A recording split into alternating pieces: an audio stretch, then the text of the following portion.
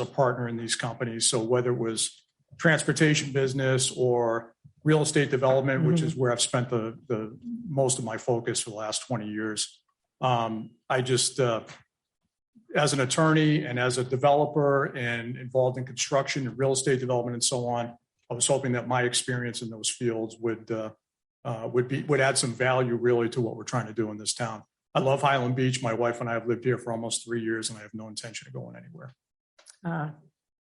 Thank you. And actually, I'm happy to see people who have not been on a board come forward, because we very often have a difficult time filling seats because we can't get qualified people. And I agree. I think that your background, especially on something like adjustments and appeals, you know what goes into these things and whether what they're asking for is reasonable or not reasonable. Absolutely. And new blood. And yeah, absolutely. New blood. Or new old blood, whatever it is. Yeah. Very good. Thank you. Thank you. Okay. Peggy? Yes, sir. Thank you. Hi, Bill. Hi. You live one street south of me, so nice to meet a new neighbor. Nice to meet you. Yep. And I wondered, years ago, this board, before we had a town planner and a wonderful building department, this board at times just rubber stamped many requests, if not almost all requests, because I did that data before I ran for office going into it. I just wondered how your theories and principles would hold when looking at an appeal or an adjustment for a property, being as you're a developer and you've got experience in it and yet you live here. So how would you strike a balance and how would you approach it? Well, I think when you're looking at an appeal for, let's say, on a zoning situation, you've got to look at the town plan, what the vision is for the town. And you hope that when a developer comes in with an idea that they're proposing something that's consistent with what the town is looking for in terms of the vision, the long-term plan for the town. And if there's some sort of a variation that they're looking for, or they're looking for some sort of relief from the code and that sort of thing, I think they'd have to present a compelling case, and you'd still want to hope that overall that what they're bringing is sort of in line with the long-term plan for the town. I think what happens a lot of time, which frustrates neighbors and community members, is when you've got developers that appear to be just sort of running roughshod over the city or the town's, long-term vision and the sort of community atmosphere that we all hope to maintain here in Highland Beach. So I would try to look at it from both sides, as I've certainly been on both sides. But at the end of the day, for somebody to get a variance that's just completely inconsistent with the vision that the town has for its long-term plan, I think you have to sort of be skeptical about that sort of an approach. And hopefully you can bring, while not stifling development, you can hopefully convince investors and local developers to sort of come in line to the extent possible with what the vision is for the town. Okay, great. And would you have a problem saying no to a neighbor and a fellow resident? And I think that can be difficult for me or anyone. Like, no, that doesn't work. Are you capable of making those tough choices? Yeah, that's business. I have no problem with that at all. I probably have more problem on the code enforcement board than I would with this. I mean, these are typically big business decisions. I realize sometimes they're smaller projects, but at the end of the day, any developer or member of the community that's looking to do a project in Highland Beach that's really trying to work around the rules and work around the vision, it's hard to feel overly sympathetic with that. On the other hand, if they're trying their best and you can help work with them to get them sort of in line with something that we would all find acceptable, that's a different story. But for just an unreasonable request, I certainly have no problem saying no. Okay, I appreciate that. I appreciate you understanding that, as the Vice Mayor stated once so succinctly, the culture of Highland Beach is kind of a special place. So thank you very much. Thank you. And of course, I have to answer to my wife too. So if I make a bad decision, she's gonna come down on me. Do you say no often to her? No. I'm sorry, I don't want to go. It typically sounds like yes. That's great. Natasha? I also noticed that you have not served on a board before. So thank you very much for volunteering. I think that's really great. More and more people getting involved. I guess my question is, was there anything that motivated you at this point to get involved? You said you've been here 3 years. Is there any specific issue or concern you have? I've thought about, we all find excuses, right, not to volunteer our time. I guess I'm just at the point now where when I saw the advertisement or the sort of call for volunteers, I took a couple of looks at it. I thought about it, mentioned it to my wife. I said, I'm gonna see what's involved, and if it makes sense in terms of commitment, and I'm not going to short sell, if you will, the board, then I'd like to see if there's something I can do to help. I grew up in a small town in Massachusetts. I remember having friends whose parents served on local, we called them selectmen up there as opposed to commissioners. And I always thought it was pretty neat that they were willing to find time out of their busy professions to give back to the town. And I just thought this was one small way I could kind of give back to the town. My wife and I love it here. Oh, great. Yeah, I thought your background was just perfect for this type of role. So thank you. Thank you. That's all I have. Hi. What brought you to Highland Beach? My wife and I have lived, I'm going to say for the most part, in South Florida for the last 30 years, other than about an 8-year stint I did in Chicago for business. We ended up coming back to Florida, and my wife said, well, if you're bringing me back to Florida, I need to be within walking distance of the beach. My partner and our offices are in Deerfield Beach.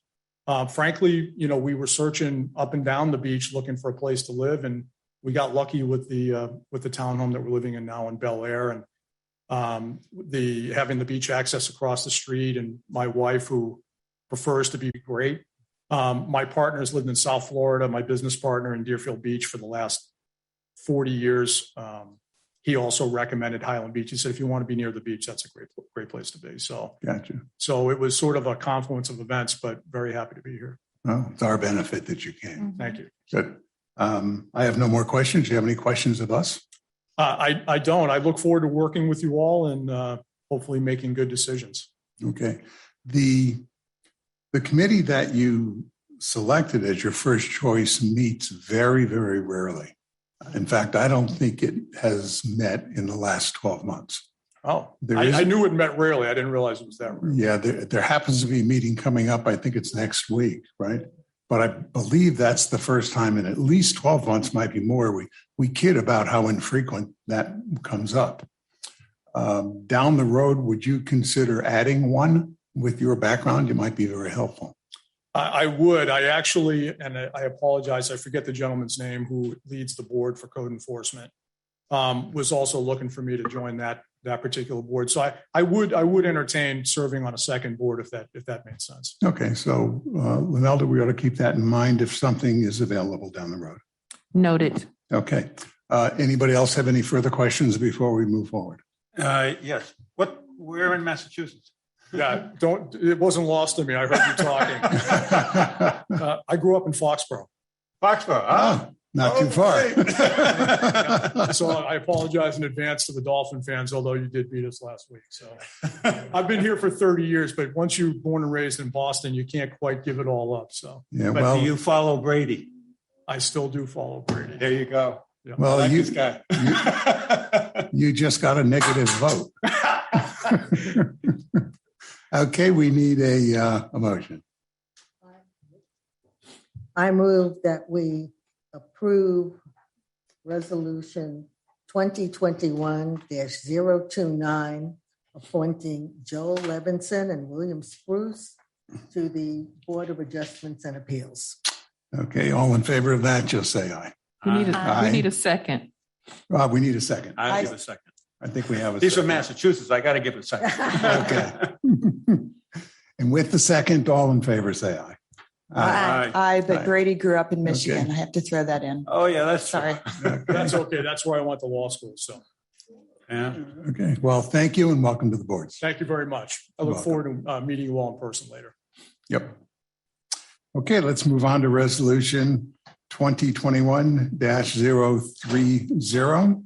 Resolution of the Town Commission of the Town of Highland Beach, Florida, ratifying the selection, appointments, and term of office of members of Code Enforcement Board and providing for an effective date. So with this one, you have 4, it appears, qualified reappointments. And then you have 1 Zanelda, correct me if I'm wrong, open vacancy, and you have two interested candidates. That's correct. Okay. And the first of the interested candidates would be whom? Mr. David Powell. And is Mr. yeah, Powell Wait. here? Okay, excuse me, Wait, before we hold get on. to him, while I'm sorry to say this because I like him, Miles Schlam will have served 6 years. He started in 2015 and it's to the present. So, Well, I believe I will have to check. I think he served an unexpired term. An unexpired term does not count toward a full 2 consecutive terms. Oh, I don't know, I was just counting years from 2015 to 2021. yeah, as the longest member of the. I will double check that, but I believe he served, and when he first came on board, he was still in an unexpired term. But I'll confirm that Okay. real quick. And second, we do have for the code enforcement, we have Mr. Robert present, and then we also have Christina Converse. She should be available via Zoom. Okay, David, are you are here? I am. This is David Powell, but Good. I mean, it's not. Yeah, it's Hello? actually Mr. Robert Lasorsi and Miss Christina Converse. She's available via Zoom. So we have 2 for the Code Enforcement Board, 1 via Zoom and 1 in the audience. And Christina is in the audience? She's on Zoom. Okay. No, Let's do, Christine is in Charlotte, North Carolina, participating via Zoom. okay, let's bring Christina up on Zoom. She's on the telephone. She's available. She's present. She's just on telephone. Can we bring her up, please? Christina, can you hear us? I can hear you, yes. Hello, this is Yes, I can hear you. Doug Hillman. How are you? Hi, Doug.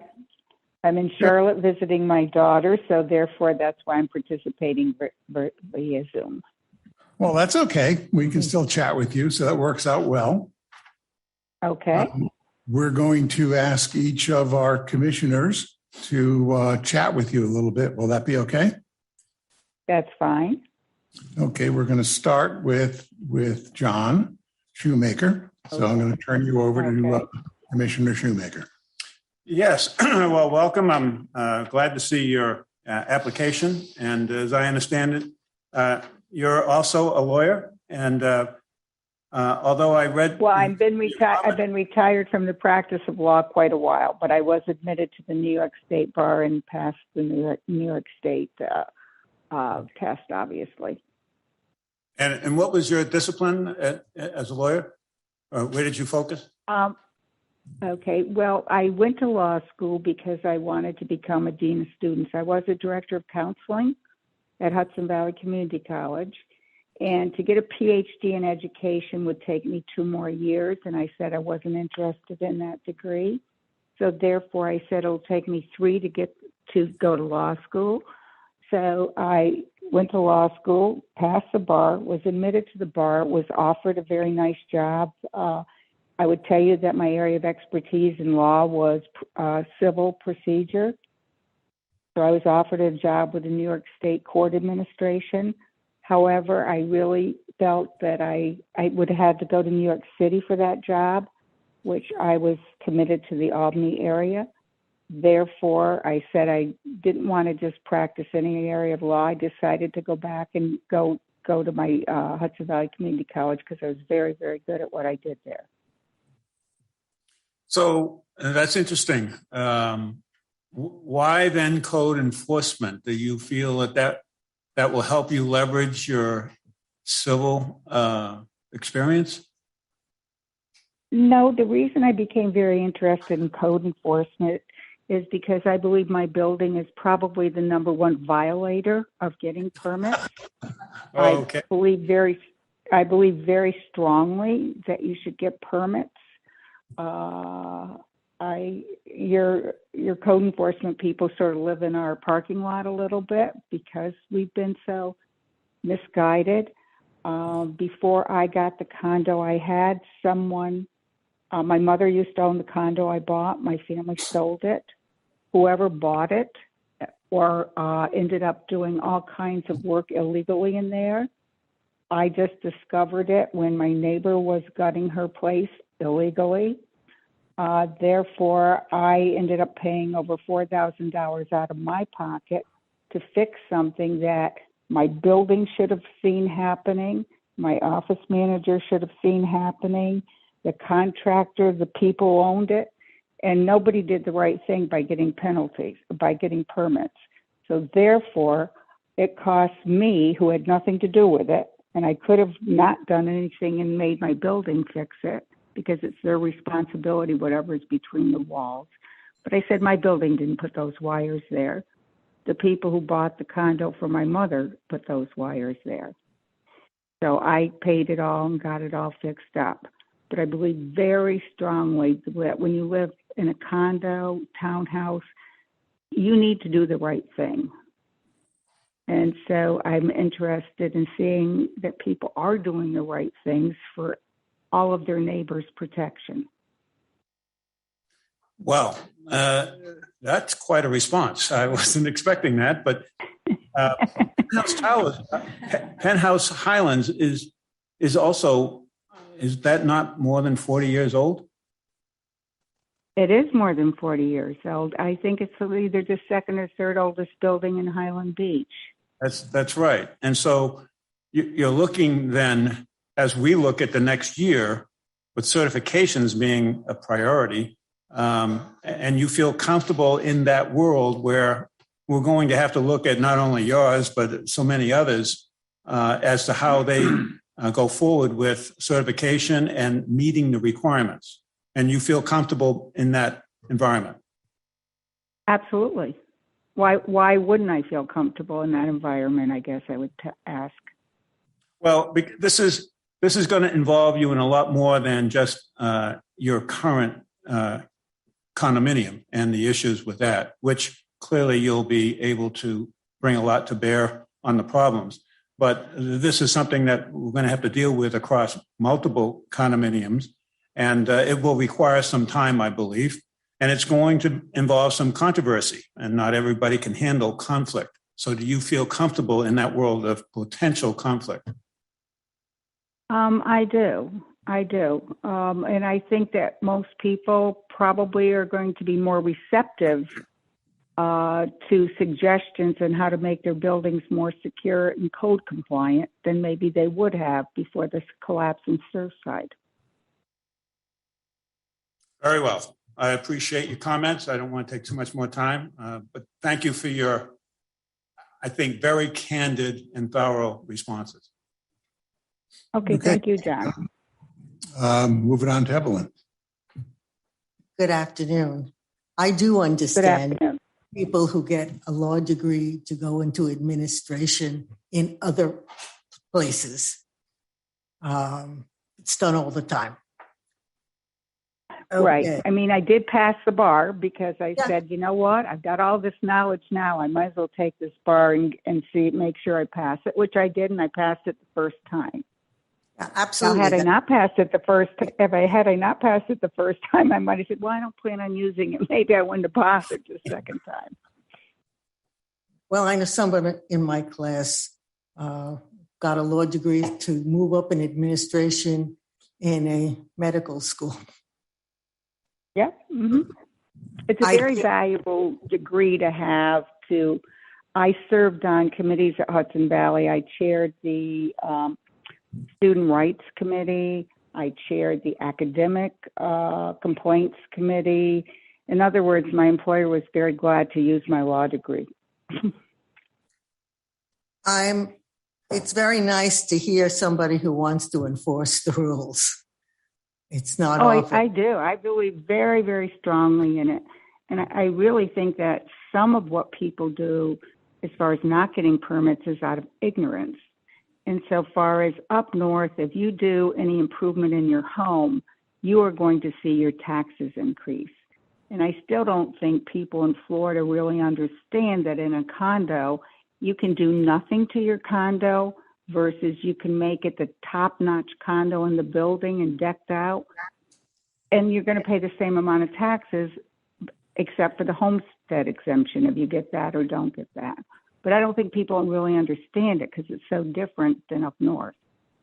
Yeah, also, you're absolutely right, though. The first step in making sure that people get permits rests with your management, because Absolutely. they have the ability to stop people from coming in and stop work on any particular unit if they don't have the right permits in place. I have dealt with my condo president regarding what happened when construction started in the unit next to me without any permits, and then discovering how it impacted me when my wiring that was done without permits when the work was done after my mom died. And I've talked to my board president about it, and I intend to talk to him when he's back in town more about it to emphasize this, because I now have a letter from my insurance company declining my claim, which we knew they would, but specifically highlighting the fact that it is the condo's responsibility for what's in the wall. And maybe if the condo realizes they are responsible for the plumbing that somebody puts in and the wiring somebody puts in, they will be more proactive in what gets put in their walls. That's probably true. Okay, thank you. I appreciate your candor, and I like the fact that, again, somebody coming on board who hasn't been involved. I think it's a great thing. Thank you. Yeah, we got a great town. Thank you, Evelyn. Move on to Peggy. Yes, thanks, Mayor. Yes, hello. Nice to meet you over the phone. I wondered if you could clarify, you stated that the tax base is different, that it's different up north regarding condo assessments. If you could just clarify that. Well, no, I think most of the people that live in my building have a home up north, like I did. So when you do improvements to your home and you get permits, one of the things that happens as soon as you do any kind of major improvement to your home is that your assessment goes up and therefore your taxes go up. Versus if you live in a condo in Florida, the only thing that really matters is the base assessment. And then the difference is if you get a homestead exemption, so that you can make your condo, the original condo that they built back in 1960 for my building, or you can make your condo on the interior of $500,000 condo on the interior, but your taxes don't change. I understand. I wasn't. Yeah. No, go ahead. Yeah, I don't think people realize that because most of them are coming from a state where they do change based on you doing home improvement. I see. I understand. I wasn't aware you were comparing it with homes up north. Understood. And I wondered if you did not have such code problems in your building, would you still maybe have run or would not have come to your forefront? I'm not sure, to be honest. This certainly put it right in my face a lot. I was interested before my situation was highlighted with my wiring. I was absolutely still interested because I saw that my building wasn't doing the right thing. I saw that our office manager knew work was going on in our building, and she knew there were no permits. So that came to my attention 2 years ago when my building was being painted. And I said, this has to stop. So I talked to our board president, who was different at that time. So this is something that's been in my eyesight and bothered me for quite a while. I see. Thank you. And is your management still the same as this management you're speaking of, or have you changed the board? Well, the management, the board's different. The board did change several people last February. The management when the work was done in my condo is different than the management now. And the management, I don't know what's going to be happening with the management, but again, my board president is coming back. I intend to show him my information from Mika, and I intend to again impress upon him the importance of making sure that people have permits and display the permits. Got it. And I was going to ask if you'd have any problem levying a position against a neighbor, but I think you've already answered that. So I'll move on. Thank you very much for your interest. My answer in that is I definitely would not have a problem with that. Thank you very much for your interest and your answers. Thank you. Moving on to Natasha. Thank you for volunteering. It is always nice to see new people come forward. I guess one thing, as I've heard you answer questions to other commissioners, how has your experience with construction? Sounds like it's kind of grown with your own personal experience with what's happened in your condo. Like, as I look at your background, it doesn't appear, you don't mention anything with any kind of experience with construction. I guess my question to you is, do you feel like you've grown with your experience with construction, with your experience, and how relevant do you think that is to serving on the Code Enforcement Board? I think the more you know about construction, the better off you are. One, I was my own general contractor for an addition to my home up north. In other words, I oversaw and I hired everybody involved. And I had an architect at Hudson Valley design it, and then I oversaw the whole project, including hiring my own electrician, my own plumber, my own cabinet maker, etc. I did, when I came to Florida, I did major revisions in my condo.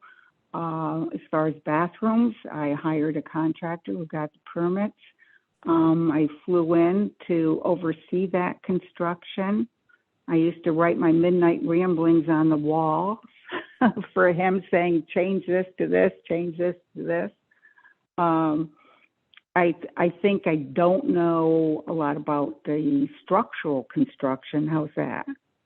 But I am willing to learn more. I might oversee a project for my daughter in Charlotte.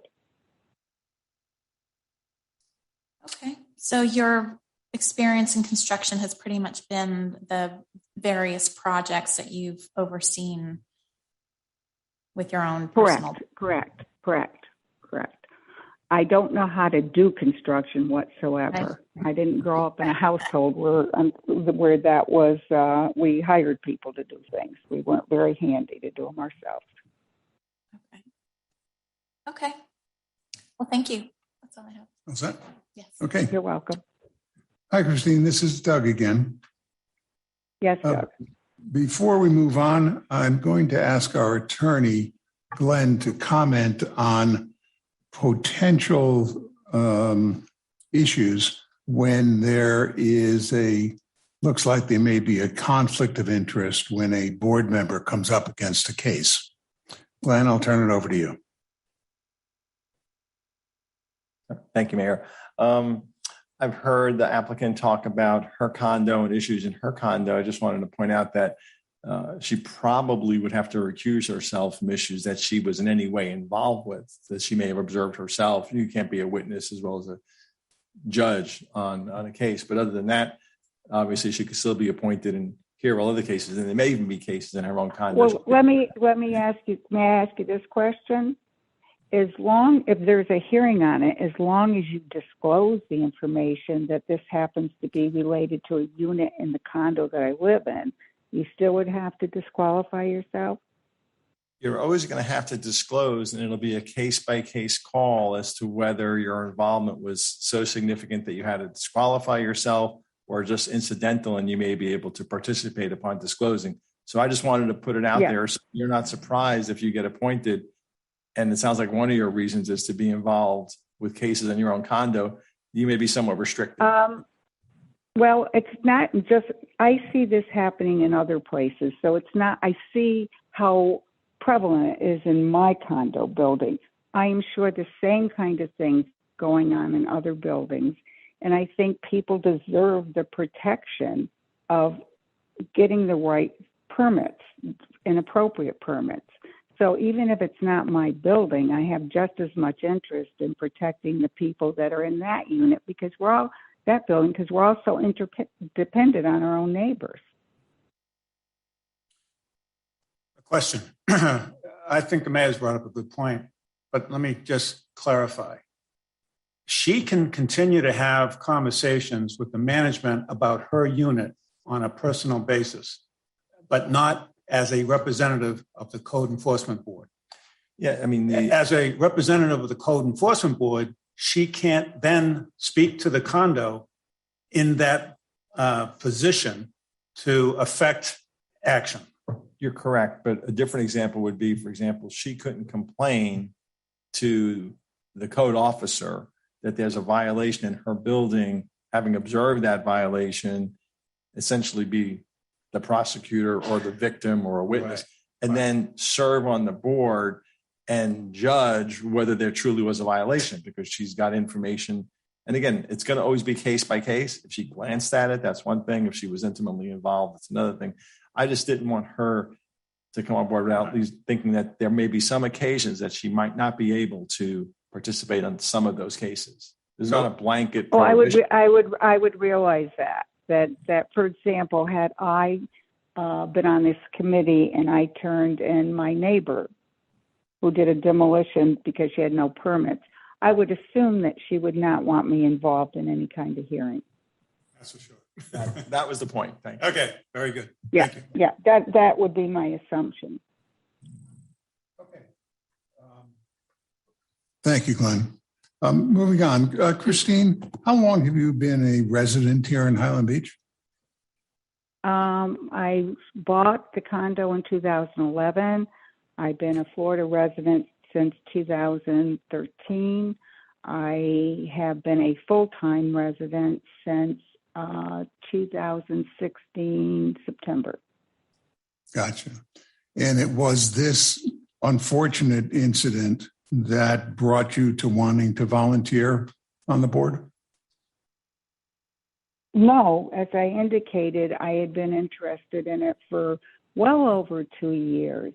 I think that this unfortunate incident really hit me on the head and say, get involved. To be very blunt with you, I used to play duplicate bridge every single day of my life in Florida. And duplicate bridge no longer really exists. There used to be during the summer maybe 150 tables within 20 miles of me. Now one club has opened up and there are 10 or 11 tables.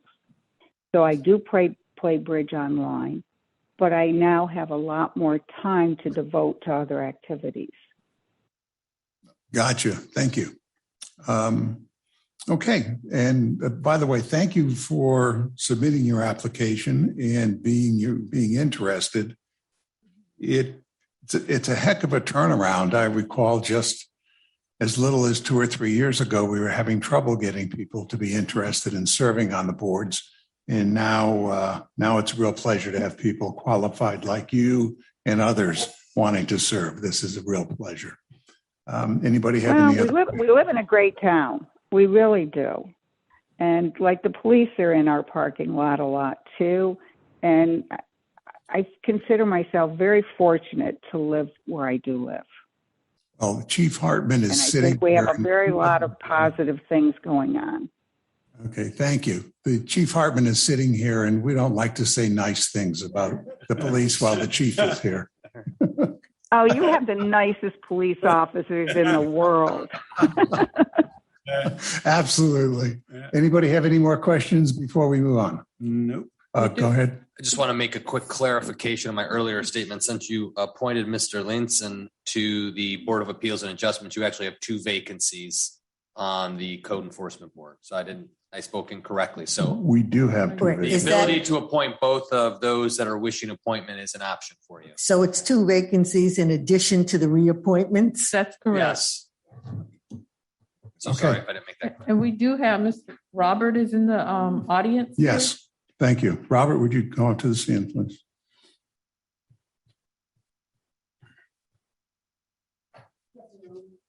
Robert, do you have any remarks before we pound you with questions?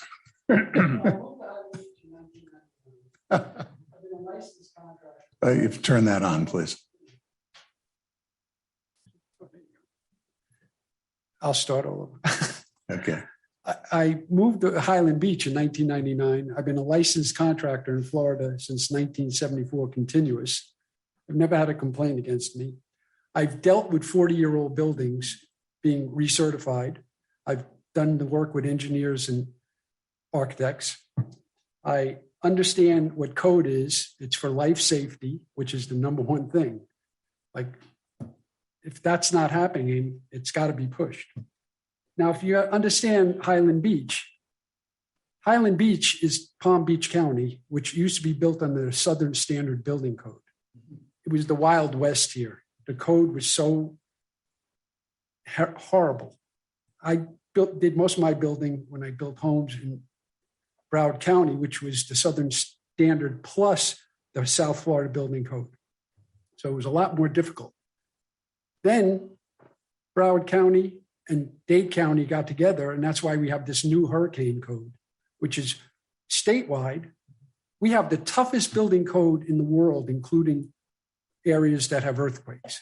So it's not like anyone gets away with anything when they build something. Okay, let's start with John. Okay, well, very good. So I want to right up front say, in code enforcement, I don't know, I sure as heck hope we don't need your martial arts skill. I love children. I like hitting them. John, you stole what I was going to comment on.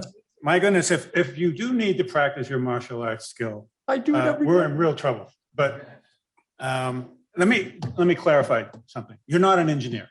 I'm a certified state general contractor. Okay. Which, when you mentioned that you've worked with certification projects. Engineers and architects. Right. Okay. So you're familiar with also the special inspector for certifications and Absolutely. the process, and you've gone through that. With how many different buildings have you done? Have I done about 4 40-year buildings? That's exceptional for what we're trying to do here, obviously, because there's not a whole lot of experience, given that it's only been. Well, when was it that they established the new rules for? About 15 years ago. 15. Yeah. Yeah. So, all right. So, as a general contractor, where do you see as the main focus and issues that you would have to deal with in this role in Highland Beach? Yes. Water heater installations. Most people need something done right away.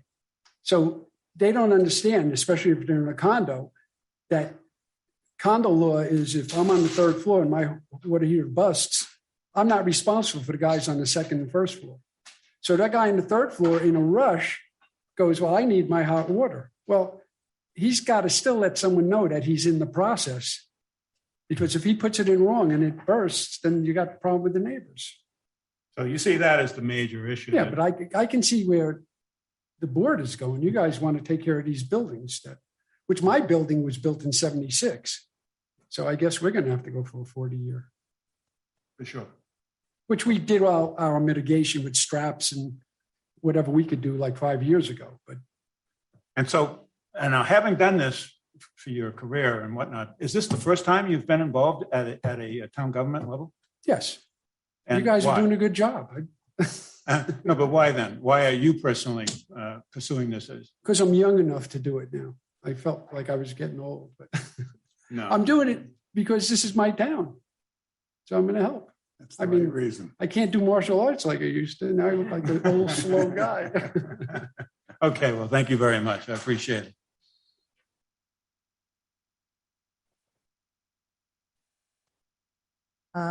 I think that your background is well suited for this.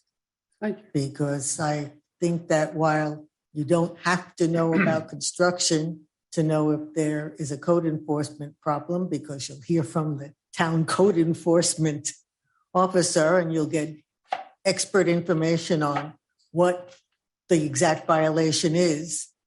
But the fact that you can actually understand what some of the engineers and architects are talking about that's a benefit.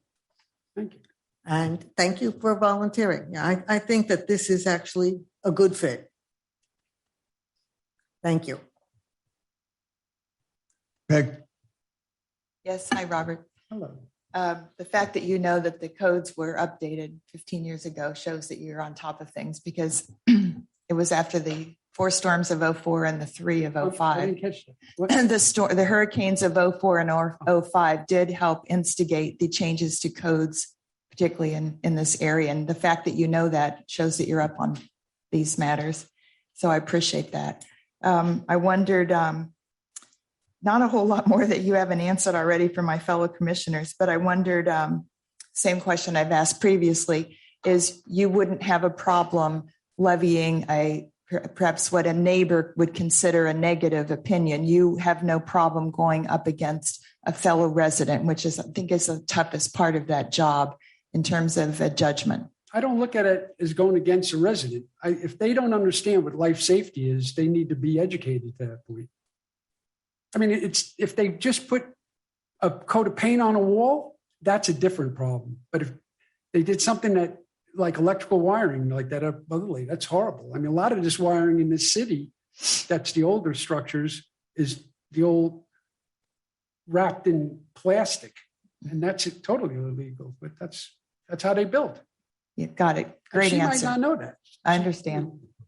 I appreciate that. I have no other questions at this time. I think you're a wonderful fit, and you seem to be very, very vigilant and ready to go for us. I appreciate that. Hey, Robert. Yeah, thank you for volunteering. I think your background in construction is really ideal, and I really like that you're starting off with like the public safety component of it, because I think having that as the base is really critical, as far as like how you're coming at it. And I think that also helps with the message, being placed in awkward situations, you're coming at it from a safety perspective. I think that's really excellent. I really don't have many more questions of you. Thank you for volunteering, and thanks very much. I agree 100% with what our vice mayor said. Background's perfect. Knowledge is perfect. That wasn't very original. Come on. I don't know where you've been all these years, but thank you. Okay. Thanks for stepping up. Just ideal. Thank you. Have a safe day. Okay, that completes reviewing the 2 candidates. We need to. Pardon me? Do we need to have a motion? Yes, we need a motion on what we want to do now.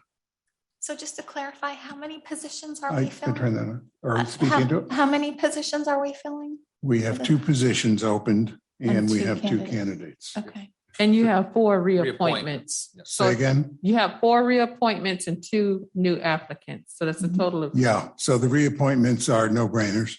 We agreed at the last meeting that all reappointments would go through. So that's why we're not interviewing any of them. So we interviewed the 2, and now we have to decide what we want to do.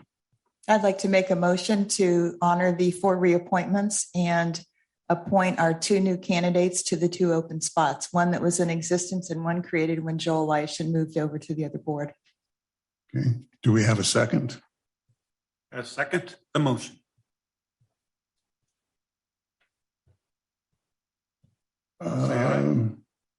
All that are in favor of that, say aye. Aye. Aye. So that's approving. Is there anybody opposed to it? Only to part of it. Say again? Only opposed to part of it. What part are you opposed to? And they'll discuss it.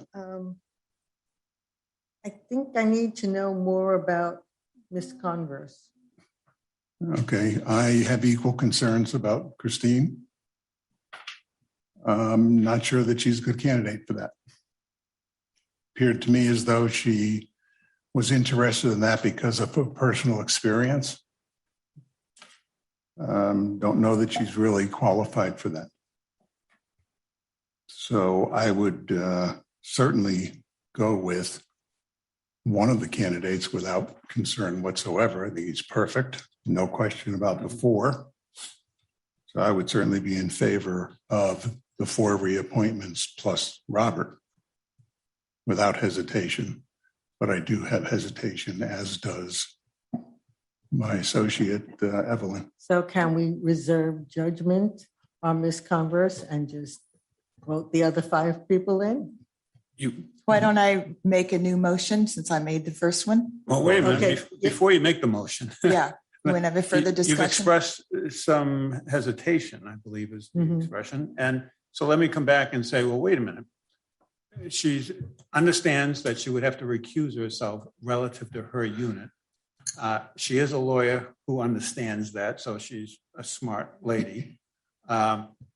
If she didn't have that conflict with her own management in her own condo, would we have approved her for the board anyway? And I think we would have. I would not. You would not. And on what basis? Because it Just to appeared to me understand. as though her motivation was because of that experience. Okay, so you can't eliminate that. I'm saying if it was not for that experience, would you have voted for her? No, If she didn't have that? no, I would not. Okay. It's Then you're very on. difficult. This is not approving a neighbor is extremely difficult. And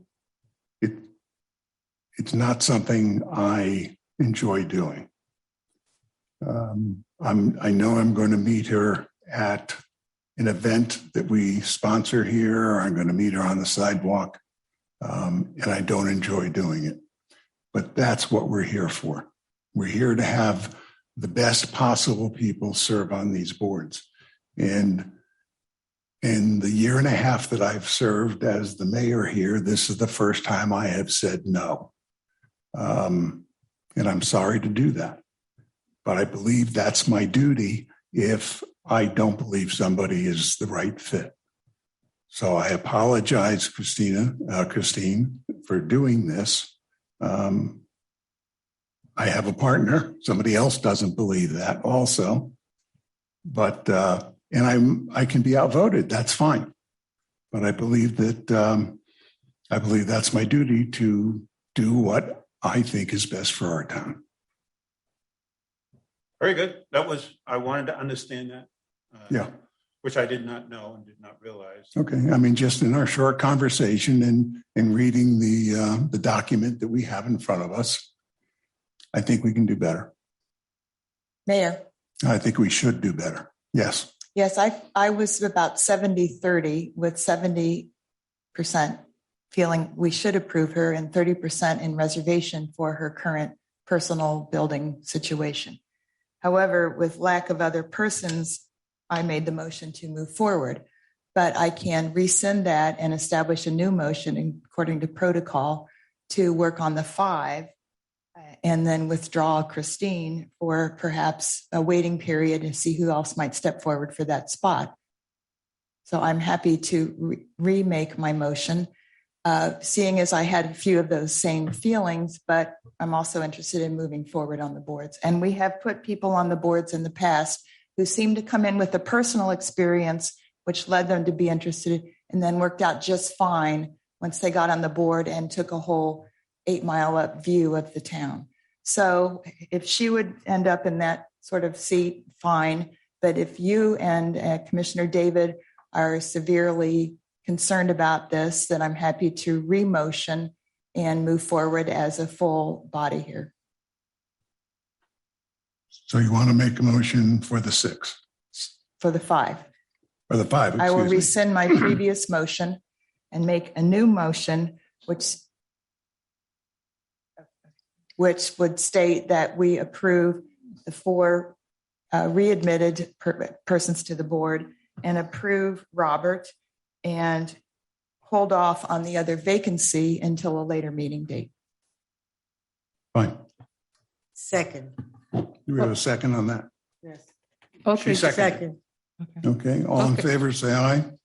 Aye. Aye. okay. Just for the record, we're approving resolution number 2021-030 appointing those members to the board for the code enforcement. Correct. Thank you. And Mayor, if I could just implore the town manager to resubmit an existing vacancy on that, and then keep Christine's application just on file at the town, of course. But we would still have an outstanding vacancy.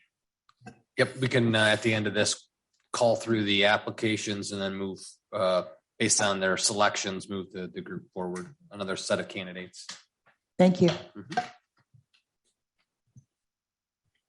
Okay. Just hold on for 1 second, please. We might want to contact Bill Spruce, see if he's interested. Do we remember Bill Spruce, everybody? Yes, you would ask. I'd asked him if he would be interested in serving another one because he was approved on appeals and that barely meets. So if I could, your procedures that were approved by resolution, 2 quasi-judicial committees, you have the right to do it, but it's generally not the preferred option to have 2 people serve on 2 quasi-judicial boards. Oh, sorry about that. You could, if you move to do that. We have in the past. We said in our procedures that you can't unless the commission agrees to it. But generally, we try to move away from. No, I recall that. Yeah, that's a bad idea. That would be not good precedence, particularly gentleman that's not serving on any board at this point. Right. So we should hold off. Okay, moving on. This is consideration of resolution number 2021-031, ratifying the selection and appointments and term of office of members of the planning board and providing for an effective date. The town clerk's office has received 2 board applications for the town commission consideration. Currently, there is 1 open vacancy for a new applicant to serve as a member of this board. The applicants are David Powell from Ocean Cove and Barry Donaldson from Toscana North. We have the paperwork here. Is David Powell amongst us? Please come to the podium.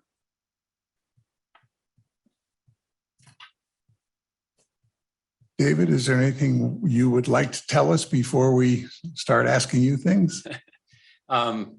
Just that I have spent pretty much my entire career in commercial construction, in predominantly in mechanical, automation, and life safety space, as well as some components of structural aspects of it with some very large corporations, both in a private and municipal environment. And recently made the decision to become semi-retired, and I'm looking for opportunities to give back to my community. And that's why I'm here today, hopefully becoming a member of the planning board. Excellent. Why don't we start from the other side, Peggy, if you are ready? Yes, thank you. Hi, Mr. Powell. David. Hey there. Ocean Cove, you're just south of me a little bit. How long have you been here, Lex? Sorry. 3.5 years. Trying to see. I don't have a resume from you. So could you just expand on your construction background a little bit? Maybe what projects, or maybe your favorite projects, your least favorite? Well, as I mentioned, I've spent, I think 35 years predominantly in the construction market, almost all of it with major players of Honeywell, Johnson Controls, United Technologies, and Siemens, that all focused on building automation, smart building, intelligent building space, as well as life safety systems. There were also aspects of it where we worked in environments, performance contracting or P3 environments that also had us move beyond just mechanical and automation systems to look at more structural and or other aspects of building construction. So there's hundreds of projects, quite frankly, over the years that I've been involved with. And they've been both on a private and on a public basis. So very familiar with working with municipalities, and principally that's the experience. There was a short stint in oil and gas as well, but that's not really relevant for today's discussion. Right, understood. And it's interesting. Where were the oil fields? Just curiously, I see Western oil the fields. company I worked for was actually headquartered in Bakersfield, California. And before I started working for them, unbeknownst to me, Kern County is the largest oil producing county in the country. But the work that we did, principally, we supported the water management of a wellhead frac. And so we had over 60 locations domestically. I stand corrected. Here is your resume. I was on the wrong page, so thank you. I thought I'd seen it. All right. Okay, got it. Thank you for that. And let me think. Now you can pair up with the other gentleman we interviewed. You have a black belt. Well, a black belt in what? In Six Sigma productivity. It's a little bit different, but if you're familiar with Six Sigma Lean, yes, I have a black belt. Actually, led that organization for a division of Honeywell for a period of time. Got it. And then you seem very proficient in IT. Looking at my notes from yesterday, you've got an amazing resume. Is there what had you step forward to give us some assistance in a board? What motivated me? Pardon? What motivated me to do Yes. this? Well, I as I mentioned, I recently made a decision to become semi-retired, and my wife, quite honestly, was looking for me to get out of the house. And It's always about the wife. Well, that's not fair. It's not fair at all. You too. Okay, then. But principally, looking to give back to the community and get more involved in the community that I live. And I, like prior people that spoke this afternoon, planned to. This is my home now. This is where Highland Beach is it. We're not moving from here, and so I'm looking to be more involved. Got it. Thank you very much. I appreciate it. That's all from me. All right. Well, welcome, David. Thank you so much for Thank you. coming forward and volunteering. It's always great to have new people. So are there any specific concerns that you want to address while on the board? No, there really isn't. Okay. There's nothing that motivated me beyond the fact of just trying to get involved in something that I had experienced and thought that I could actually add value to the town. So most of your experiences on the commercial side, correct? And our town is very much residential Correct. side. So any thoughts on that? I mean, I imagine a lot is pretty transferable. It is. I mean, a condominium construction project would be considered a commercial construction project, right? So although it's a residence, it would still be commercial construction. Although that is not an area necessarily that I focused in for most of my career. But the semi-retired part, I currently buy residential properties and renovate them, and then either sell them or lease them. None of which are, by the way, located in Highland Beach, so there's no conflict there. But that's what I'm doing now, and it kind of part of the desire to be in this. When I was just a short story back in high school, I actually wanted to be an architect. And my mom is very artistic, master's in art and all that kind of good stuff. And my father, who is an attorney, sat there and looked at my test scores and basically said, if you want me to pay for college, you'll be a mechanical engineer. And so this is kind of my attempt to try to get back to the architectural roots with renovating homes and that kind of part of my life experience. Well, I think your experience is excellent and perfect for the position. So thank you. All right, thank you. Bev? Yes, welcome. I believe that your background would work on the planning board because I think you bring something different to the table than what is already there, which to me is important because the planning board looks to see what direction this town is going to go in the future.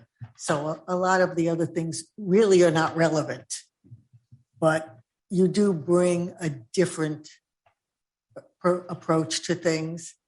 And Mr. Axelrod thought very highly of you. Well, thank you. That's what I just was writing down. So I have no real questions. Thank All you. right.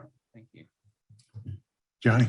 So you say you have 35 years experience. That would mean that your parents are guilty of child labor laws. You look too young for that. And I'll have to admit, I'm glad that it's Six Sigma. We certainly couldn't have you on a code enforcement if you had a black belt, because people immediately would think, oh, we got 2 martial arts on the. Okay, so clearly you have a good background in all of this. So I'm going to focus more on how do we get people like you to come to town hall and even know who we are and what this is all about? Why did you do it? Have you had experience with other towns? Did you take that kind of initiative elsewhere to become familiar, where people would know enough to stand there and submit to an interview on something like this? So help me out understand how you came to that. Well, I mean, my life experience in the past has been both, as I mentioned, in the public sector as well as private. So I've spent a lot of time in front of municipal or state or federal government agencies and entities working various projects, particularly when you work in the P3 space. I mean, there's a whole host of trying to put yourself in a position to help actually a town as much as help the enterprise you're working for. And so there's a lot to that, and I've always enjoyed it, and I think I will enjoy working on this committee and hopefully moving in being more involved in the town beyond this committee. I will tell you that I have had some experience with the town. I had when I first moved here, had a boat lift installed, and that was an experience. There we go. Took far much more time to get everything improved than I had hoped, but that wasn't because of the town. That was more of going through the Corps of Engineers and getting everything approved the way it needed to be approved. But it's just, I appreciate it. I enjoy it. It gives me purpose, and I'm looking to give back. Well, Drexel University is an outstanding engineering school, but you wanted to make the switch. So that's kind of interesting. One last question. As you look at Highland Beach and from everything you've heard, is there anything that you could advise the board about the town that we should know about? I think that would be irresponsible of me to, before I've had a chance to really spend some more time understanding it. I don't know that I've really ever spent a lot of time understanding what the overall strategic plan for the town is. But I think once that's understood in the direction that we're moving in, I think I certainly can help, hopefully craft some of those thoughts of where we should move or where we can go. I mean, I think it's a great place. Really enjoy it. It's funny. I lived in Boca Raton first before we moved to Highland Beach, and my wife used to run on A1A. She's into physical fitness, and she would, when she get into Highland Beach, she just loved it, and she'd always talk about it and how beautiful it was, and specifically the neighborhood we lived in. She would run by it and say, we should look in there one day, and we did, and we bought a home. So I'm looking forward to that opportunity, going forward. I'm sure that once I have a better understanding of where the town's plan is in the town charter, we can certainly hopefully be able to lend some insight. Well, that's just excellent, and I appreciate it.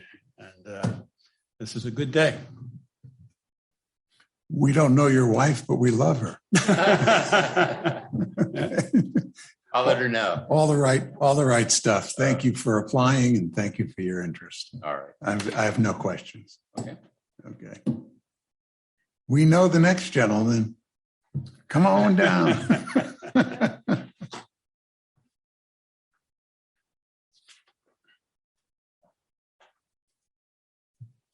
Anything you want to tell us, Barry, before I'm prepared. I got lists of questions.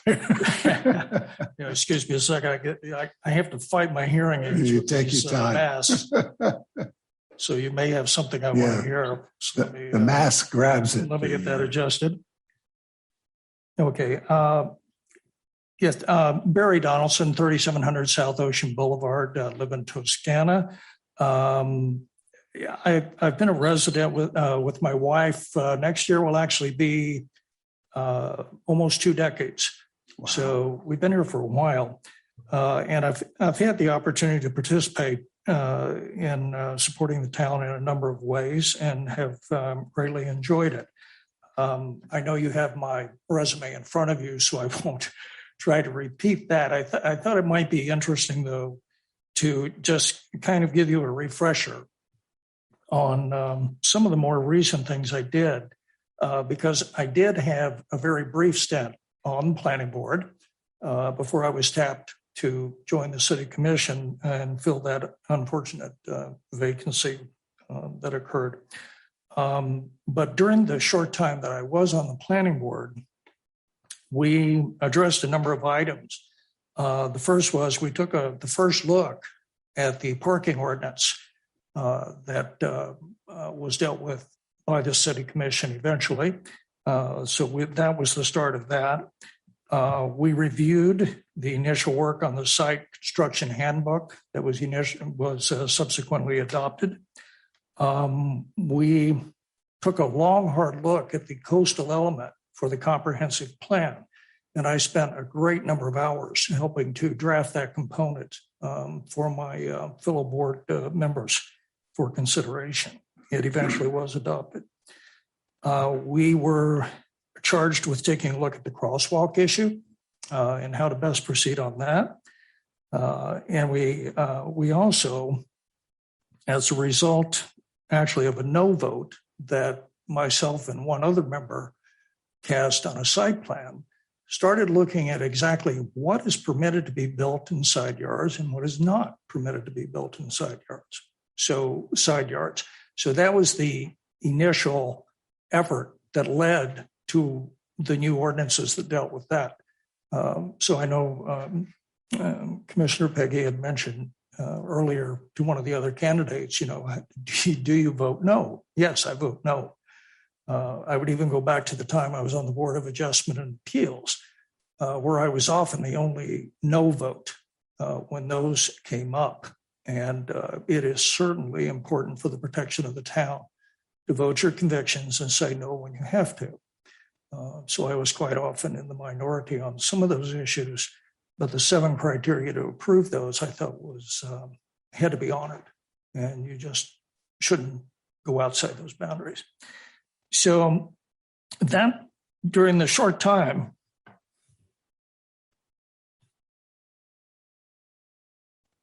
sorry, my phone rings through my hearing aids too. I hope you can't hear that. So during the short time I was on the board, I think we got a lot done. And we had, of course, also began initial discussions on the overall community improvements that eventually led to the vote on the 3 referendums for town improvements. So that was basically my most recent experience with the planning board. Based on a short time there, I'd very much like the opportunity to rejoin it and to contribute to the work. Thank you, Barry. Peggy? Thanks, Mayor. Yes, hi, Barry.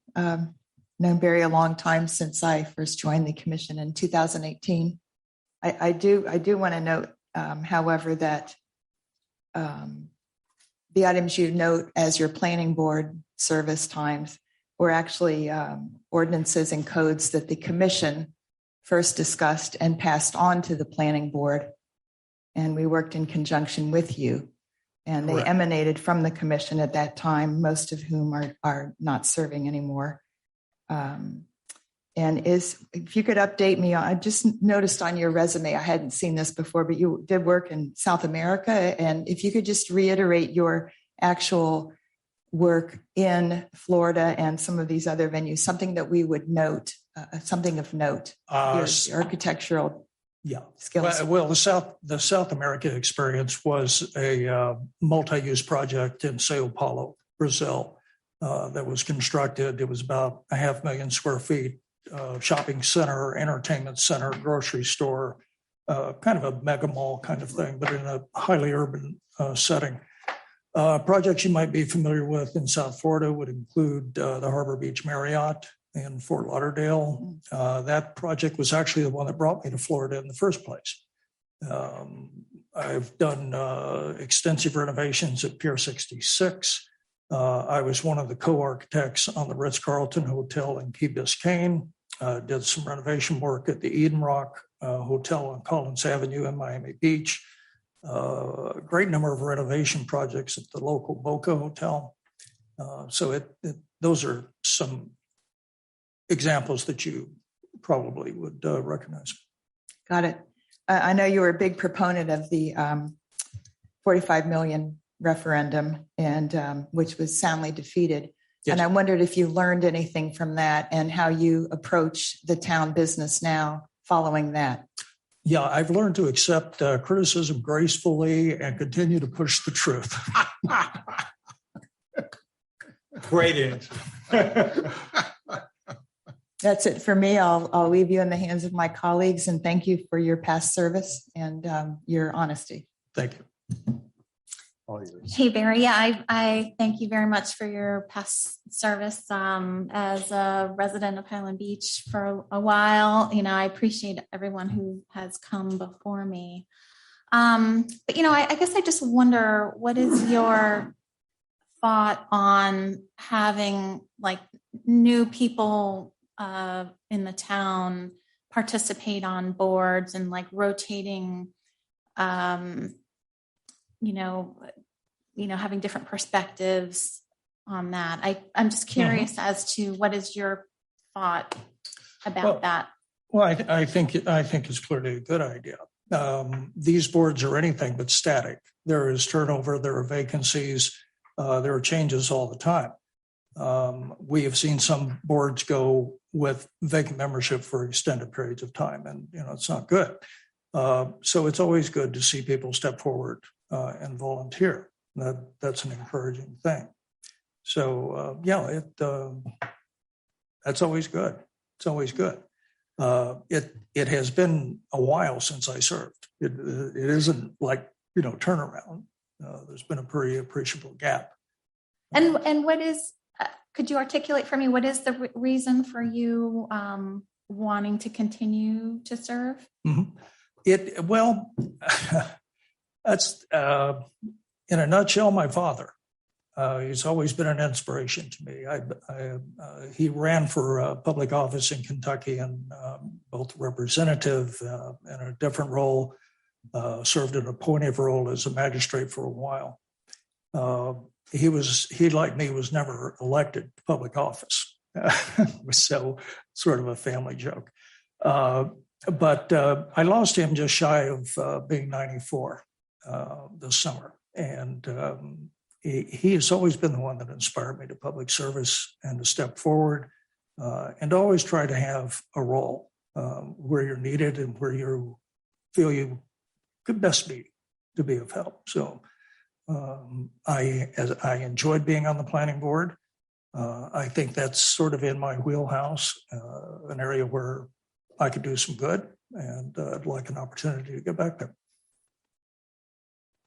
Okay, and the referendum that was defeated, do you think that are you still in favor of pushing forward those types of projects for the town? I think that we need to remember that this board is not just a board. It is also, by ordinance, the planning agency for the town. I think it would be a mistake for that group not to continue to question what should be done, when we should be doing it, and what kind of research do we need in order to understand it better. We may have taken too many big steps back then, but those steps are still going on. As you know, you recently received a resiliency report from a group. These things are always ongoing. This group, that planning group, needs to continue to take a hard look at those things and be responsive to them. They simply can't hide under a shell because of a popular vote on some referendums. You need to keep thinking. You need to keep consideration for what you've learned and what you need to do to keep this town healthy and thriving and independent. Thank you. That's all. John, let's move on to you. So, Barry, I can say without equivocation, and I'm going to be very candid with you, in my experiences and involvement with you in the past, you have really taken incredible criticism, as well as I can imagine anybody, without getting really emotional. I'm amazed, frankly, that you could take the vitriol as often as you did without reacting emotionally to it. It's probably difficult for me to do, I can tell you that. So I really give you a lot of praise for that. Thank you. On the other hand, the stigma is the $45 million referendum, and that has created a lot of problems, not just for the town, for your role in that. And I think the perception of having you on the planning board for future town objectives, goals, plans would be a problem for a lot of people that are emotional, that are over the top, to put it mildly. Do I think that your qualifications are excellent? Absolutely. Do I think that you're smart, educated, articulate, knowledgeable about town government, about procedures and processes, and is the reason why I voted for you on the charter committee? Maybe the way you do things is a little different than what I would do, but I have a lot of respect for you. But I think looking at all of this, putting you on the planning board is going to be a real challenge. I'm not sure it's the best use of your skills. Not that I wouldn't support you for many of the other board positions as they may come up. I want you to know that right up front. But for the planning board, you're going to be a lightning rod. And I think that's a fair statement. Even with as much respect as I have for you, I think that would be unfair to you and to the town. And I mean that in all the best ways possible as an affirmation of, again, my respect for you and my acknowledgement of your experience, education, and so forth. But I'm not sure that it makes sense for the town to put you in that particular board. I appreciate that, John. Thank you. And thank you. I do appreciate your persistence and your resolve. You keep coming. It's awesome. I mean, what can I say? I'll pass it on. Well, I would say just, very briefly that I've always reviewed these kinds of things more as questions of policy, not personality. And so that's part of why I'm able to, take the criticisms, as I said earlier, take the criticism with grace, because I always saw that thing as a good public debate on policy, on the direction for the town. And that's really where I put my emphasis. That a lot of people decide to engage in personal destruction, well, that's their orientation. I feel sorry for them, but if that's their bent, that's their bent.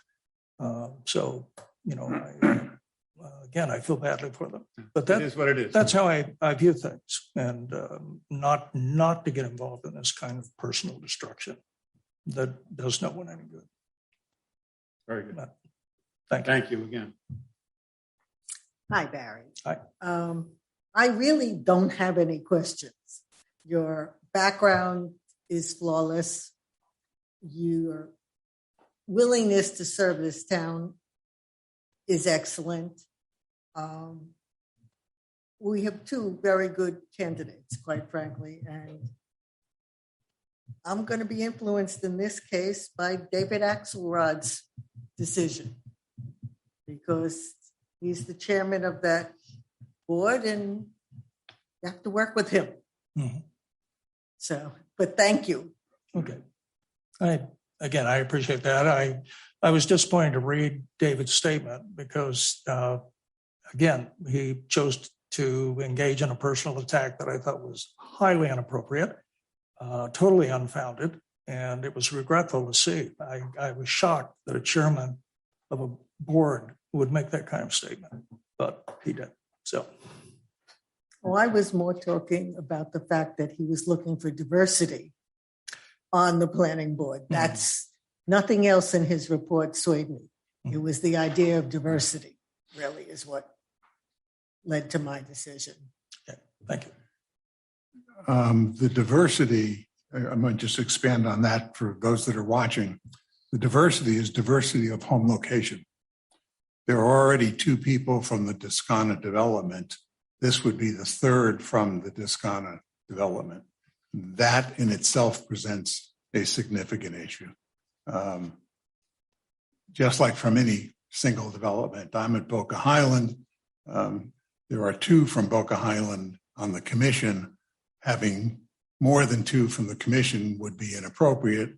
There are 2 people from Bellito on the commission. Having more than 2 from Bellito would be inappropriate. I think the same thing applies to the boards. It's unfortunate because, Barry, your qualifications are second to none.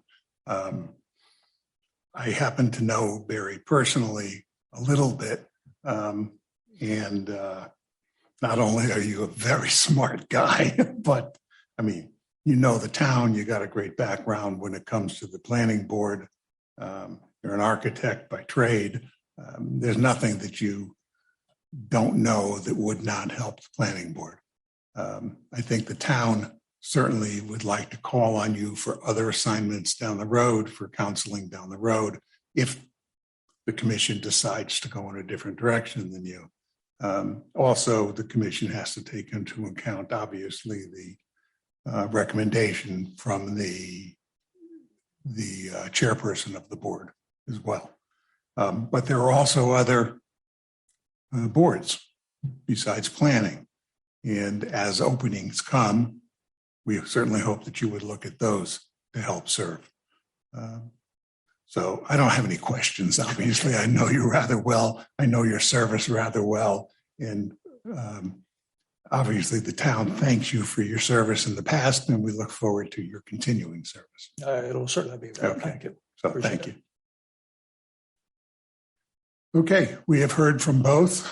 If anybody has any additional questions from either candidates, now would be the time. If not, I look for a motion. I move we pass resolution 2021-031, appointing David Powell to the planning board. Second. All in favor? Say aye. Aye. Aye. Aye. Okay. You're all set. Thank you both for coming in, and congratulations. I want you to know, Mayor, I appreciate the compliment. Obviously, it would be inappropriate for the 2 of you and inappropriate for the 2 of you, but that means I'm very appropriate. I'm from Boca. I mean, Highland Beach Club, you know? Well, you could put it that way, or you could be the odd man out. Yeah, we have to be careful on people serving here that we really don't overload one community. And we're cognizant of that. So that's good news and that's bad news, because there are many times, good people that could serve, but they're preempted by others that are already serving. I actually think condo versus single family home is also an aspect to it, because I think you want some representations from both. Oh yeah, we need that. And I think that was that was another issue for me. But, as well. I don't want to get into a whole discussion and debate, but 40% of the commission is single family homes. Well, single family homes are clearly not 40% of the town. So it's never going to be a perfect balance, and we're cognizant of that, and we work with it. It's that simple. Right. But yeah, I mean, you wouldn't want 80% of this, meaning 4 commissioners from single family homes, nor would we want the whole commission from condos. Right. But Right. it's not, we also can't control it. Okay. Right. What the voters do. But I think we got a nice balance, and we have good backgrounds here, and it works well. And also, Mayor, townhomes, we have the boards and the commission is way more diversified than 3 years ago. And it's a credit to pat all of ourselves on the backs that we have come to that point and the people are stepping forward. Yeah, and I think that we as individuals, if we got out of balance on here, I think we would be cognizant of it and we would make sure that we considered that that's the way we were. And we'd be careful on the decisions that we make. And I know we've said this already, but just the circulation of residents who have not been involved, who are now stepping forward. I think that's an important aspect as well, to get people who have not been involved, to get them into. I mean, this is terrific. We're getting new blood and we're getting really well qualified people here. This is, I mean, it wasn't long ago, Peggy, that you and I were just killing each other trying to get people to come in. And this is really good. Okay. It's not just new people. I think it's qualified. Right, very because, qualified. You know, there have been times in the past when people who might not have been qualified for a particular board were appointed because there was no one else to put on it. Right. And you needed a complement of people. Look, we have natural resources coming up. We disbanded that. We put natural resources on the back burner, and because we didn't have enough people to make a form. Well, now we're full. Right. It's great. And moving on, let's do it. Consideration of resolution number 2021-032, ratifying the selection of appointments in term of office for members of the Natural Resources Preservation Advisory Board, providing for an effective date. Town Clerk's Office received 2 board applications for the Town Commission consideration. Currently, there is 1 opening, 1 vacancy for a new applicant to serve as a member of this board. Applicant names are Marianne Radwan from Boca Cove and Nicole Stansfield from the Highland Beach Club. I believe that Nicole is here, and Marianne was going to be on Zoom, but now she's not. Is that correct? Correct. She emailed me this morning. She's not even in the area. So Okay, so she's not available on the phone. she's not either. available. Okay, well, Nicole, will you come up to the podium, please? And we have Nicole's paperwork here. Okay, looks like I'm on. Good afternoon, Nicole Stansfield. Yes, Good Highland Beach afternoon. Club, right next door. Thank you for coming in. Thank you for having me. And is there anything you would like to tell us? From review of my documentation, you can see my undergrad was in Bachelor of Science with a specialty in environmental ecology. So at my bones, that's what led me to natural resources. But I think the other skills and my additional master's work in staff and organizational development and master's coursework in culturally and linguistically diverse populations, in addition to being a trained facilitator, staff development professional, are what really lend to this position. Because as I was saying, when I talked with the chairperson of that committee way back, it was like right after 4th of July.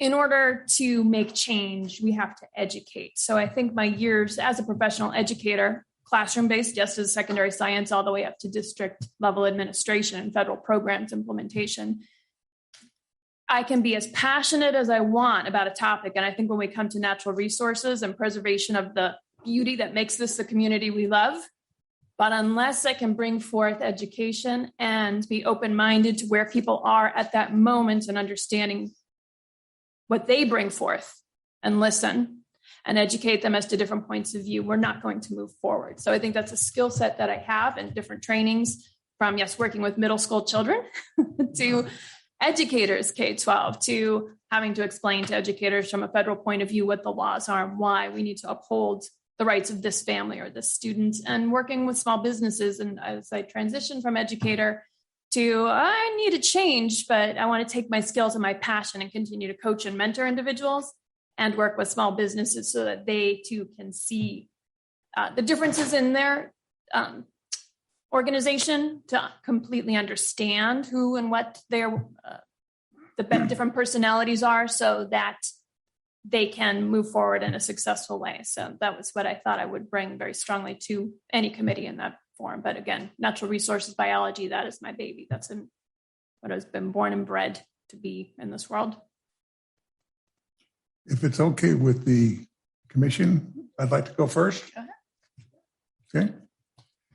Couple things. Have you worked with groups outside of a closed environment, like outside of the classroom, outside of meeting rooms? Again, as my information, my application indicated, I am presently just finished 3 year, and my former place where I resided was Colorado, and I'll back up and let everybody know that too. I am a newer resident here in Highland Beach, moved here in August 1st of 2020, but I served on the Landscape and Architectural Review Committee for our community back in Colorado, and was also on the HOA board, if that's what you're speaking to. But again, outside education, my business and what I was doing as a consultant was working with various small businesses and organizations across northern Colorado. Have you watched many of the videos of past meetings of this board? I was advised to do so by the chairman. So again, just watched in entirety to the August 11th committee meeting that they just had as they did their updates and their recommendations for moving forward. So yes. So how many meetings? I looked at some of the board meetings, but spent my most time reviewing in detail the Natural Resource Advisory Board Committee meeting, especially that last August 11th meeting. What are your findings? My findings are, like any organizational board, there are rules and structures in place to ensure that, again, passion has its place, but that the policies that are necessary to move forward are upheld, and making motions and upholding issues to move forward. And their topics, again, from a big topic in that last meeting was the beach buckets and the concern as to what was going on as it pertained to raking the beaches and the proper disposal of trash. But here's what we're running into. But what I was thrilled with seeing was the problem solving and the open communication and honesty that was taking place amongst those board members throughout that meeting, and facilitating next topics of interest as it pertained to natural resources, because it's above and beyond the beaches, and bringing in the idea of the mangroves and different pieces. So it spoke to me. It's like, these are the pieces that I'm interested in. That's why I moved to this area. I'm passionate about oceanfront. The mountains are beautiful, but my heart will always be in a coastal community, and wanting to be with like-minded individuals to work for the future of this environment. And what do you think you can bring to it? I think I spoke to that clearly when I started, that my background is in training as a facilitator. Excuse me, I understand your background, and it's very clear. The fit is perfect. But what can you add to this group? I get just another individual who shares that mindset, shares that vision, is more than willing to work, do the research that's necessary. I thought it was an interesting topic as they started moving from the beach bucket conversation into an individual came forth with new ideas of how they wanted to talk about the intercoastal. Like, we have 2 coastlines here. Right. And the way the conversation circled, and I'm like, but sitting there eagerly watching, like, you're missing a point. Yes, it's the manatees and we love the animals, but I would be going through this in a different point of view of looking at what the mangroves did as it pertained to saving Florida $1.5 billion in damage from Irma. Like, you can't just go, well, we have to save the manatees. Even that might be where your heart starts to break, because we're naturalists. But if we're going to get the attention of other individuals and meet them where they are, sometimes that's where you need to start first. Let's look through the quantitative and qualitative data, not just our heartstring emotions, to present the facts as they may be, to get in different points of like, okay, so if we took this venue in this way, you want them to look into possibilities of creating more no-wake zones.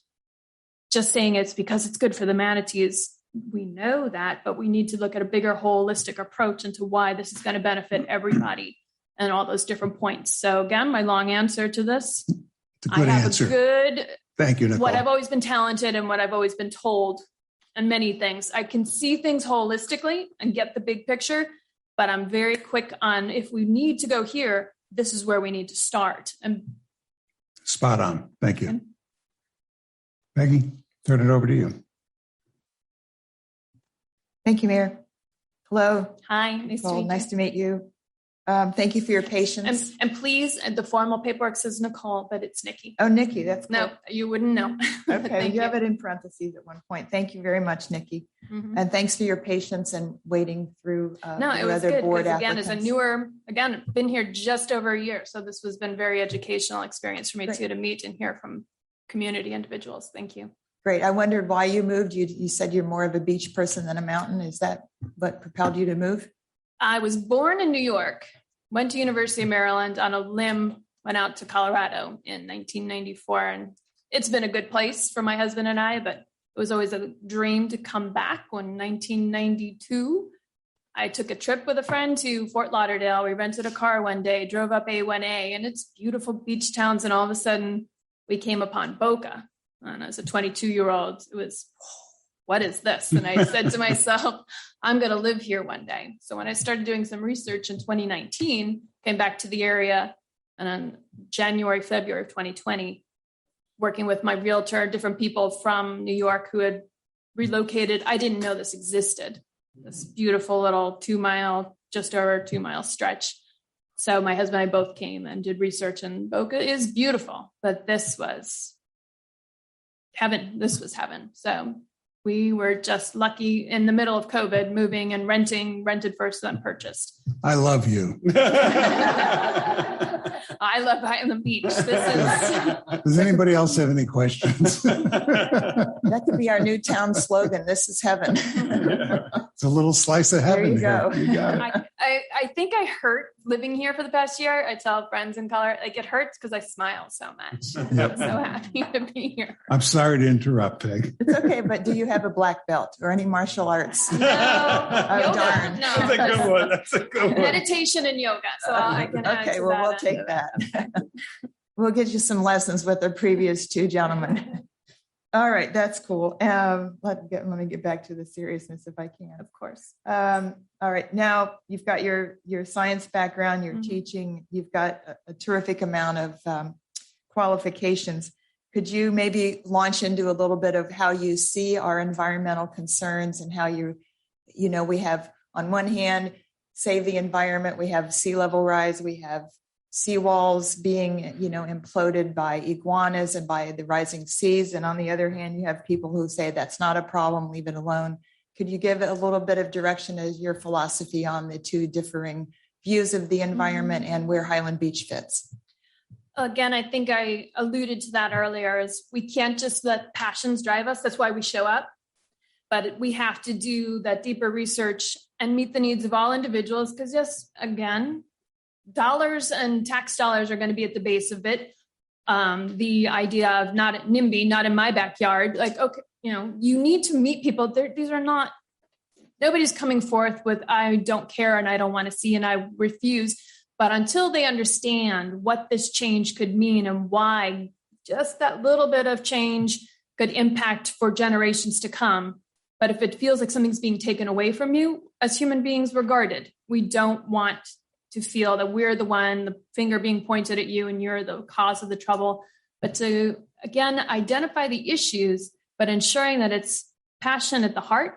But are we also using our data and facts and educating and meeting people where they are in a loving, calm way too, so that they can understand why this is being put forth.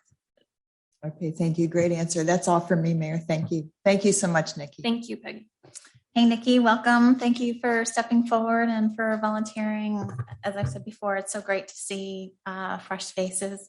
I particularly appreciate your perspective on the data and analytical side of it. I completely agree.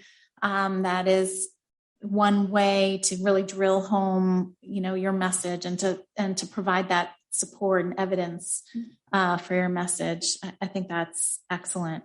I guess I'm just curious, did you see that coastal resilience study that was presented for us? And do you have any? Are you referring to what even the Coastal Star just reported on the Palm Beach County? So yeah, there were several areas in South Florida that kind of went in on together. a Yes. coastal resilience study, and they presented to us sometime within the last couple of months, and didn't know. My knowledge at this point is limited to what was reported in the Coastal Star and then doing a little bit of additional Google searching. But again, since that work has been done, that would be right in alignment with the data I quoted earlier about the $1.5 billion impact of saving the mangroves, that's too could be found on the Nature Conservancy website, resources from research that was done by various universities as to why we should, instead of, again, save the mangroves because they're a beautiful thing and that's where the fish are hatching. Let's look at it through that point of view. But I could see all those pieces like, okay, what you're proposing and reducing the wake zone in order to improve the intercoastal waterway for the natural species that live there. But it goes in tangent with the research that was done just recently and put into the papers about why we need to care.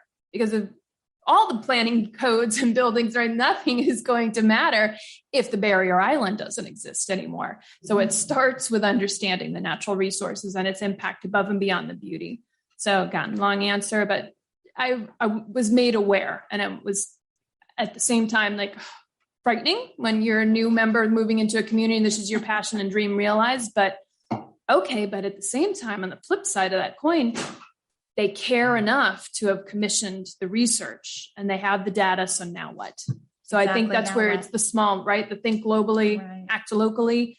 It's all these little commissions and boards coming together and sharing thoughts and ideas that are going to take that data and information and do something with it for generations to come. Yeah, exactly. When we were presented with that study, I felt a little lost. Like, what do we do with that? Mm-hmm. So I look forward to your contributions and helping us navigate through that. So thank you. Thank you. That's all I have.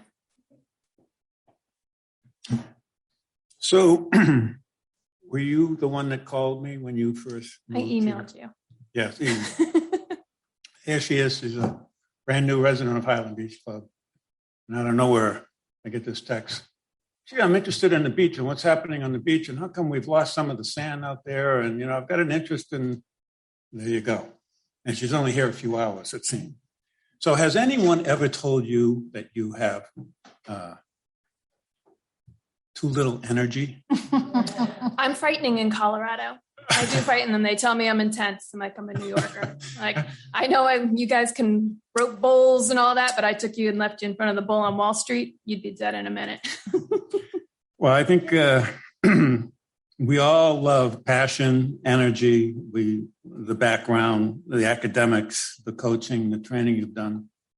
Your interest in this specific area of discipline and safeguarding this barrier island is very important. So, I mean, honestly, based on your academics, based upon your interest, based upon the energy that's coming across right through the plastic, I really don't have more other than to welcome you again to Highland Beach Club and to the town of Highland Beach. Thank you.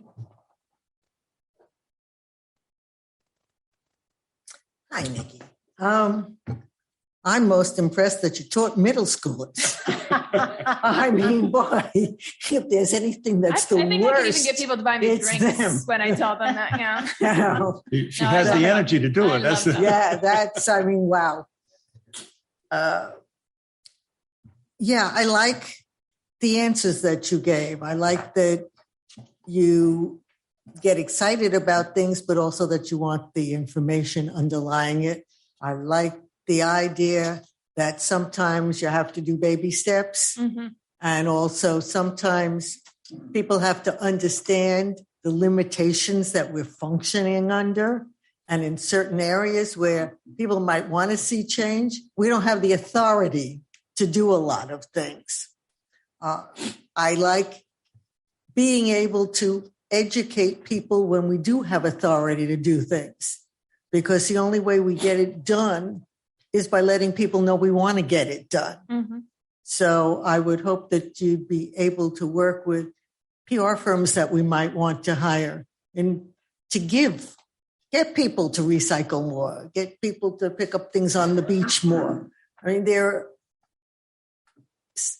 some of it is limited. We have to remember all our beaches are private.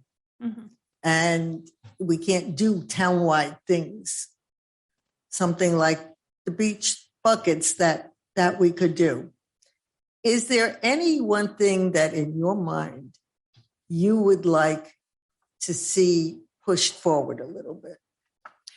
I will go back to the commission meeting on the 11th, the board meeting on the 11th, where they started to explore different areas above and beyond the beach, and what else should we define as natural resources? Because yes, it is above and beyond the beach.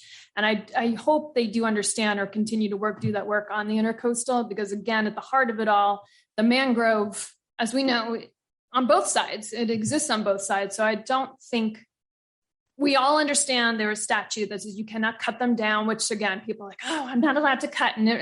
But I don't think, again, people understand why. Do they know right down to the bottom dollar of what this does above and beyond how they are necessary as filtration systems and the amount of biomass that they filter out of the water? But again, down to this island will not be here if they're not there. So that would be something I'd really like them to look at too. Again, as you mentioned, limited ability in what we can do, but with an educated populace who is voting in the individuals to oversee or putting it forth to state legislator proceedings, whatnot. If it doesn't start small at educating others so that they ought to see how this impacts me, then we wouldn't move forward. But I think mangrove preservation and the intercoastal waterway would be another big area to look at. All right. Actually, I agree, and I live on the intercoastal, so I'm concerned about seawall height, that the sea is rising, and we need to increase our seawall heights, or people are going to be flooded out. Yeah, my husband's in insurance, so I live with somebody every day.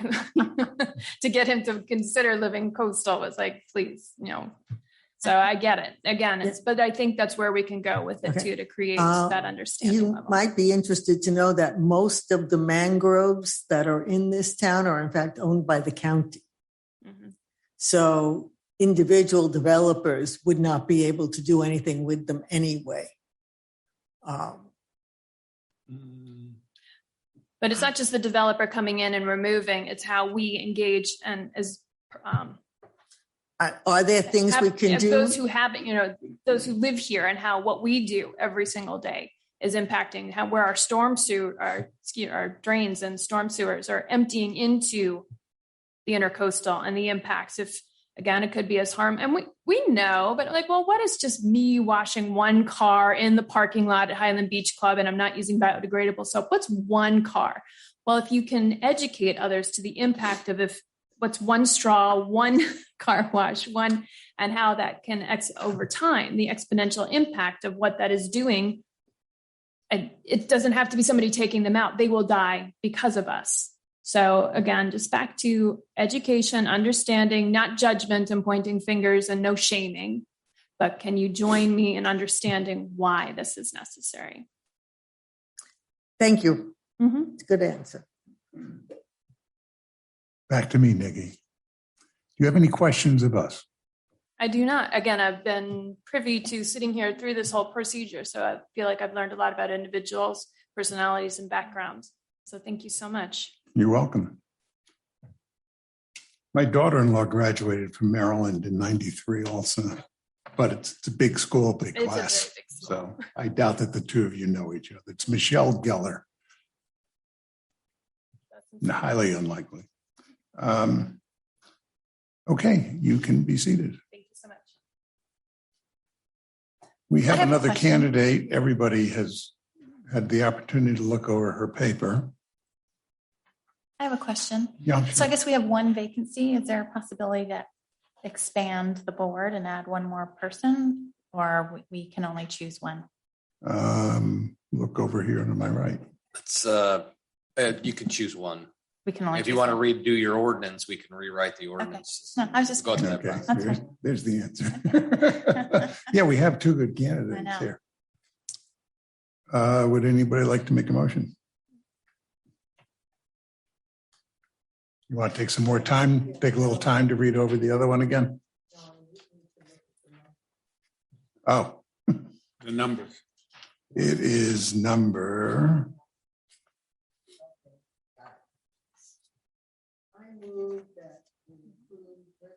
You got to put your thing on.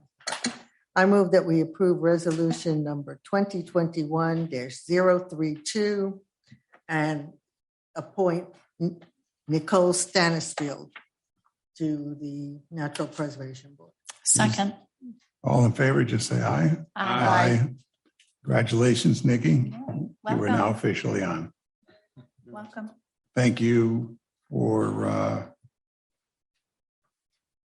applying, and we look forward to working with you. Great. Mayor, And welcome to paradise. Yeah. Yes. while we're Pick up- on the topic. Pick up a bucket on the way out.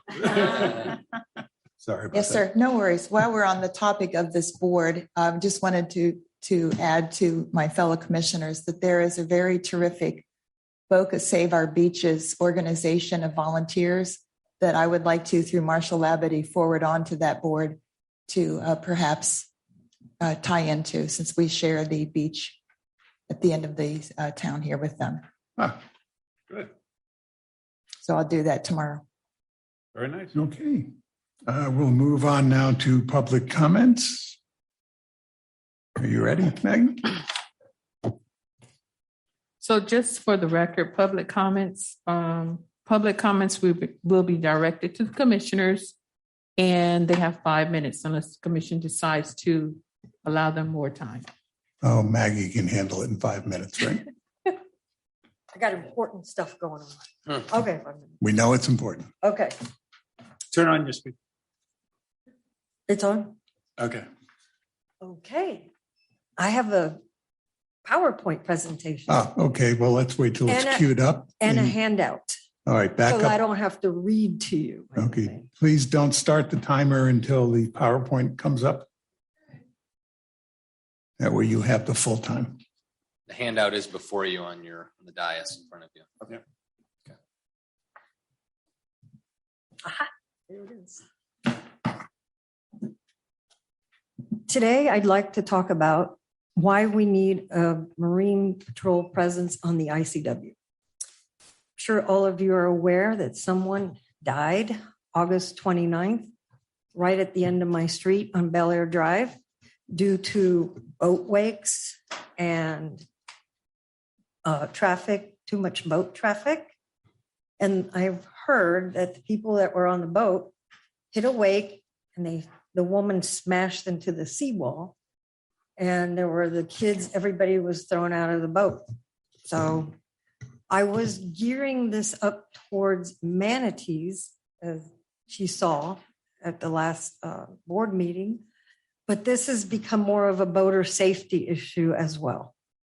So I've been talking to the Florida Fish and Wildlife Commission, and they want to help us get through this. So I did my research, and one of the things that's most important is we need that boat, that Marine Patrol, in order to slow the wakes down on the intercoastal. Because without it, we can't write citations, we can't do a vessel traffic study, and we can't do a lot of things that we're going to need the data to back up our proposal and rule. So if you look at my presentation here, it says, how many people must die on the ICW before we get this approval from the FWC? The answer is they want to work with us. Next one, please. Oh, can you go back one? That's the dock at the end of Bel Air Drive. That yellow thing you see at the end of the dock, I took that from my backyard. That is the woman that passed away. So I'm trying to make an impact here. When I sent that to the person I'm working with at the Florida Wildlife Commission, he was like, oh my God, that was in your backyard. I said, yes, it was. Okay, next. Okay, so my husband, John, over here, he's like my co-conspirator working on this thing. Yeah, we were on our boat, just a random Saturday, 4:00, about the same time that they had that accident. John and I were trying to figure out, okay, what is the signage entering Highland Beach? And we see this sign, and I've never even noticed it before since I've lived here in 86. Apparently, because that sign went up in 1997, it's faded. And according to the FWC guy, it's obsolete. They're going to take them down someday. There's a few around in the state of Florida, and there's one. So he looked it up with the little numbers on the bottom. He goes, oh, that's from 1997. And basically it says, that for the next 4 miles, boaters are responsible for their own wakes because there is a congested area for the next 4 miles. And I'm thinking, okay, what does that mean to me as a boater? Okay, you go under the bridge, it says 25 to 30. 25 during manatee season, which is covered under the rule, the FAC rules 68C. And then you go 30, which is covered under 68D for boating restrictions for the rule. So it changes depending on the season. And they're giving just 5 miles per hour for manatees who happen to be swimming across the intercoastal. So they've slowed it down 5 miles. So that's what we have. We have that and 25 to 30 miles per hour. Now, the intercoastal was made for commercial boats. And John and I have witnessed this when you have BK Marine or one of those people working on seawalls, they get swamped. I mean, if you're going 25, 30 miles an hour and one of those big rigs, I mean, it's basically, the thing is going like this. So even commercial boats would benefit from a little slowdown. So we're going to continue having this chaos and damages on our waterway if we don't do something about it. Next one, please. Okay, we all need to share the waters of the ICW. On weekends, no one is safe. So this is a nice picture I took right off my boat. There's a boat passing John and I, and he's going way faster than the speed limit. And I don't know if you can tell in the canal, there's a paddle boarder there, right? Can you see him? Yeah. Okay, that guy didn't have a chance. So I'm in sort of like the right-hand side because that's how you're supposed to drive your boat, on the right-hand side. This guy's passing me to my right, very close to the seawall. I've got boats passing me on the left-hand side because John and I have slowed down for that paddle boarder. But do the other people care? Absolutely not. So that's an example of how everybody's driving down the ICW. You need a police boat there to stop this kind of crazy behavior. Next slide. Okay, so this is a picture from the back of my boat. John and I just went under the bridge, and look at all those maniacs, okay? That's our wake. Now I'm going 15, and that is a tremendous wake. I'm not going 25. I'm going way under the speed limit. And look at that. Look at the wake that I'm pushing out. Now, these guys, the ones that think, okay, I'm going to pass her on my port side. So I'm thinking, okay, so that guy on the port side, which is the far right of that picture, he's already in the lane of people going south. So if you're on I-95, let's say it's a 2-lane road, he's on the wrong side of the intercoastal. He's closer to the Boca side now. So according to this thing I wrote, they do have a chance of going 25 to 30 miles per hour through one of the narrowest. Now, I use Google Earth, and I took pictures of different parts of the intercoastal on my phone, and they have a measurement tool. And you can put 1 point here to 1 point over, and you can tell how wide the intercoastal is. The narrowest part is in front of the that hotel, the Sands Hotel, right there where you see the boats go, and Bel Air Drive, and Russell, those little areas. And then you have the mangroves that you were talking about. That's where the sanctuaries, that's where you have the manatees and all the animals, the sea turtles trying to cross over. Okay, so you could go on Google Earth and just randomly figure out how wide the intercoastal is. And in most areas, it's under 320 feet across. Okay, next one. Okay, so these people pass us dangerously on our starboard side, which is close to the seawall. And when I took that picture, they were passing the exact spot where the woman got killed, a month and a half ago. And these people were all going, woohoo, thinking that was just so much fun. We are just hauling butt through Highland Beach because we were slowed down in Boca, or if you were up in Delray, we were slowed down. But Highland Beach is now I-95. So lucky for them that we had slowed our boat down, or our wake sort of probably pushed them against that. Maggie, it's already been 10 minutes. So you have to get to your conclusion. Okay, my conclusion is, next slide. think it's over. There's a dead manatee. Not only is it the boats, but we have the dead animals. I took that picture on the ICW. Next, we need a patrol boat. We need a marine patrol boat. Otherwise, we can't slow the boats down. So what I've given you in your package is pretty much the ordinance, the criteria on how to accomplish this. I will meet with Lieutenant Hartman to discuss how to write the citations. I have the Hallandale study, which is what the FWC told me to use that as a guide to get this done, and we can get it done. Thank you. Okay, thank you. Please stay. I think you're going to like the report you hear from Chief Hartman.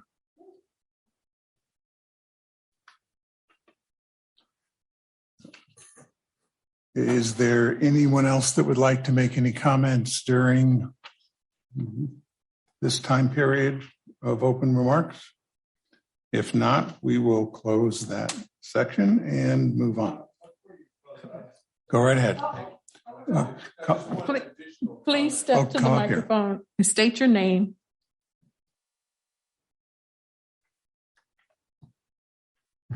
Make sure the speaker is on. Press that button. Is it on? Yes. Okay. My name's John Chapelier. I'm Maggie's husband. And I just wanted to add that when we originally got involved in this, we had a Zoom meeting in which we had the Florida Freshwater and the Florida Police and the Corps of Engineers. Everybody was on that call. And they all said, you really can't do this. The only way you can slow down boats is if you can show that the manatee population is in danger, and that requires a big study. Well, now they have all changed since the accident at the end of our dock. They have all changed their position. Now they are actually cooperating and say the way to go here is give some tickets, show the boats are speeding in this area, show that 300 feet is too narrow an area for two-way traffic doing 35 knots, 60-foot boats. And I think we really have a good shot at it. I don't think this is, maybe in the past it was too difficult because we didn't have the impetus we have now. But right now, you have a moment in time when I really believe you can get this done. It's a shame that it takes a fatality to open their eyes or ears to this. But again, I think you're going to like what you hear later on. Mayor Hillman, this is Yes. Lynelda. Just want to bring to your attention the email that I sent you all yesterday from Ms. Barbara James. You all Yes. received it via email. Yes. Would you like to read it into the record, please? Sure, if you would like me to. Please do. Okay, this is an email from Ms. Barbara James, and it reads as follows. As respects the Natural Resources Preservation Advisory Board's discussion and recommendations resulting from their August 11th meeting, one of the lengthier items was the comments about the beach cleaning, beach raking. I felt their frustration in their conversation, and I thought perhaps the following might help. There are 2 seasons of beach cleaning. 1, turtle nesting season, March 1st to October 31st, and 2, non-turtle nesting season, November 1st to February 28th. The rules that apply for mechanical beach cleaning during these 2 seasons are completely different. In addition, the beach cleaning is not a Town of Highland Beach government project. The cleaning is contracted by each property privately and paid for directly from property owner to vendor. There are a certain percentage of properties that do not have their beachfront cleaned. Several years ago, under the former commission, the topic was heavily addressed, and it included the 2 vendors who are licensed with a DEP permit to clean our shoreline here in Highland Beach. Both Universal Beach Services and Florida Beach Raker came to a meeting and presented what they do, how they do it, why they can't do it. It was quite helpful and clarified many of the questions that the advisory board members and commission were not familiar with at that time. I would like to make a recommendation that may save the new members and the newer commission members time and confusion. Is it possible to have the two companies attend either an advisory board meeting or a commission meeting to explain their work, their restrictions, their reasons that Highland Beach is raked the way it is, and do a Q&A? So much of what is being discussed and asked is because of a lack of understanding of the rules, regulations, assumptions, and requirements. In reality, in 39 days, October 31st, we will be entering the non-turtle nesting season, and the cleaning and raking will be allowed over the entire beach. In parentheses, it reads, with a year-round restriction to avoid all native salt-tolerant dune vegetation by a minimum of 10 feet. Perhaps make an invitation after the turtle season has ended. Just a thought. Thank you, Barbara. Thank you. Commissioners, do you want us to invite them in, the rakers, to bring us up to date on what their requirements are, restrictions are, et cetera? If we're getting questions, you'd like to hear that? I would. Yes. I don't think it can hurt, and I think that we need to invite the members of the Natural Resource Board to come and hear it as well, so that when they make recommendations, they understand where they can and can't go. Okay, Marshall's making a note right now. Okay, so at their leisure, doesn't have to be immediate, but whenever it works for them. Okay, Marshall? Yep. Great. Okay, thanks for reading it in. Any other public comments before I close it? No? Okay, public comments are now closed. Announcements, board vacancies. Pleased to announce that there are none. Okay, I think this is the first time ever. Well, man, Yeah, how about whoops, we have one. One we didn't fill. We do have the one. code enforcement? We'll reach back out to the other applicants and see if they're interested, then requeue that group back up through Mr. Burnich and then bring Right. it back to the committee. Okay, so we have one. That's still a first. Meetings and events, September 30th at 9:30 is the planning board. October 5th is the town commission meeting at 1:30. October 7th at 9:30 is Board of Adjustments and Appeals. October 10th, Town Hall is closed, observance of Columbus Day. Correction. It's October 11th. I revised the agenda. Sorry. Okay, 11th. October 12th is code enforcement at 2 o'clock. October 14th at 1:30 is planning board. Let's go back to the October 5th meeting is town commission. We shouldn't have it on October 5th. It's my birthday. You can make a motion to cancel it. You're going We'll to be make me glad. work on my birthday? No, we'll have it with cake. They Okay. say I make a motion, we have cake. If we have cake, then it's Cake and fine. ice There you go. Okay. Board action reports, there's some in there. It's just for our information only. Move on to ordinances. Oh, before we do that, remember we have another meeting at 5:01. So if we want to take a break, this would be an appropriate time before we get into the ordinances. The only thing is to take a look at what's in front of us. I guess we don't have to have it finished by 5:01. We can come back to it. But this would be a good time for a break if everybody wants one. Yes? Okay. Could I just make a comment before? Of course. We leave? Just for your benefit, since they're still here. I just wanted to reinforce one point that you did not mention. I mean, the manatees, safeguarding them, the speed, the accidents, harmful accidents, death, the danger for small vessels, whether it's a kayak or whatever. But what I've learned, having now spent some time in the past 3 weeks talking to various owners and condominium residents and owners on the Delray side of the intercoastal, that they've been waiting for years to reduce the speed limit because the wakes are killing them on their walls. And it's not so much that way you could say, oh, it's cement walls, but the point is they don't want to put in boat lifts because if they have a boat there, unless they have one that can lift the boat completely out of the water, they get slammed against the walls all the time. So it's a danger for their own boats. It's damage, and they don't want to do it. Yeah, I understand that, but I can tell you that from a resident support on both sides, it's Okay, absolutely. if I something. can interrupt, there's a whole conversation coming up on that later on the agenda. So, okay. Now, please, we're going to break, so you guys can talk about it as much as you want. Okay, so we're going to take, I'd say, about a 20-minute break so people can grab their stuff. Okay, thank you.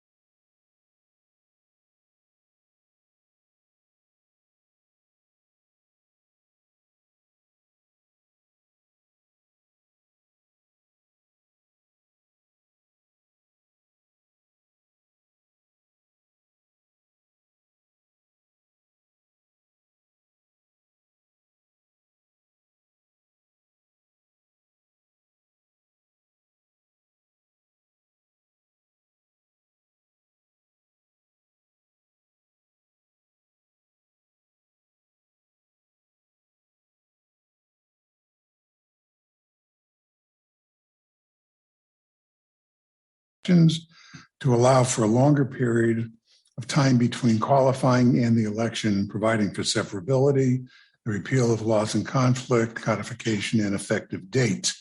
First reading was August 17, 2021. We need a motion to move forward on this. I move that we approve ordinance number 2021-010 on the second reading. Second. Okay, we need a oral vote. Commissioner David, Yes. Commissioner Shoemaker, Yes. Commissioner Gossick-Seidman, Yes. Vice Mayor Moore, Yes. Mayor Hillman, Yes. motion carries. Okay, moving on to page 97. This is proposed ordinance, ordinance of the Town Commission of the Town of Highland Beach, Florida, amending the administrative amendments to the 7th 2020 edition of the Florida Building Code to provide for reinspection and recertification of existing threshold buildings, providing for the repeal of all ordinances in conflict, providing for the severability and codification, and providing for an effective date. We will turn it over to our master. Thank you. Jeff Ramus, building official, Town of Highland Beach. So at the July 13th commission meeting, Mayor Hillman added an item to the agenda related to the creation of a building recertification program in Highland Beach. Considering the recent tragedy that occurred in Surfside, Florida, the town has begun research towards adopting a building recertification program. So after 2 rounds of comments, the following ordinance is being submitted to the Town Commission as a first read. Oh, you're finished. Time's up. Thank you for coming.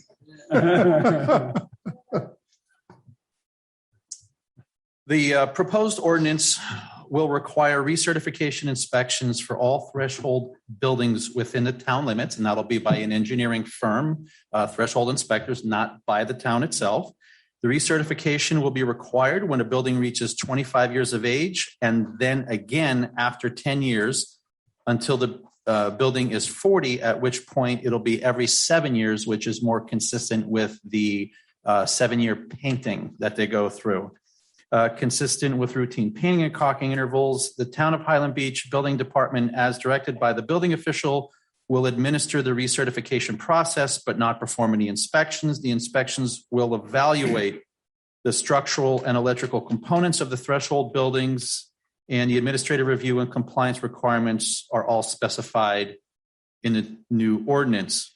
Concerning fiscal impact, the cost of implementing and maintaining the program will be covered by program fees, which is still yet TBD,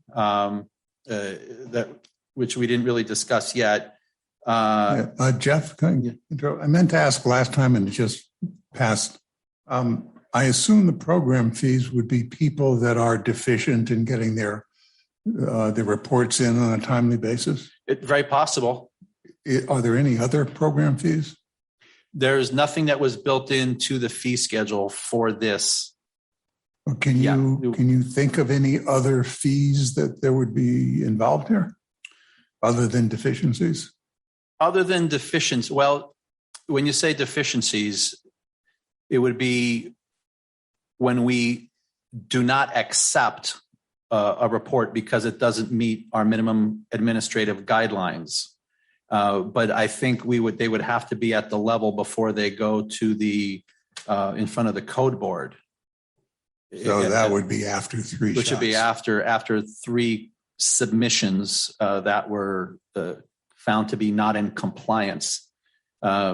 So right now, this just puts a lot of work on my plate, and the increased costs will be honestly what I have to pay to cap government to cover in my absence, some of the plan review and inspections. We really didn't discuss creating a fee for this. Right. We were really more worried about the meat and potatoes, and right. I'm going to assume that maybe this is something that we can look at just by resolution, just changing some of the fee schedule that we have in place before the second reading, if and when we get to that point. Before the second read or the effective date, if you want to Or hold the the effective date to be not immediate, but 45 days from second read, then you could do something in that window. Well, But with second the meeting will be around the corner, 2-3 weeks. Yeah, but you don't have to do it effective immediately. You could, put 45 days, it becomes effective. January 1 is the effective date. No. We want this effective right away. So then we will come back with a fee schedule if you want fees. Do we want fees? Jump in. I think only for deficiencies. I think at this point in time, when we want to encourage compliance, I wouldn't put a fee schedule in, except the deficiency, which if they don't at least start the process within 365 days, then it becomes a deficiency. For sure. Yeah, I think that's an excellent approach. You don't want to have it be viewed as a penalty up front, but at the same time, it is a penalty if they don't move forward. Mayor, I brought this up, I think, a meeting or two ago, and I just wonder about the level of staff time that might be incurred, phone calls, emails, plans.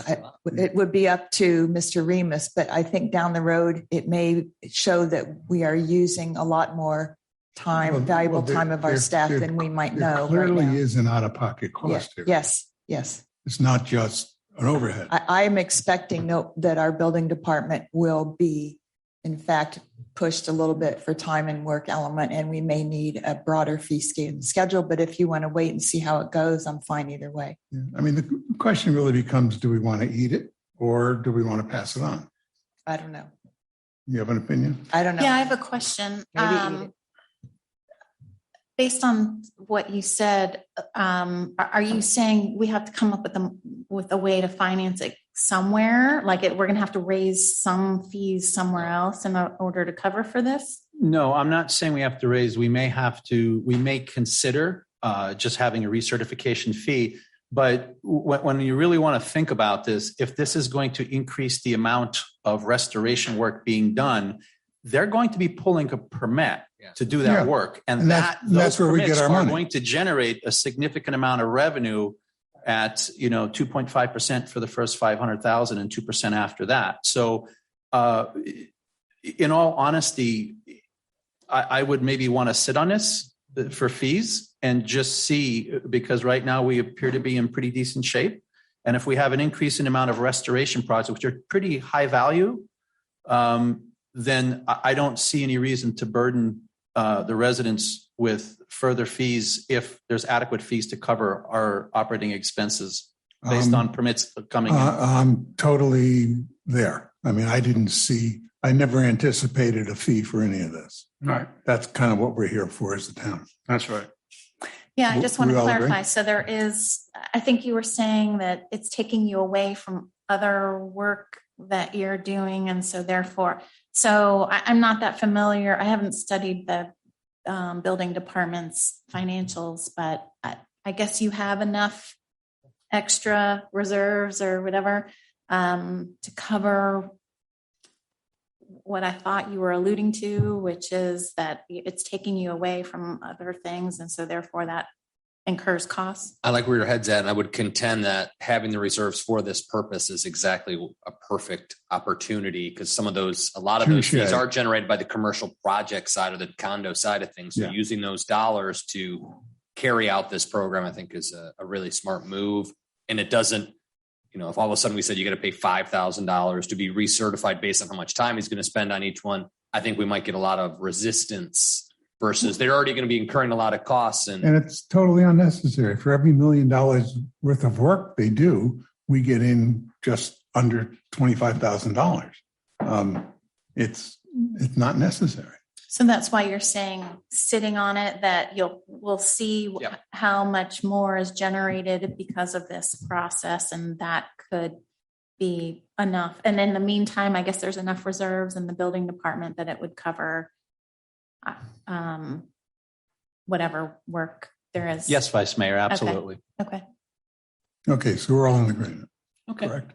Okay. And that's why I put TBD, because I didn't know what the intent was. Okay. Attachments, of course, you're going to see what's already in the packet. And as far as the recommendation, staff recommends the approval and adoption of the recertification ordinance as presented.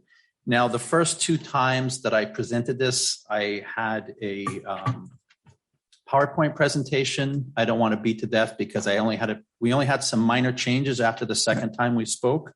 So I'm just going to highlight some of the more recent changes. And if you have any questions, feel free. And if necessary, we do have the ability to bring up some of the pages from the PowerPoint if necessary. I don't know the page because it's been changed, but in the actual ordinance itself, where it says section 3, and that then it says 110.9 recertification of building and components. If you go down to 1A, under building age, we did some clarification after speaking with attorney Len Rubin, and it says that the building age shall mean the period since the issuance of the original certificate of occupancy. And the reason why we changed that was because a building may have been repurposed. So it may have been a hotel. Good idea. And then it was repurposed, into a condo, which we have in the town, or where adequate records are not available to determine when the original certificate of occupancy was issued. So we cleared that up, okay? This is just an FYI, and I don't like to be here at the 11th hour, but when we talk about threshold buildings, this actually would not cover the Delray Sands. This Delray Sands would not be covered under this because it's only 3 stories. Yeah. Okay. So it wouldn't have a recertification process. So I just want to make sure everyone's aware of that. Okay. Before you flip the page, yeah, go back. I knew it. Item C. You knew I was going to ask you about this. C? Yeah, bottom of the page. C for me is on the next. 110.9 C. 1C. Yep. Last paragraph. Beginning on. Yep. Okay. Beginning on dash, effective date of ordinance. The next sentence, the building official shall establish a completion schedule for recertification, which shall be based upon factors that may include, and then it articulates the different things. Does this mean that you're going to establish a date for each building? That's pretty much what it means. And it may not be for each specific building, but it's going to have to be actually for each specific building because I have recently, just a few days ago, last week actually, received an update from the county with original dates of construction to make sure that it coincides with what we were able to pull from the appraiser's office. Yeah. So we're going to have to send out letters to each and every one of them. And we're going to have to, I have to take the time to sit down and go through this and look at the oldest buildings and put them in a list of priority. Okay. Based on year of construction. And based on, that's the only thing? This says it's going to be based on age, location, construction materials, occupancy load, function of building. Yes. You're going to consider all that stuff? Yeah, I have to. It's in the ordinance and it makes sense to do that. Well, no, this is the ordinance. Right. Because if I have 2 buildings that were both built in 1960 and one is on the ocean and one is on the west side of A1A, yep, then I'm going to put a priority on the one built on the ocean versus the one on A1A. If we're trying to, fit everyone in, I mean, they're all going to be relatively close. Okay, so, if it's a super high rise, no, stay there. So so they both 12-story buildings and they both have an occupancy of 100. One's on the east side, one's on the west side of A1A. What are you going to do? What are the dates? How many days out? How many months out are you going to give them? I did not sit down to try to figure out how this is all going to plan out until we go ahead to put this into place. Like if we have good forward motion on the first read, then that's when I'm going to take the time to start. You're going to get a go ahead on this read. Okay. I want to know what you're going to do. Well, I will have an answer for you and I will probably have a list for you for the second read. Absolutely. But there's some other things that I will take into consideration if I've had compliance with pulling permits in the past. No, and other items I like that. like this a lot. Yeah. And I think what you're putting in here is terrific because they are different. No question about it. It gives us flexibility. Yeah, it's great. I mean, you're going to set up certain criteria and then you're going to stick to it, obviously. Well, we have to be consistent. Totally, 100%. totally. I think it's terrific. I'm confused. Didn't we say that the recertification papers have to be in by 365 days after they receive a notice? Yes. Yeah, he's now going further. He's changing from that to this.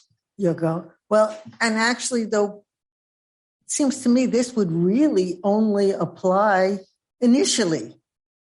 Yes, putting them in order the very first time. It's a one-time deal. So after this is done, this really wouldn't apply at all because it would be every 10 years at the same time or 7 years, depending on the age of the building. It makes it easier, right? It makes it easier to put it together unless we have another, building, another threshold building built. Okay. Then that goes into the queue. But couldn't you deal with two at a time? I mean, we can deal with. I can have, 10 a month if we need. Okay. Yeah. But, Once you set up your matrix, send it to us. Don't wait for the second read. Because if we don't agree with it, the second read's out the window. Right. And then we lose a lot of time. So send it out as soon as you get it and get comments from us. Absolutely. Another question. Do the structural engineers report and the electrical engineers report have to be submitted at the same time, or can they be submitted as they're completed?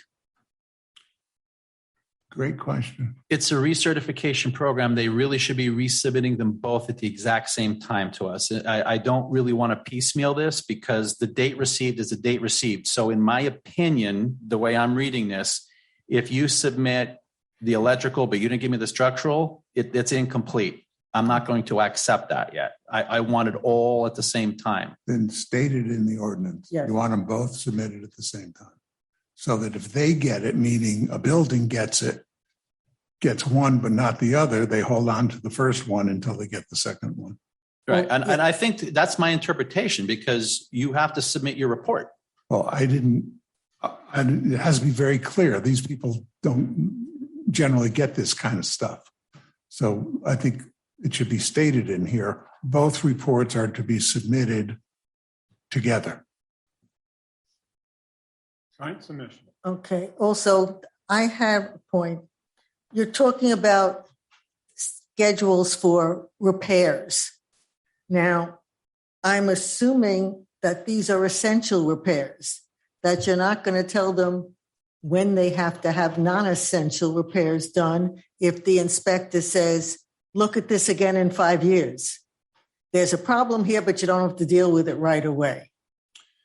Right. So all critical safety structural repairs, the timeline is supposed to be laid out by the engineering firm. They're supposed to say, this should be done by this amount of time. In other words, they're not going to get to waterproofing, painting, and caulking until the second year, but immediately we need to take care of this. But we also don't need this to drag on until the next one is due. So at some point, we do have to put a foot down and say, you can't just say, well, we just completed it last month and now our 10 years due again. It took us 10 years to do it. I also was wondering if we could put something in about economic hardship on non-necessary repairs or non-immediate repairs. Why? I missed that. Where is that? It's not in there. I'm suggesting it. Oh, no wonder I missed it. It was just something that occurred to me as I was reading it, that it's one thing to say, if it's a health safety issue, you've got to do it right now. But not all of these buildings have a lot of resources. And it may be that they need to put off non-essential, non-real safety issues for a year. So they could put in for an extension for the ordinance. 3 times. No, they could resubmit 3 times. I think, let me go back to the other page, stand by.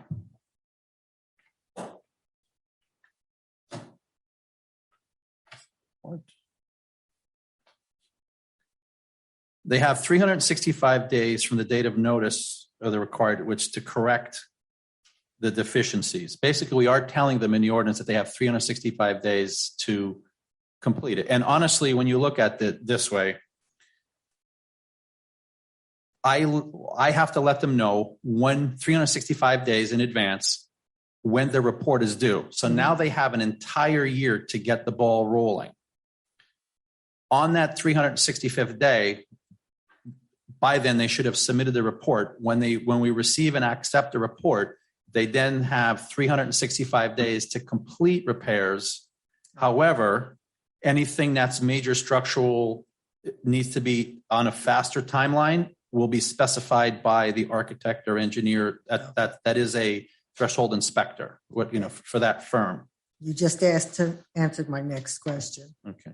Because it wasn't clear to me whether it was the same 365 days or the next 365 days. Right. And the ordinance also gives the building official the ability to extend the amount of time for repair, which could be something as, hey, this is not essential, this is an issue. Yeah, and we can extend it from there. I'm not suggesting that if the structural engineer says you've got to get this done within 6 months, period, that we don't adhere to that. I mean, but there are certain things that just aren't essential to do immediately. Cosmetic cracks. Yeah, cosmetic cracks. Besides the list of order, Jeff will put together a flow chart so you can see the process. I think will be helpful to see it visually along with it in writing so you can see how a community moves through our process. Good idea. Yeah. Can I go back on the same page to paragraph B? It says 25 years as provided, and then intervals of 10 years. I'm wondering why have intervals of 10 years? Because that means 25, and then at age 35, and then, wait a minute, 40? So that's 5 years. Providing we're dealing with buildings that are at the exact same age. Right now, most of them are so old, it's not going to matter. Most of them are going to be at every 7 years anyway. And the ones that are 25 years are going to be, we're talking about a minimal amount, but half a dozen. Right. But again, if it's 25 and it goes to 35, the next one's not due until 45 because it already had it. But I thought you were saying no matter what, all buildings will be done at 40. Well, the 40, a younger building will be done. It'll be done by 35. If it's 25, then 35. And then the next one's going to be at 45. It was already done. So then once it hits 40, once it gets 40 or more, then it reduces to every 7. So the 45 becomes 52. Right. Yeah. Right. Or do you want to specify what the intervals are? 25, 35, 40, 45. Yeah, we have too many buildings that are different ages, and it's. But I'm saying, why not have everybody go on 25, 35, 45? I know that's 5 years longer than, say, the 40-year mantra rule. Well, it's okay. You're getting hung up on the When it number starts. 40. So if the building is 38 years, it doesn't get done. It gets done at 38. Then it doesn't get done again until 48. Correct. All right. Okay. And then 55 after that. Yeah. No? 1024 hike. Then 63. When you set up this, All right. when you set up this flow chart, how would you handle if the engineer says, look at this again in 5 years?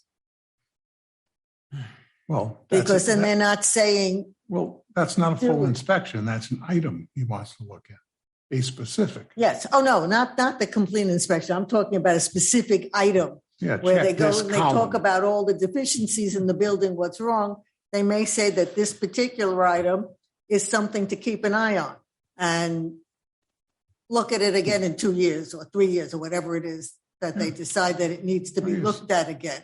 Well, stick it that's in actually a great follow-up and you question. look at Yeah, it. it's a great question. And the ordinance doesn't specifically address that, but I would think that we would have now we're aware and we can put it in a particular file and just say, hey, per your previous inspection, your engineer says, look at this in 5 years. So. Okay, but I think we have to codify that because it needs to be in here someplace. We would like to make things so people know what they're expected to But do. wouldn't it be similar to a work item if the engineer says this is immediate, you have to hit immediately? The other things, they put a schedule out and we're just accepting their schedule. Well, so if but they say come back in 5 years, it's on that original. I mean, it's like you go to a doctor and you get an exam and they say, okay, you passed, come back in 5 years. Well, you're right in what you're saying. No question. It's clear cut. Here's the however. How much babysitting should we do? We're gonna check it in 7 years. Now, if the engineer says 2 years or 5 years or whatever, we're going to remind them. Is that our responsibility? Oh, no, that's their responsibility. Yeah. I'm just saying that we wouldn't be able to set up a timeline for when things would be done, because maybe if they come back in 3 years, it still doesn't really need to be done. The inspector says, well, you can let it go another 2 years. It'd be a nice thing to put it in our follow-up. I don't know that we put it in our ordinance, because once it's in our ordinance, we've now taken some responsibility. You could set up a tickler system. I don't think, Glenn, we want to do that. Glenn's saying, nope. All right. We don't want to take the responsibility. We don't want to put it in the ordinance. The system would let you know that something is coming up. But we don't want to have to manage. We don't want it in the ordinance. But maybe what we want to do is go back and inspect to see if it's been done. Not in the ordinance. In our follow-up file, sure. But not in an ordinance. I think administratively we can handle it without having it in the ordinance. Good. Because we're going to know that. That's a good neighbor thing to do. So administratively, I believe we can handle it without having to codify it into an ordinance. That's a win-win then, okay? Yeah, I'm good with that. Avoid any litigation liability. Yeah, now we're thinking right. Yep. Yeah, I guess I have a question about that. So it says major or critical deficiencies shall be highlighted and the engineer shall provide recommended timeline for such repair. So let's say like in this example, so let's say the recommended, timeline is 2 years. So how does the building, they open up a permit, right, to start this. So then the permit would be open for 2 years or something how let's say there was a critical, let's say it's called a major, it is a major or critical deficiency, but the time, I don't know, is this even possible? The timeline's 2 years, let's say. So what happens? That wouldn't happen. No. That would never happen. No, Okay. if there's something that's critical, they're going to need to address it immediately. Just like right now, one of the buildings has temporary shoring on at least 2 stories of a garage, that there's posts literally every 3 feet. They have vertical support posts holding up the garage in a particular, in an area. And that's like emergency shoring until they can get to the repairs. That's taking the place. People can't park in those areas. It really inconveniences. When you have to add temporary shoring because of an immediate problem, people want it fixed quickly because they have nowhere to park. That's typically what ends up happening. So there shouldn't be a major or critical deficiency that would have a long time frame. No. So, but isn't this ordinance really just addressing major or critical deficiencies? So should we be concerned about something that isn't a major or critical deficiency that maybe has a 2 or 3 year timeline? Not in our ordinance. You'll get a comment from an engineer like, you ought to keep an eye on this. If it gets worse, but they don't know the difference between 2 years and 3 years, on a life expectancy, but they'll know to keep an eye on it. The problem is one of 2 things occurs. One, you don't know what to look for when they say keep an eye on it. That's one. 2 is many times the board just doesn't want to spend the money. So they're going to wait until it drips through kind of thing. Those are the 2 problems. And we've decided, fortunately, that we're not going to put it in the ordinance that we're going to follow up. Not our responsibility. But Jeff is going to put a reminder in to check building X on, February of whatever it is, 2025.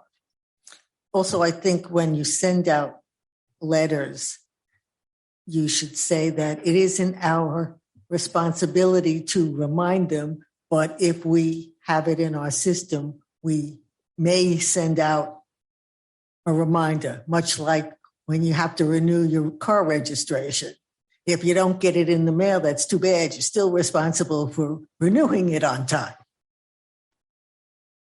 Or a phone call. Or a phone. Preferably. Right, but Preferably they a phone shouldn't count on it. Right.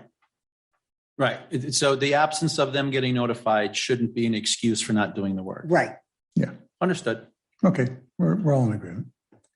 So Anything else that's a change? just sorry. as a point, and I talked about it before, under B1 on page 4, it says a report prepared by a professional structural engineer registered in the state, blah, blah. Do we want to use the exact professional title, threshold special investigator and special investigator, just to distinguish that from any engineer or any structural engineer?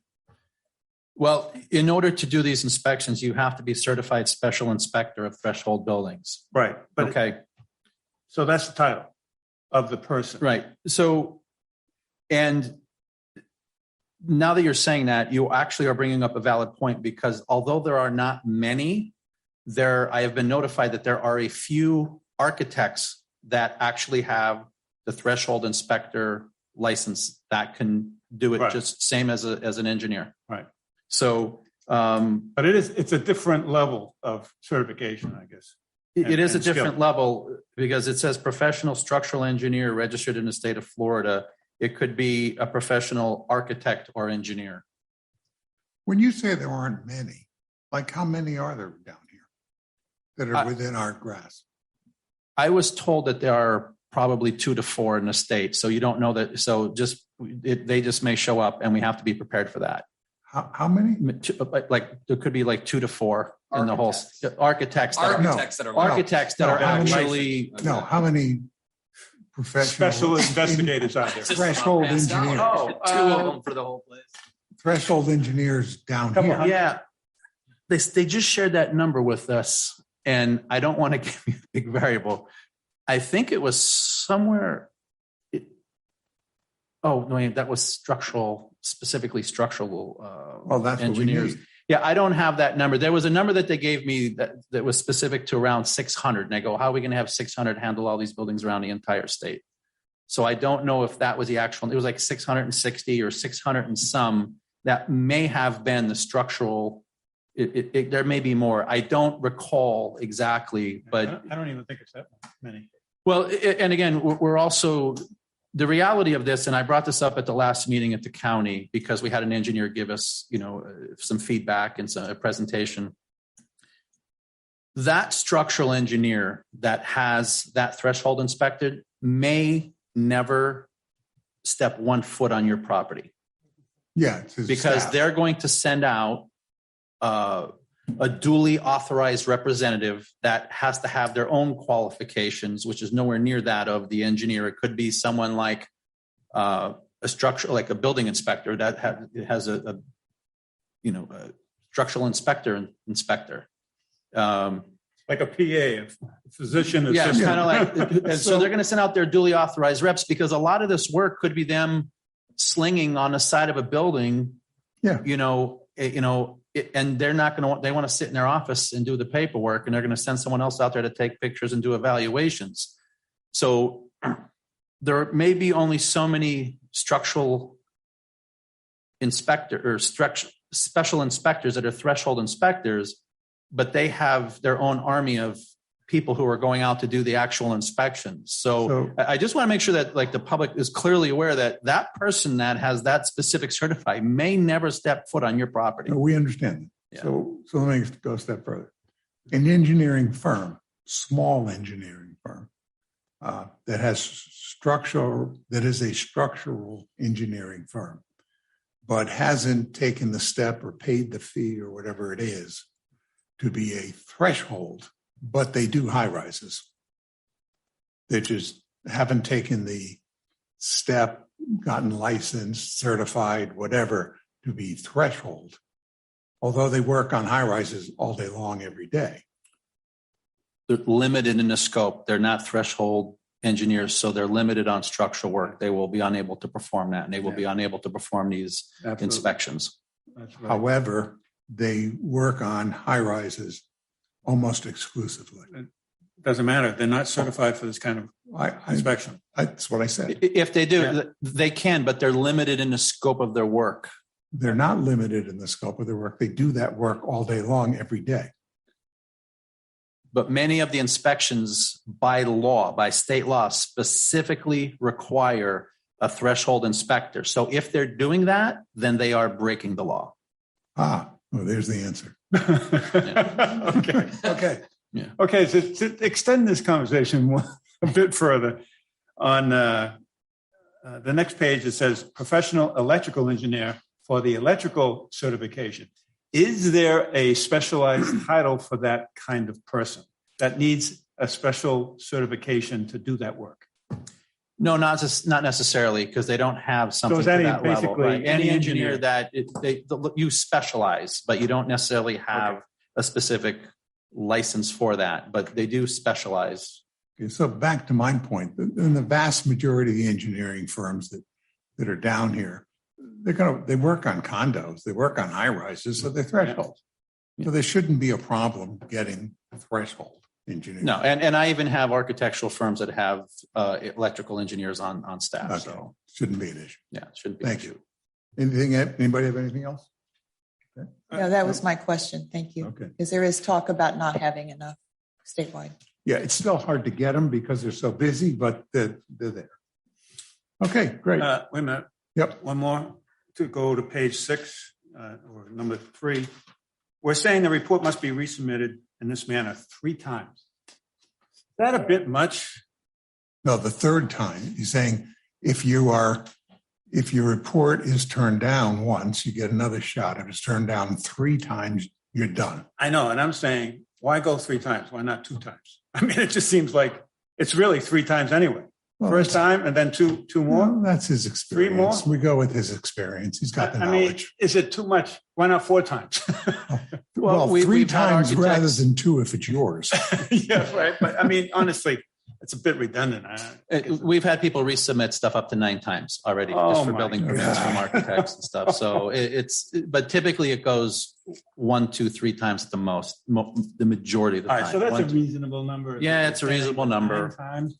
Okay. I and- don't want to be in that building. I've had a problem on our seawall. I don't know how many times have we submitted on the seawall? 3 times? I'm looking at Miss Allen. Oh, yeah, it's not me. Okay, good. No, and it's because of the subcontractor. Yeah, you're talking about 4801?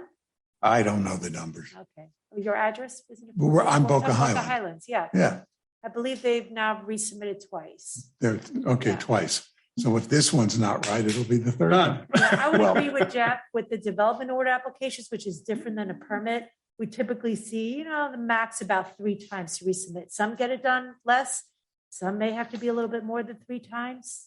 Sometimes we have to repeat comments as previously requested for them to comply There you with the go. comments. So It's on the technical side. The first submission was the materials that they generally use when they submit to towns. It's not the materials that we require. The second time, I don't know what the problem was, but it wasn't correct. Is this So typical for now you to be hopefully so it'll be correct. soft-hearted here? I just am amazed. So they come to me and say, "Arr." I said, don't come to me. There's a department. You work with the department. Very good. I'm good. I'm good. Great progress. Thank you. So do we have any action on the first read? Don't need you need motion. With the minor adjustments that were made. Not comfortable. So No, if you're not comfortable, we won't do it. one of the adjustments was to specify that both reports, the electrical and structural, have to be submitted together. The other part about the letter going out really has nothing to do. So really the only thing that I have that I'm seeing is just adding somewhere a statement that that both reports are due at the same time, Right. which I think could honestly, I can put that in on a procedural, administrative end, but we can absolutely add that as a small tweak to the ordinance. And the definition of the title or the qualification of threshold. You can put architect next to it. Yeah, yes. So that was on BI.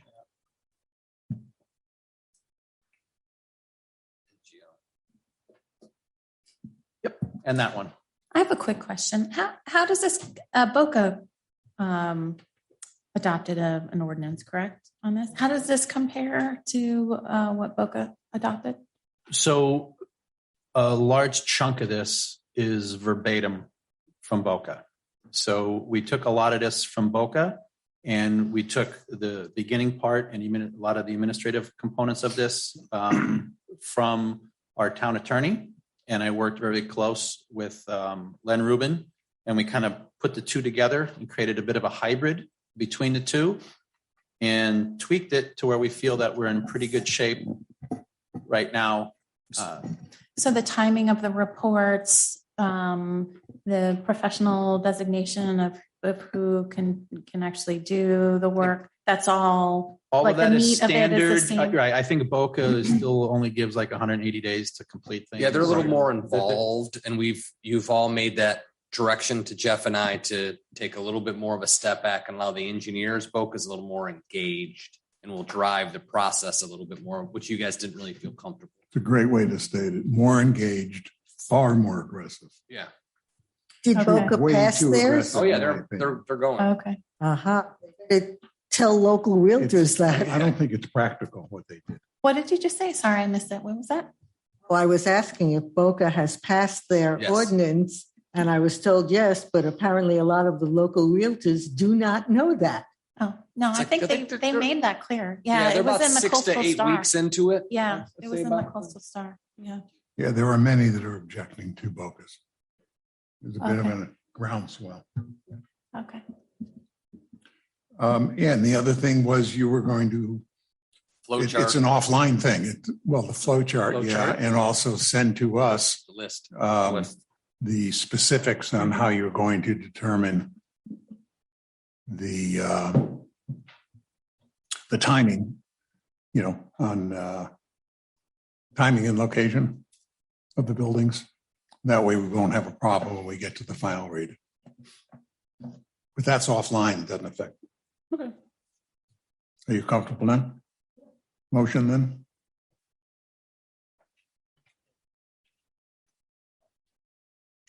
So we won't have a number until after the first read. That's correct. Okay.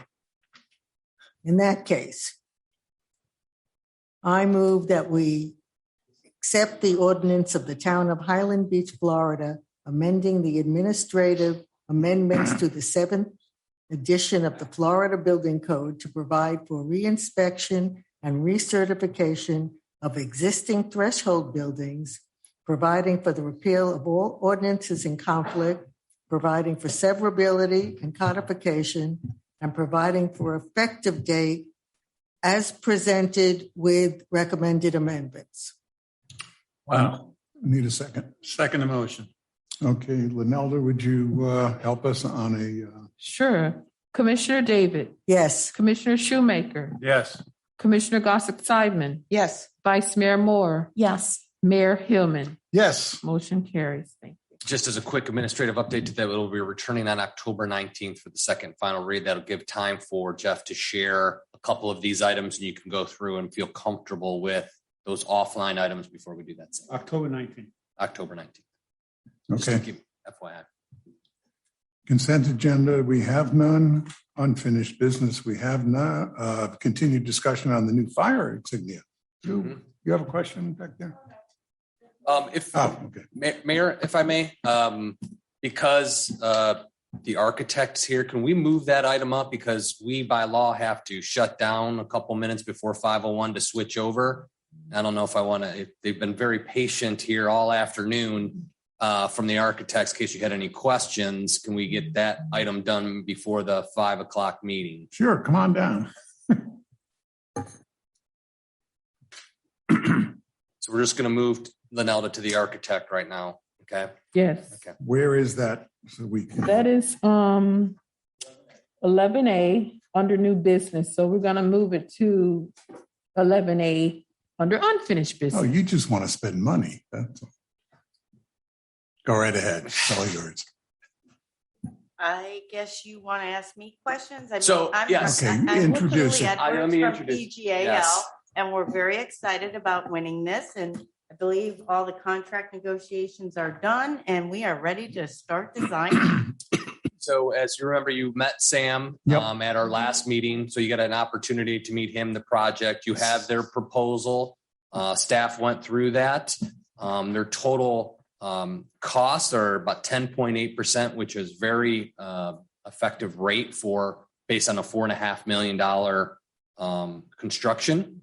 And that's from start to finish, all 4 phases.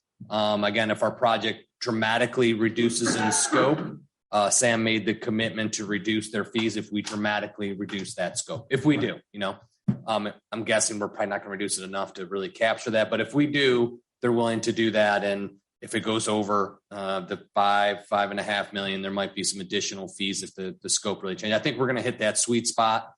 10% rule of thumb is usually 12.5%. So they're a couple percent under the rule of thumb for the design components. And they'll take us and also assist with the CM at risk procurement process. So we could bring the contractor on board during the final stages of design. So the phase 1 is seeing what we're starting with, come up with some ideas for you all to get going. So we're looking for the approval of that contract.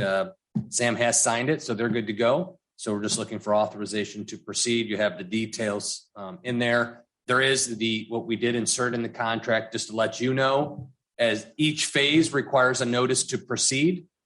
So they can't just roll into extra phases without giving us authorization. So we have checkpoints on the process. So as we move through, you're all comfortable, we issue that notice to proceed to each phase.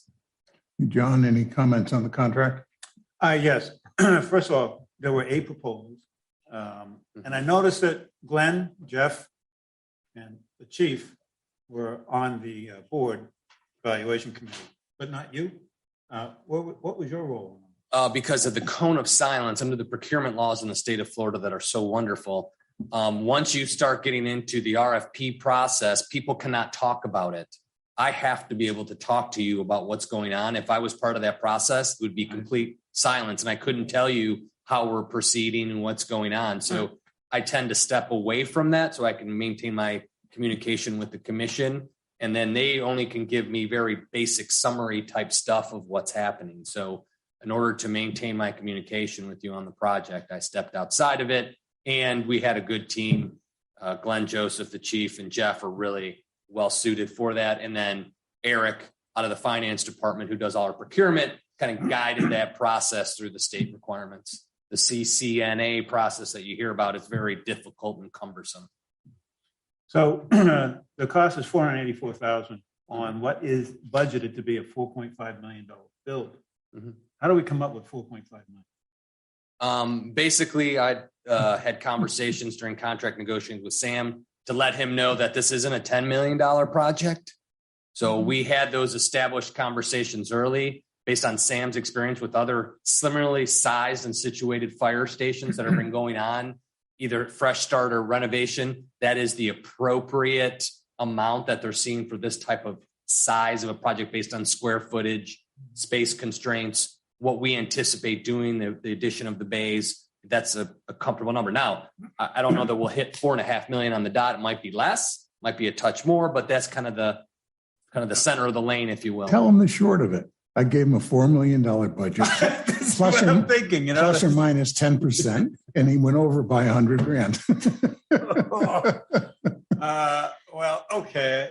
I was hoping for a more educated guess, but it sounds Well, like it is. We did. No. We talked with the architect. He did it. Yeah, we did. We talked to the architect. We kind of said, He did his homework. yeah, right. So I said, don't come in because again, when the CCNA process, there isn't a lot of guardrails in what they're proposing or coming up with and what we want. So after the group selected PGAL as the final, I said, listen, this isn't a demo rebuild. We don't have an appetite for a $12-15 million public safety complex. right. So when we started talking about what is realistic that you guys have given me from our conversations, all of you, $4.5 million really worked out to where we are going to probably be. So if we're really over, since we have the chief on the committee, he can arrest the others that.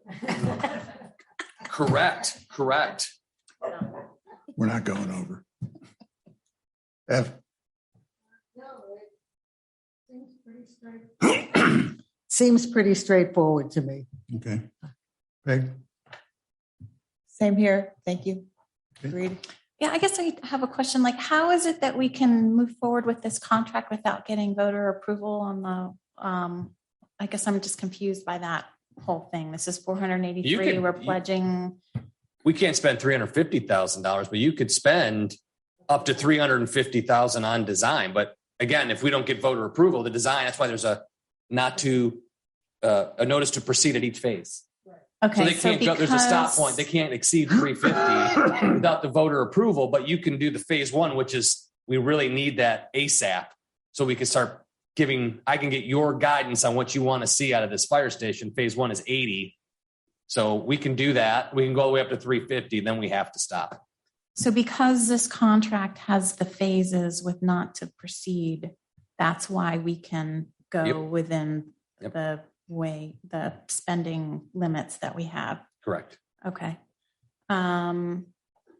Yeah, no, I thought the phases, made sense. I felt like it was a good level of detail. I'm glad that Glenn Joseph reviewed it and the chief reviewed it, and Jeff reviewed it. Obviously they know what they're doing. So yeah, it seems reasonable to me.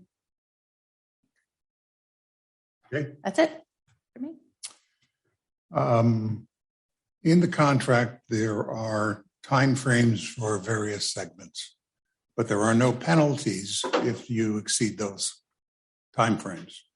I'm very uncomfortable with that. Okay. So before I sign it, I'd like to see penalties. And I don't believe, unless I hear more from Glenn, that we can commit to more than $350,000 at this point. I think we can only commit to one or two of the phases. Correct. Sam is aware of So those. I can't sign a contract for $480,000. Well, you can, but and let's explain to me why I can. You can't. So we can't issue any checks over 350. You could sign a contract for 10 million. You just can't spend more than $350,000 without voter approval. But I'm committing the town to $483,000. How can I do that? Because you can only authorize 80. It's in phases. You're only going per phase. But the mayor is saying legally, he signed a contract that says it's 184,000, regardless of 350 limit. Help me out here, Glenn. And I don't see a need to do that to begin with. I see a need to commit to phase one. My suggestion here in the conversation is, why don't we tweak this contract a little bit and make it clear that they cannot exceed 350 without further commission authorization. And that way they can get through phases 1 and 2. We'll just quantify where the stop is clearly. And also we'll work on some penalty clauses. Thank you. I don't know if you want to, again, give that direction. Penalty clauses are going to be tough on the schedule. We don't even have. Yeah. So, Well, they're committing to have certain phases done in 60 days, others done in so many days. What if they don't? What if the 60 becomes 90? That's unacceptable. Okay. I'd like a penalty clause. And I would think that you and Sam would be comfortable with such a thing. Yeah. I mean, he comes from Green Acres, not a problem. Yeah, I don't see that would prevent us from. Okay, if the commission's okay with approving that, Marshall and I will come up with those changes. Kind of like a liquidated damages clause for delay we'll or put some something. clauses in here before it's presented to the mayor for signature, so you're comfortable. And Right. then maybe at the next meeting, just put it back on as a receiving file, just so you all see it again. It's Yeah, just a approved quick today. procedural piece and then we'll sign off on it. But you can sign it in the next few days, hopefully. No problem. Okay. As long, and the I know commission we need to can get give started. us provisional acceptance as long as I'm comfortable with what I see. Would that be okay with the commission? I think that's a very good ad. Okay, fine. Great, thank you. Thank you very much. So, Kevin, So I guess we need to pass something that says that as long as the mayor is comfortable with the penalty clauses that would be put in and A the, limitation. and we would commit to phase 1 and 2, as long as they total less than 350. Correct. Okay? I guess that's the motion. Okay. Need a second on that. I second the motion. Okay?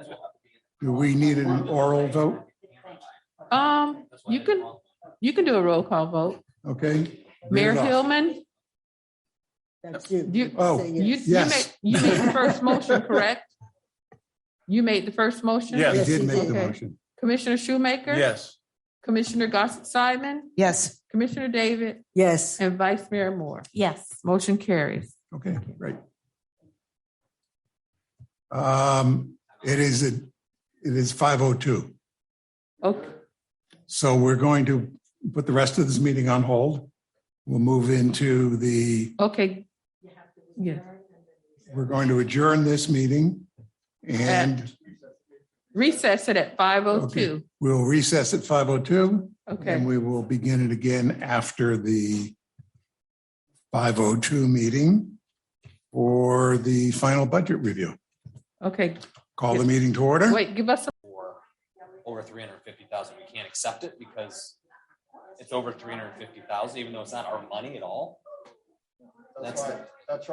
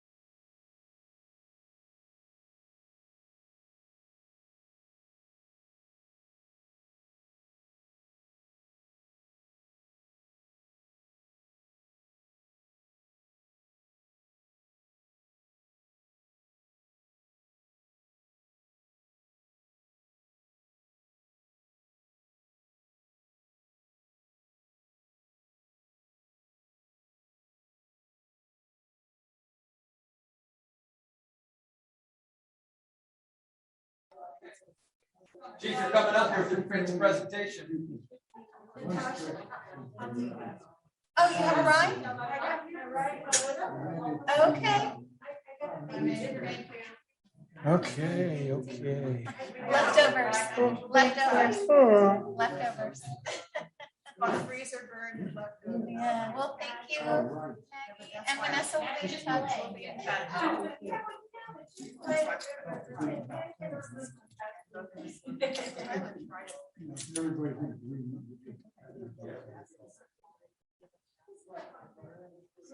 Oh, here we go. No. Okay, folks, good to go. I forgot that I had him in here. Yeah. Okay, let's move on to the next. Next is the fire rescue insignias. If we can bring those up. Okay.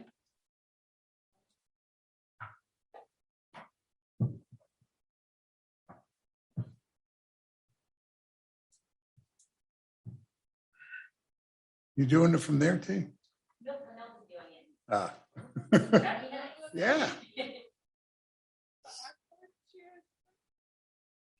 Maybe not so much.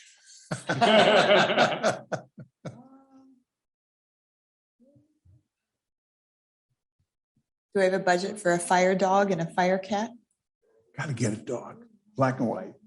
John Ross is on record as stating he would provide the dog. Ah. He's on record, so. Okay. Yes.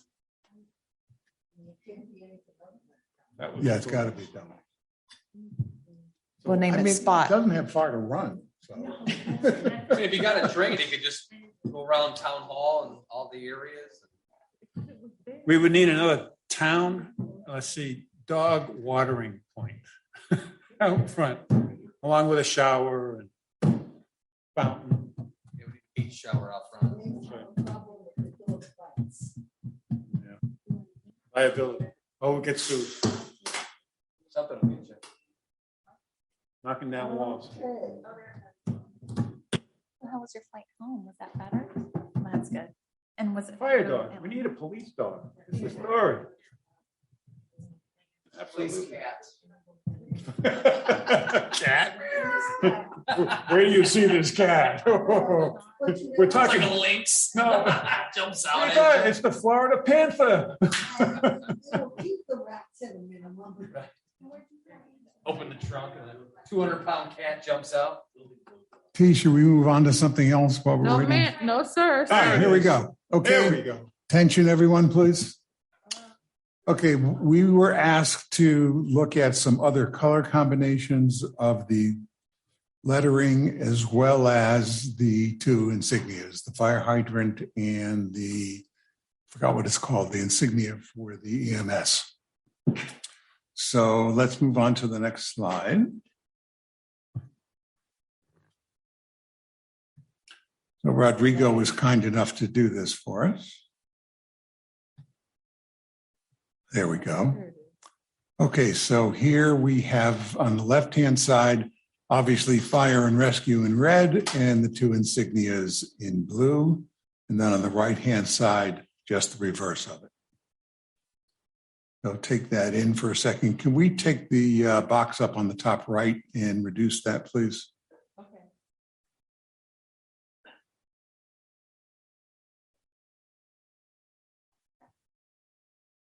There we go. Thank you. That's fine. That's enough.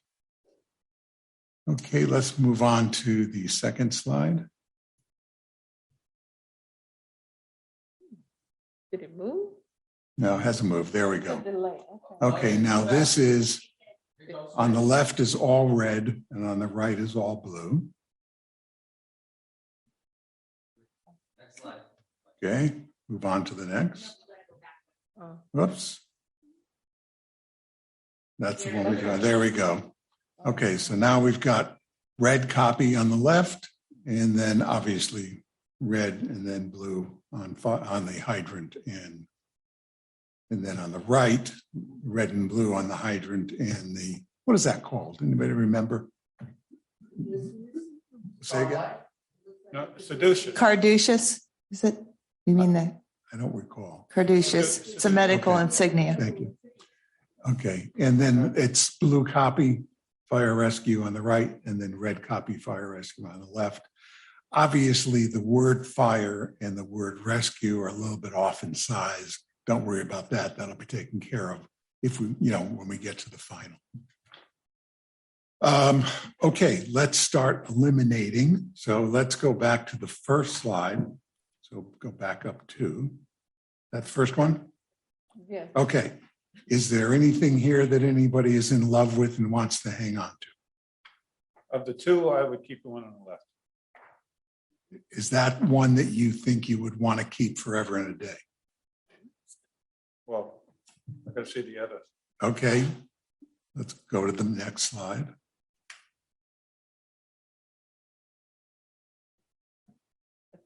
Next slide, please. That is it. No, there's another one in between. Okay, There was, yep, that's it. there is another one. Okay, now, which do we like best, left or right? Left. I agree, left. Are we all getting a chance to act? Pardon Or me? are we supposed to just chime in? Yeah, just chime in. Oh, Yeah, okay, so just I chime guess in. I like the all red. You like which? The one that I haven't Before. seen it in a little bit, but it's the one where the word the fire, Yep. the caduceus, Yeah, the fire is fire red. hydrant, and the word rescue is all in red. That's the Yep. one I like. Yeah, the one on the right, I mean, fire rescue, the terminology can't be in blue. So I think everybody, unless somebody disagrees, left is best. I don't Okay. like either of these. So this Yep. one. Left, yep, Yeah, everything is, yeah. yep. All right, now, do we like, That's the one. Single color scheme. Yeah. One on the left. does anybody like either of these two better than the previous one on the left? I do. I like the one on the left. That's the one. All that I- red. I Totally keep. agreed. Yes, Okay, let's go, it pops. let's So go. this is the single color scheme. Good. Slide. Let's go back to the first one now. Keep this left one in mind. First slide. This is the solitary. The cross color scheme slide. I don't like Okay. either of these. Okay, so we don't like either of I don't these. like either. Okay, Like this one. everybody comfortable with eliminating this slide entirely? Yes. No, for the cross Okay, color. that slides out. Okay. Now, Solitary. the right slide, I believe, is out. Nobody likes the right slide, correct? I don't like either of them. Okay. I like the one on the left. I don't know that I like it best, but I like it. Now, the only difference in the one on the left, and next slide, please. It's the red carduceus. The one on this left is the color of the Caduceus.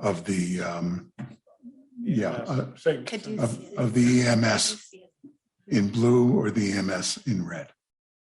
That versus go back one. Versus this is one's in blue, the other's in red. I go for the red.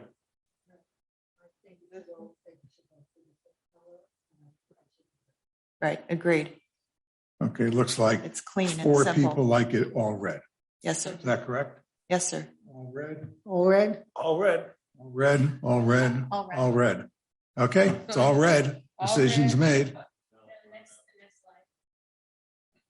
That's the one. So all red for the single color scheme. Yes. I refer to that because I put it in the minutes. I'm sorry. That's our insignia. Decision's made. Done. Thank you, Rodrigo. Are we changing the font size, you said, or no? Yeah, see where it says fire on the top and rescue on the bottom? And This one came out a little bit better, but I think it needs a little work. Rescue seems to be a little crowded. In order to, they'll never be the same size just because there's not enough space in there. Right. But I think Rodrigo can do a little bit of magic in there. But that's about the only adjustment I see. Mayor, Yeah. Are we going to honor Rodrigo with like a special emblazoned fire hat or something Yeah, for I his just great gotta- contributions, we or gotta a do dog something puppy or special for something? Maybe we put a I picture mean, the of him. guy's spent a lot of time. And you see the 3/4 moon there in the middle there? Yes, sir. Maybe we put his face in it. Okay. No, what a great guy. If we could sort of honor him in some way at the right point. Yeah, I think, Spending time. I think we can bring him in, do a resolution, maybe bring some cake or something, Great. bring his family Thank him in. for us. Yeah. Really. I was kind of waiting, I think, until, COVID kind of passes, there'll be some more people here at least. Otherwise, it'd be alone. But something we got to do for him for sure. Yeah. Okay. Done. Got there. Do you want a motion? Do you need a motion? Yeah, I think you're probably right. Probably need it. Okay, I move that we adopt the all red fire rescue emblem. Second. Okay. All in favor? Aye. Passed. Thank you. Well done, team. You really like the blue. I was going to say there's 4, but there was that one that held back. Okay, on to Resolution 2021-033. Can be found on page 129. The resolution of the Town Commission of the Town of Highland Beach, Florida, urging the Florida Fish and Wildlife Conservation Commission to enforce boating speeds and boating safety measures along that part of the Intracoastal Waterway, which abuts the town of Highland Beach, providing for transmittal and providing for an effective date. I kind of have a question here and Dr. Greenwald brought it up in one of his emails also, is why are we doing it as a resolution and not as a letter? I don't know where the idea of a resolution came from. And there may be some very good thinking behind it. It's not my day, is it? It's not my day here. It's very common in a public for a public body to pass a resolution expressing its intents and concerns to another public agency. This is pretty much typical freight. If you want to do it as a letter, I guess we could do it as a letter, but or both. Or do both. But this is a resolution saying we're concerned. Here it is. We're looking at our options, and we would like you to step up your enforcement engagement on these waterways. So we're basically just telling collective expression direction and guidance and where we're going through a resolution process. You don't like it, we can As go I with read it, I was pleased that it didn't say anything about reducing the speed. It all talked about enforcement. It was which I more of pleased. we're undertaking or assessing, I think, is assessing our options under statute, just telling them what we're doing and that we would really like them to step in and improve enforcement and whatnot on the boating. We can have a resolution for you to send them a letter. If you guys don't like resolutions, we'll stop I with guess I have a question. Is the resolution? You guys don't like them. Well, no, I don't have the experience here, so I don't have an opinion because I don't know. And I have a question. Does the resolution make it a little bit more public as far as what Public, exactly formal, we're laying out, as opposed to a letter? How would the residents get a copy of the letter? Well, they would have. Well, how do they get a copy of a resolution? Well, where would the resolution go? Is how would someone access a resolution? Part of the minutes would be put on our website. We could email it to folks, but basically it's an expression of a public commitment on this topic or our concerns expressing it. I have a concern. I've been doing this for 20 years. Resolutions are wildly popular. So if you guys don't like resolutions, I'm getting that gist and I'll. I think we just don't understand them. What's the significance of it? We don't have the background and knowledge. Fish and Wildlife react to getting a resolution from us telling them to do something as opposed to a letter telling them about our extreme concerns. I guess I see this as a complete endorsement by the town commission in an open forum to the residents, published in all ways we normally do, backed up with a letter from the mayor, maybe signed by each of us, reinforcing this to the agencies that are important to the subject. Resolutions are just usually similar to a letter, but just a more common public expression of a public body. It just confirms it. Is it more important? Is it more meaningful? I like resolutions, obviously. So it's just, if I was to write a letter, we draft a letter, it'd be the town commission during its meeting said this, that here is a resolution. You guys took a public action So it on is these more. expressions of intent. So it is more important than it makes it more important. What makes it more powerful? Probably lean to the latter, but I don't think it changes the power in it at all. They're Really? going to react how they're going to react, whether it's a letter or a resolution. Well, I'd go with your experience then. I mean, you have more knowledge than I do and more than I guess we do collectively. Yeah, is it And, like a municipal proceeding that we just? yeah, it's pretty common. Yeah, we do everything via resolution. It's an official action of the body is a resolution, and the resolution is directed towards the Fish and Wildlife Commission that, hey, we're concerned about X, Y, and Z. Here are our experiences. We're doing these things. Therefore, we're resolved to do this. And then what happens? They get a copy of the resolution. How does it actually get communicated? There's a cover letter that, of course, I Right, would there's a accompany cover it, where letter, I would reiterate the contents, but then they would have an official this public body took a public action on this topic. Okay, I'm in. And then is there a repository somewhere of resolutions of municipal action? Yes. Public, the town clerk, I'll let. The resolutions are permanent records of the town, and they are stored electronically. And if someone wants a public ordinance, we can give it to an ordinance resolution. It makes the record cleaner and easier to find the document when you adopt a resolution versus searching the minutes. Or like a letter would not really have a permanent. No, letters are retention type policy. right. Could and- easily be lost. Correct. And if a letter is attached with the resolution, we put it together when we store the resolution because it shows the history where it went.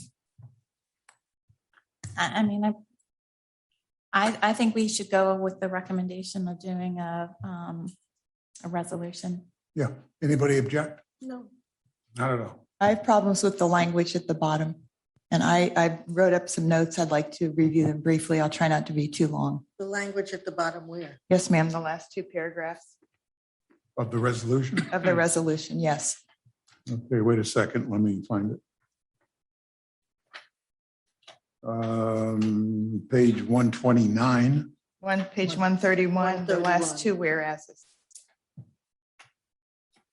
The town strongly urges the FWC to actively enforce designated boating speeds.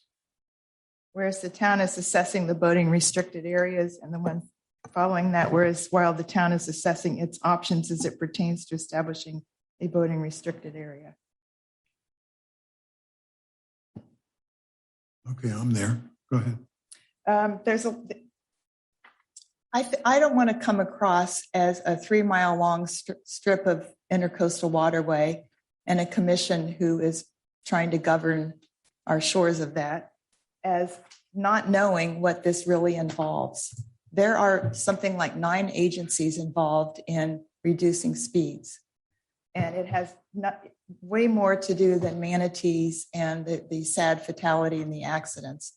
Broward has attempted to reduce its speeds a number of times and not been successful. I believe there's a small strip at the south end of Broward County. But here's the thing, there's problems with reducing speeds before even trying to assign a patrol boat. Right. It's like saying we'll drop A1A to 5 miles an hour because we don't have to have the police patrol it anymore. But beyond that, let me tell you what happens. In the areas of the intercoastal waterway where the speeds are no wake, it's considered no wake. There are 2 new major issues that have confounded the towns and the municipalities. One is people living aboard sailboats, pontoon boats, and cabin cruisers anchored in the waterways. If you have a no wake zone, you can anchor. And under the state law passed last year by our state senator, Tina Polsky, people can anchor 30 days before they have to move their craft to any other part of an intercoastal waterway or side canal, lake, or harbor bay, whatever. And in fact, when she was looking into doing that, I went through and all the way up to Lantana, South Palm Beach, and took pictures, and there were more than 15 craft moored in the no wake zones of the waterway. One had been moored in Delray Beach for months, and it moved now to just north of Hypoluxo. The second problem is it's way easier for this effort to claim submerged lands by developers, to fill in submerged lands, build on them. This is more for canals. It doesn't really apply to us, but it makes it easier to do so. Some other issues with going to a no wake zone are there's not a speedometer for boats. Boats can manage their speeds in many different ways. The new way is the GPS, but the old ways, it doesn't have a tire to mark how many rotations it makes on a street to assess the mileage. We have an RPM on our boat. Others have, you can add on certain methods of assessing how fast the boat skims over the water. So what might be no wake or 30 miles an hour on one craft might be different on another. And then you have, I was making notes, you have the different craft. You can throw no wake or very little wake and do 50 miles an hour. Speedboats skim the top of the water. They have hardly any wake. So how are you going to measure that? Then you get pontoon boats, the type on two pontoons, a houseboat, and they throw a wake doing 10 miles an hour. The deep drafting cabin cruisers, they throw a wake no matter if they do 5. So you have a lot of different things coming into effect here. So for us, and then I felt it sounds a little pompous to say in the last paragraph, it's that the town is assessing its options as it pertains to establishing boat restricted area. We don't really have options. We can only implore to the community, the agencies who monitor it. You're talking DEP, FWC, Army Corps. Army Corps owns the canal. FWC monitors it. DEP comes through, and then the local patrol boats. If we have a patrol boat out there, yes, we can monitor these speeds. We can issue citations. We can be a presence that will slow the boats down, but we haven't even tried that.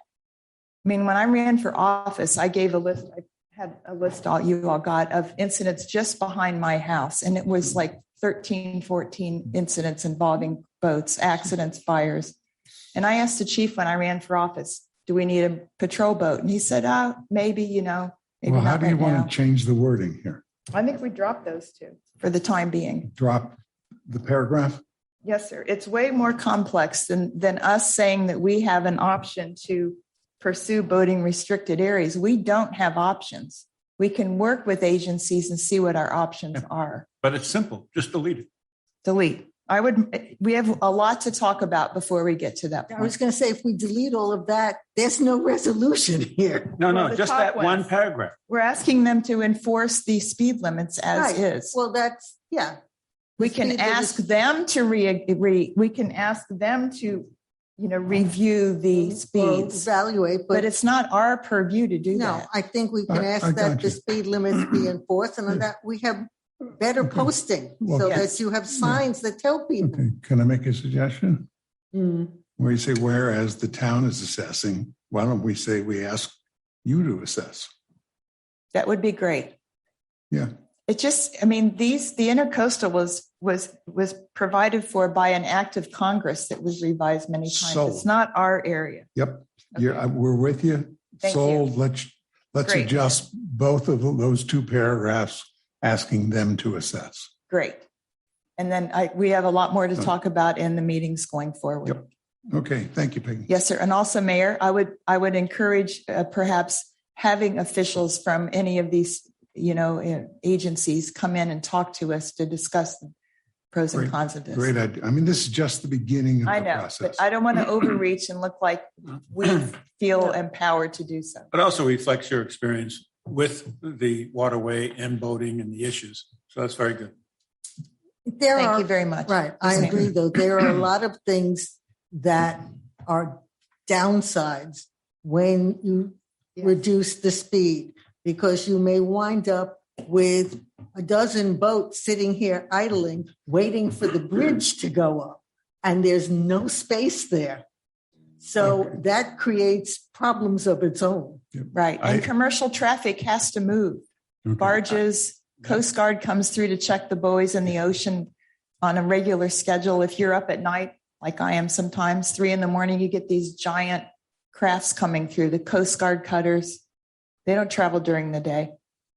Yeah, I don't want to get into a debate at this point on reducing speeds or not reducing speeds. Number one, if we were to take the position of trying to reduce the speed, it's a very lengthy process. It's several years in the making. The ramifications of reducing speeds are great for boaters. And I don't know that we need to debate that right now. Either way, whether speeds get reduced or they don't get reduced, we still need an enforcement arm, Right. period. So I'd like to call the chief up. He's already started to do a great deal of research, and I'd like him to update us a little bit on what his findings are thus far. Okay? And let's leave reduction of speed out of the discussion for now. We'll come back to it at a later date. Okay? Thank you, Mayor. Yes, and unfortunately, this the tragic event started this research and our look into this. Town managers involved Ingrid in a lot of the process. Commissioner Simon has already talked about a lot of the history that she's aware of and what the town has done historically here, correct in that part of it. We've talked to FWC. We were very involved in the 2 incidents that we had, one not the fatality a couple of months before, and then assisting them with the investigation of the last one we have. So I think that really got everybody's attention and not just anecdotal complaints that they've heard over the years. So they've been very responsive to us. Tallahassee, many phone calls and interactions with them. They've been assisting Ingrid in part of this resolution and research and what we're talking about today. We can tell you that we talk to FWC. Their resources are stretched thin. They will tell you that. There's no secret about that. They patrol. They're responsible for all the waterways, and they just don't have the manpower to spend that type of time. And we don't see them. Very rarely see them down here. They have a lot of areas to cover, Peanut Island, everything in the north end, a lot of the boating activity that goes on up there. So, but we will tell you that this fatality certainly got their attention too. And they've been terrific, assisting us in whatever information, things that we need. We've asked them within days. We've sent the communications to them, asking them for increased presence, increased enforcement. We've talked to Boca Raton, asking them for the same resources, because obviously we share that portion of the intercoastal. We share it with Delray and Boca Raton. We only have one side of the intercoastal. That's the other piece of trying to make any long-term changes. It's not just Highland Beach making this request. You share that intercoastal with 2 other municipalities, and they've got to share that same sentiment and support moving forward. So we've learned that it is a very long, cumbersome, years process to do this. You've heard Hallandale. They are in the process of doing this now. They are very close, and they've taken more than 3 years or so to get to that point, and not sure that they're even going to get anything changed for their waterway. But we'll tell you this, they wrote several hundred citations to create that empirical data to say, here's the issues that we have and we found. So enforcement, it's some of what is going to be some of the solution to that. When you are able to come through that, we know, boaters know that when you hit between Atlantic Bridge and Linton Bridge and Spanish River, it's a speed zone, not a no-wake zone, and you're able to move through there. We've done some unofficial assessment of that from what we can do with our handheld laser measurement that we have from our docks and from the different areas. And we've probably got a dozen hours into the last couple of weekends after the accident, around 500 boats or so. And we know the majority of them are doing the speed limit or under, but there is a percentage that do go way beyond that speed limits. And when we're able to get speeds at 60 and 66 miles an hour on some jet skis and things like that, those can create some unsafe environments on the waterway. We know that. So that's just some from what we are limited capabilities and time of what we were able to look at and assess. So we were able to get out with Palm Beach County Sheriff's Office. They took us down through our intercoastal waterway. We had some great discussion with them and their person leading the Marine for the Sheriff's Office. Everybody's willing to assist, obviously. They all have their own responsibilities. They all have huge areas of coverages without those type of staffings. And that's going to be our challenge moving forward. You don't see that type of police presence from Linton to Spanish River. Boca does have a small portion of that, and we know we do see them. I'm not saying they are not there. They have a lot of area to cover too, 4 miles of their waterways that they have both sides of, all the way down to and including the inlet. So there's certainly a lot of work that they're doing out there. But that's where we are at this point. We know that there's an application process to even do anything. It's 146 pages long. It's a big, long, arduous, long-term commitment to try and impact that. The other piece is some of the enforcement. How we can do that with FWC, Sheriff's Office, Boca. We're working on that. And I'm not sure how much attention we can get, but I can tell you they will tell you they've got a lot of other areas that they're covering and responsible for. Would you share with the group where you stand on the possibility of adding a Marine division? What you found out about what kind of a boat might be involved, et cetera? Sure. We've done some preliminary look at this because this has become such a hot topic, and we know that there are similar vessels and availability. We've looked at some of the other municipalities.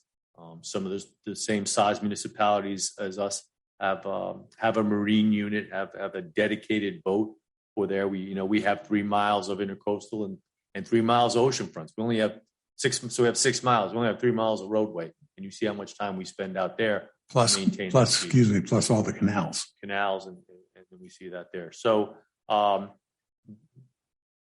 we've heard the whole time I've been here, why don't we have a boat? Why don't we have a boat? So there's a lot of people we know that in this community that kind of expect that to see us out there. We've talked to the other municipalities in similar sizes, and we know as long as you know, and that's something we'd have to look at moving forward, what type of cost commitment, because it's a commitment. It's an ongoing commitment. There's personnel, there's weekends, there's holidays, peak times that we know that Marine unit has to be in effect. So there's a lot to it. Certainly we can take a deeper dive if that's the support and direction that the commission and the community is asking us to look at. We certainly can do more. Why don't we kick it around a little? Start with John.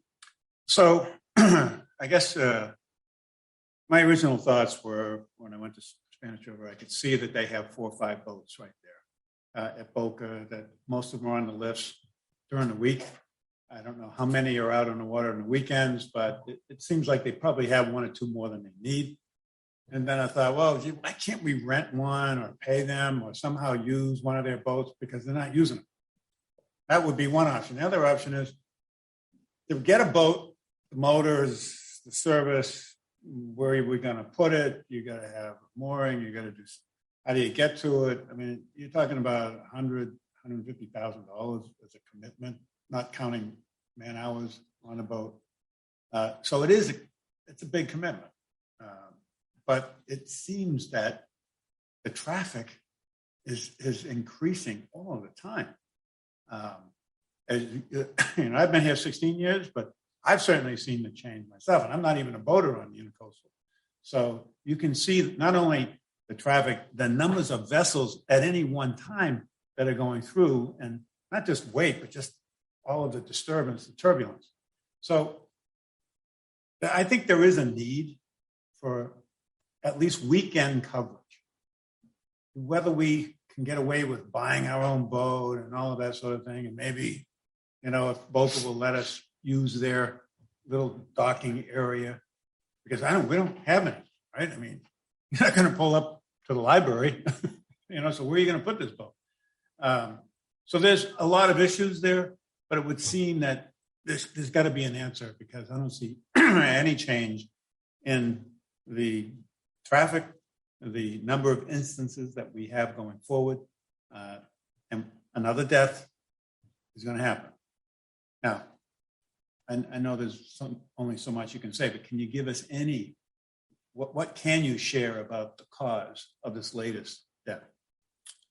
So FWC works the investigations and accidents that occur on the waterway. They're in the process of doing that now.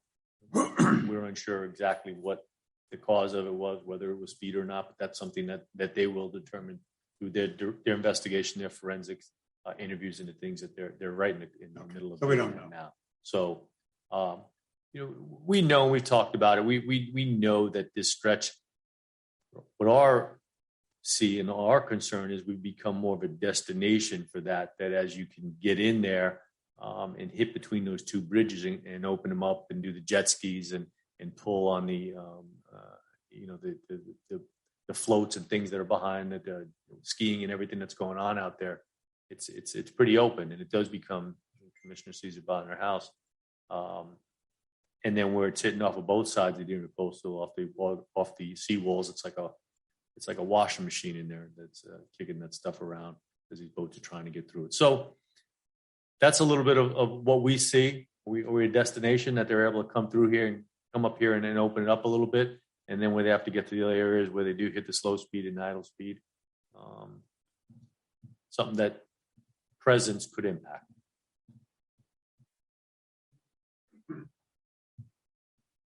Based on what you said, I don't think that speed as such, lowering it, is going to have a big impact.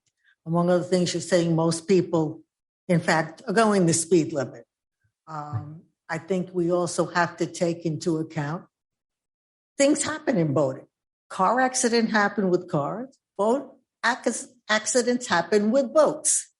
So there's a certain amount of this that no matter what you do, you're not going to be able to stop.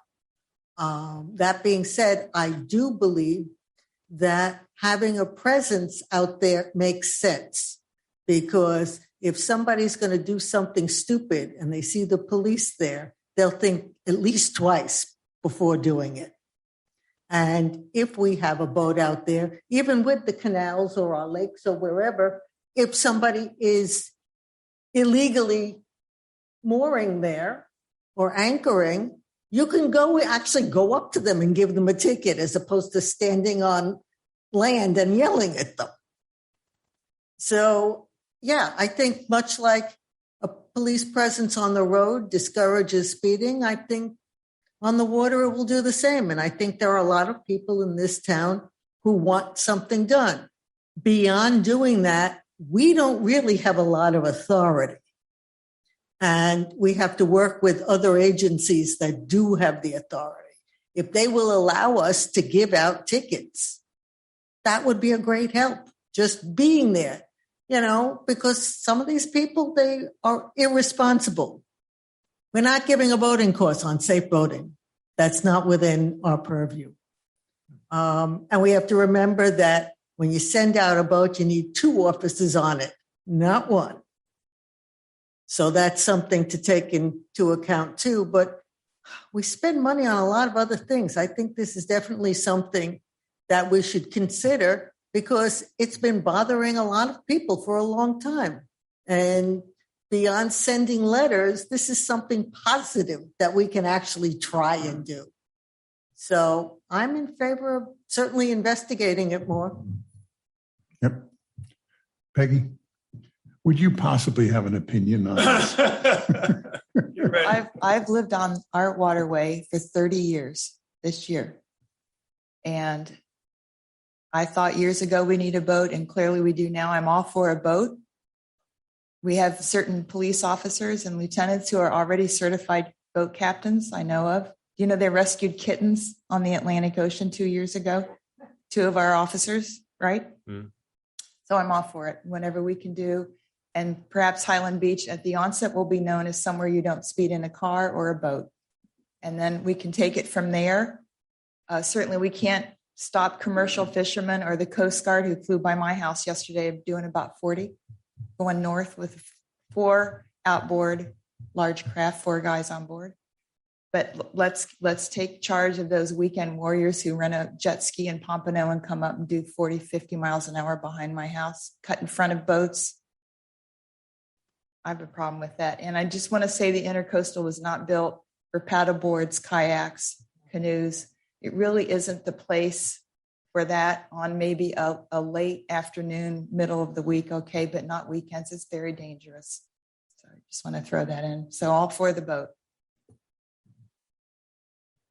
Yeah, I'm in favor of continuing to investigate and quantifying what the cost is and all that. I wonder if there's also another aspect to it as we're trying to find mutual aid partners for our fire rescue. Does this kind of help also our relationship with Boca if they don't really want to cover north of Spanish River to Highland Beach? Maybe by us getting this boat, it helps. And even Del Rey also, maybe they would get a benefit from it as well. So maybe it would look good from a mutual aid type public safety partnership. That would really help with that aspect of it as well. I guess one question I have is I'll see people pull kids on a wakeboard in the Intracoastal. Is that legal? Can you stop someone from doing something would you go up to that person and say, give them a ticket, or what would happen? Yeah, I think that's as we got involved in this and understood all of those boating regulations and the safety concerns, and that's what we'd be looking at. What they can and can't do. There's somebody out there that's telling them that. Mm-hmm. Until that happens, you're allowed to do whatever's having fun for them to do. Yeah, but it's not illegal to go out there on a paddleboard or whatever.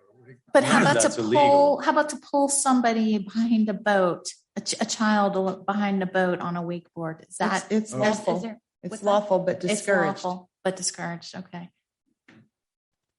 And I think the concern is some of the speeds, obviously. So when you see the variation of speed like this, that creates that unsafe environment where bad things can happen. You look at I-95, if everybody's doing 65 miles on the speed limit, you don't have issues. It's right. And we see boats, our speeds here, we're looking at 5, 10, 12 miles an hour. And yet you have somebody doing 58 miles an hour. Those variations of speed where they come together is where the problems happen. And that's probably the concern, the biggest thing you can impact. Mm-hmm. Mm-hmm. I think I think it definitely makes sense to pursue. And Commissioner Gossett-Simon, you had mentioned in a previous meeting how difficult it would be to change the speed anyway because of the lobbyists that the boating organizations send. So I don't know how even viable it is to change the speed. And I guess the way I see this is it's something that's within our control, whereas changing the speed really is not in our control. No, and I think with the town, what we're looking at now, the discussions we've had is that what are we doing as our municipality here in Highland Beach to create that safest environment in the waterway? And it may be a combination of things. Certainly FWC plays a big part because they're the regulatory agency in this. And they've been terrific, the people in Tallahassee. They could not be more helpful, more understanding of what we are, what we're doing, and giving us all the information and resources that we need. But this is not just one single piece that's going to solve this. So I think our responsibility is, what are we doing holistically from the regulatory process to enforcement? What's the next steps?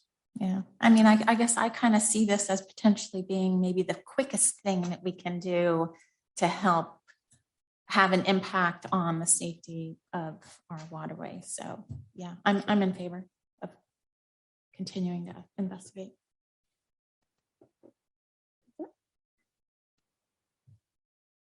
Good discussion. Personally, I've been involved in boating all my life. from a young teenager up till now. Chartered boats in the Virgin Islands, owned boats, small boats, large boats, kayaking down here. And one thing to keep in mind, when you get into the larger boats, you've got to maintain headway. You've got to keep speed up. When you get going very slowly, the only way to maneuver the boat is with the props. You can't be steering the boat anymore. And moving the boat around with the props is quite difficult. You need to be very accomplished. And when you have the wind and you have the current and you're trying to maneuver the boat with the props, it's quite difficult. So the thought of no wake zones and 5 miles an hour, et cetera, is very, very difficult for large boats. I had a 53-footer, and moving around under those conditions is quite difficult, very, very difficult. So I don't know that something like that really is the answer for our intercoastal.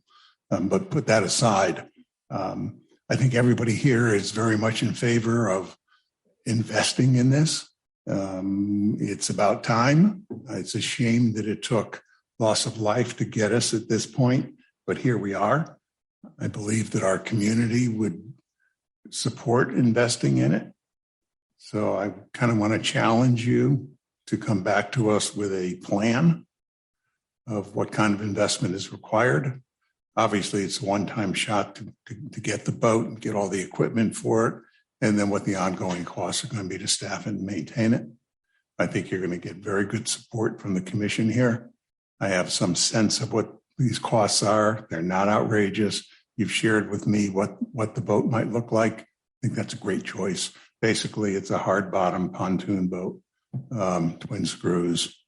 It's got a small head on it. It's perfect for what the needs are, particularly because it's going to be going up against other boats, So the pontoon sides, rubber sides, great. I don't know that you need 2 people on board, by the way, up to chief to determine, but my guess is 1 person, as long as they're skilled, probably sufficient. So a rubber raft kind of boat? Yeah, it's pontoons. Okay, I wasn't Hard thinking that. bottom. I was thinking like a Boston whaler with a center console kind of It's thing. very similar okay. to that. It's just not hard sides. That's all. Is that what CETO It's the center uses? console. Is that what CETO uses? Rigid hull. Mayor, I'm sorry? is that what CETO uses? Like it. Yeah, The similar. CETO very similar. type boat? Yeah. Right. Very maneuverable. Twin screws pretty fast. But come back to us with a plan. I'd like to see it at the meeting on the 19th.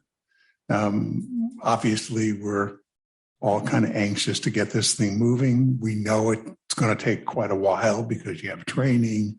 It's probably 6-8 months out to get the boat. They're in big hot demand now. But until we get started, we can't get it going. In terms of where to keep the boat, there are plenty of marinas here that I'm sure would devote space. I know we have space, right out on the point there. And I think probably others do too. There's probably some backyards that aren't using, but you don't need a lift because you're going to use it a lot. Mayor, if it would help, 2 years ago, I chartered the actual mileage of our waterways. It was 11 and a half miles of waterways, including all of our canals. Well, wow, there you go. We need 2 boats. Well, I mean, it's inconceivable that we don't have this now. Yeah. When you think about all the water that we have here. So at any rate, if everybody agrees, we'll ask Chief to come back to us with a plan. And one other comment, Chief, do you foresee not mooring a boat somewhere in one of the marinas or at Boca's boatyard or wherever, but instead use a trailer and haul it into the fire station, like Del Rey does? This boat, we're talking like 30-foot boat, so we're not doing a lot of trailering around Okay, quickly. so it is going to be a. But you did decent hit size. something that you said, and the vice mayor said, that when we're starting a fire department, we're going to be doing some rescue. The soft side boat that it kind of seems it's good for, it's easier to access people out of the water outside of that hard raise on the sides. Yep. It's easier to get people out of the water and potentially dive off of, and all these other type of secondary things that we may find ourselves doing. So I think with public safety kind of really also pushes the need that we should really be taking a real. Well, I think close look. also what the vice mayor was alluding to, it would help cement our relationship, particularly with Boca, and pulling in the whole, fire rescue, police rescue, the whole situation certainly would be a compliment to that. Yeah, Mayor, it could be considered a police and fire boat. I don't know much about what's included in a fireboat. My guess is it's much more complicated and much more costly. Maybe. That might be a down the road thing, but I think that's a big step is my guess. Anything else for the chief? The only other thing is that the pontoons makes a lot of sense because if they're going to be pulling up to a boat and tying up to it, we don't want to have anyone say we damaged their boat. Yeah, no, absolutely. So this is like putting down bumpers. Yeah, it's another reason for it. So Plus, when I use it during the week, I want it soft. No. That goes without Yeah, saying. Chief, thank you for jumping on this. We really appreciate it. Real quick, given I'm the liaison to the Natural Resources Preservation Board, if you quickly look on page 129, which is the memorandum for this particular item, there's another component here. Ms. Chapelier, who was here earlier in the meeting, she talked about her research that she's done on boating speeds, on manatee safety, and she wanted to provide this information to the Natural Resources Preservation Advisory Board. Per code, before she can do that, she needs to get sort of the thumbs up from the commission. Given that you're now moving towards the direction of maybe not reducing speeds, but instead of going possibly with a boat, do you not then want her to provide that research to the Natural Resources Board to save her? Just would like some direction from the commission on that. Yeah. So Page do you want to 129. direct it to the Natural Resource Advisory Board? Because it's the boating marine issue, like a marine unit for the police department doesn't really fit into the Natural doesn't, Resource right. Advisory's wheelhouse. The manatee issue that's secondarily or tertiarily related to this issue might be something, but I don't know if it's right to move this to them for discussion, debate. We can give them the information, we want to give the public the information so they know, but is it something you want Natural Resource to review and give recommendations and stuff? I don't see the need. I don't see it. Anybody else see it? I mean, it seems like this has grown into a bigger, before Yes. when it was just a Right. manatee, you could kind of see why, but now that's kind of gotten into the public safety realm, I think it's appropriate for Chief Hartman to right now. Will be a staff Right. direction. Very good. Thank you. Okay. Anything else on this before we move on to Peggy, is there anything you wanted to add on the materials that you supplied us with? I know I read them over. I suspect No, everybody else just did. it was a background. I actually compiled that one 4 or 5 years ago when Army Corps came out to inspect a home near me before I ran for office, which was putting in like 8 pilings with no permit. Background stuff. And I said, well, a lot of things happen here. Yes, sir. So I Right. just provided it to you. Okay. Thank you. Thank you. Okay, we'll move on to Natural Resources Preservation Advisory Board recommendations. I just want to ask a question regarding the resolution. I'll bring it back revised at the next meeting. We have Oh, time. Okay, I just I want want to make sure it sounds right Okay, I instead just of doing want a to quick clarify switch on the that. fly. Okay. Thank you. Okay, we're on page 135.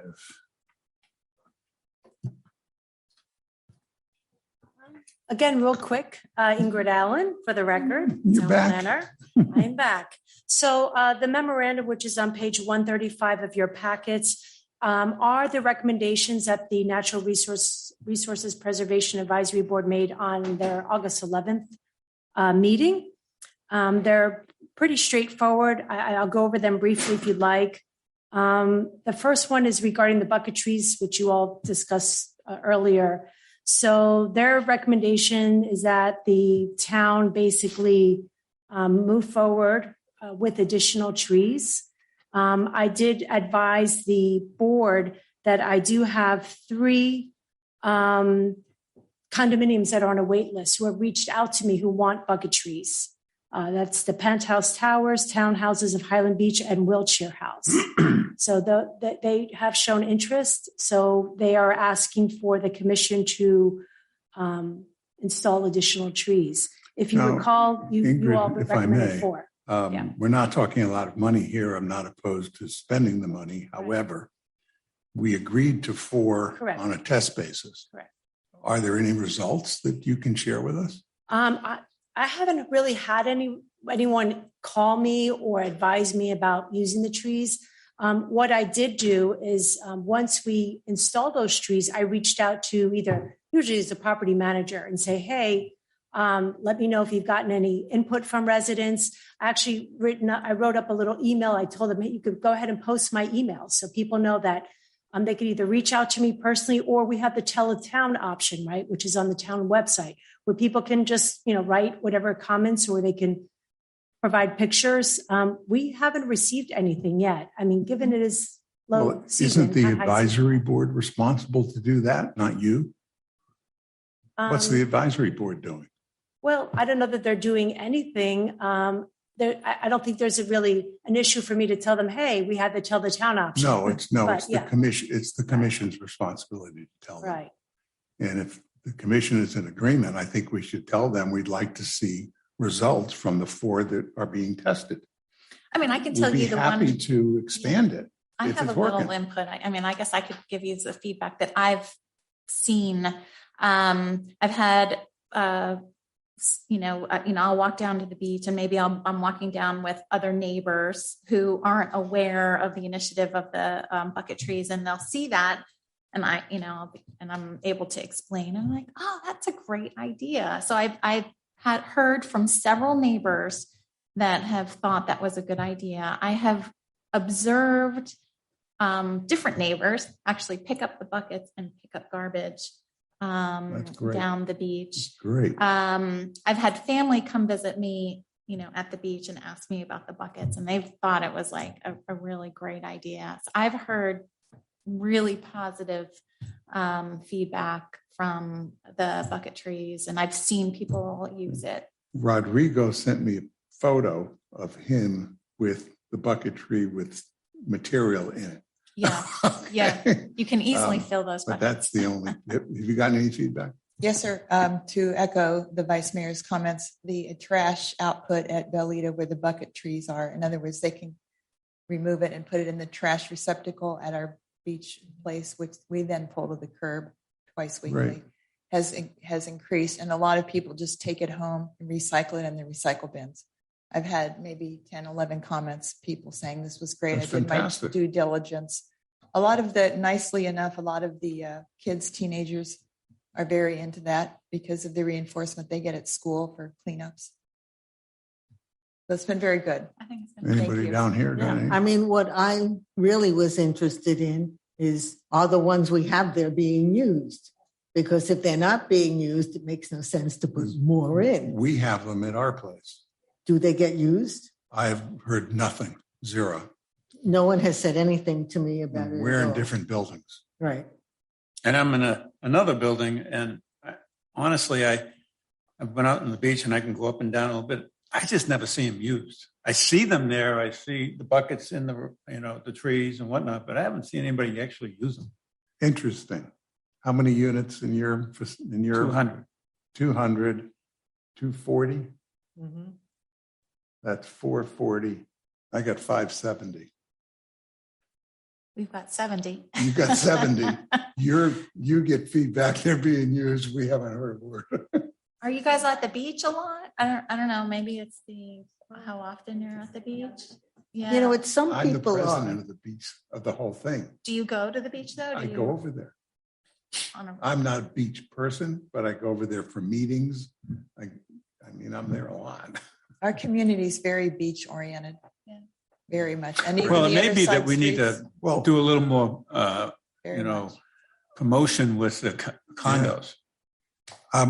Would you do us a favor? Contact the board. Ask them if they will do a, just not a sophisticated survey, but make a bunch of calls. Do you know if these requests that you're getting from the condos, is it because, I mean, I'm assuming it's because they are intending to use these buckets, Well, right? yes. Also, we did have a write-up in the last manager's minute where we had a picture of the bucket trees Yeah. in several locations. There's, my contact information for more information. So the condos that now wish to have one that are on the wait list, I don't know if they saw the manager's minute and saw those pictures and thought, oh, we would like to have one. Or maybe it's just, chatter among residents. Hey, we have one at ours. Oh, that's a great idea. Right. I mean, I appreciate you contacting the managers to get Yes. them. They're going to ignore it. If the members of the board will make some calls, get some feedback.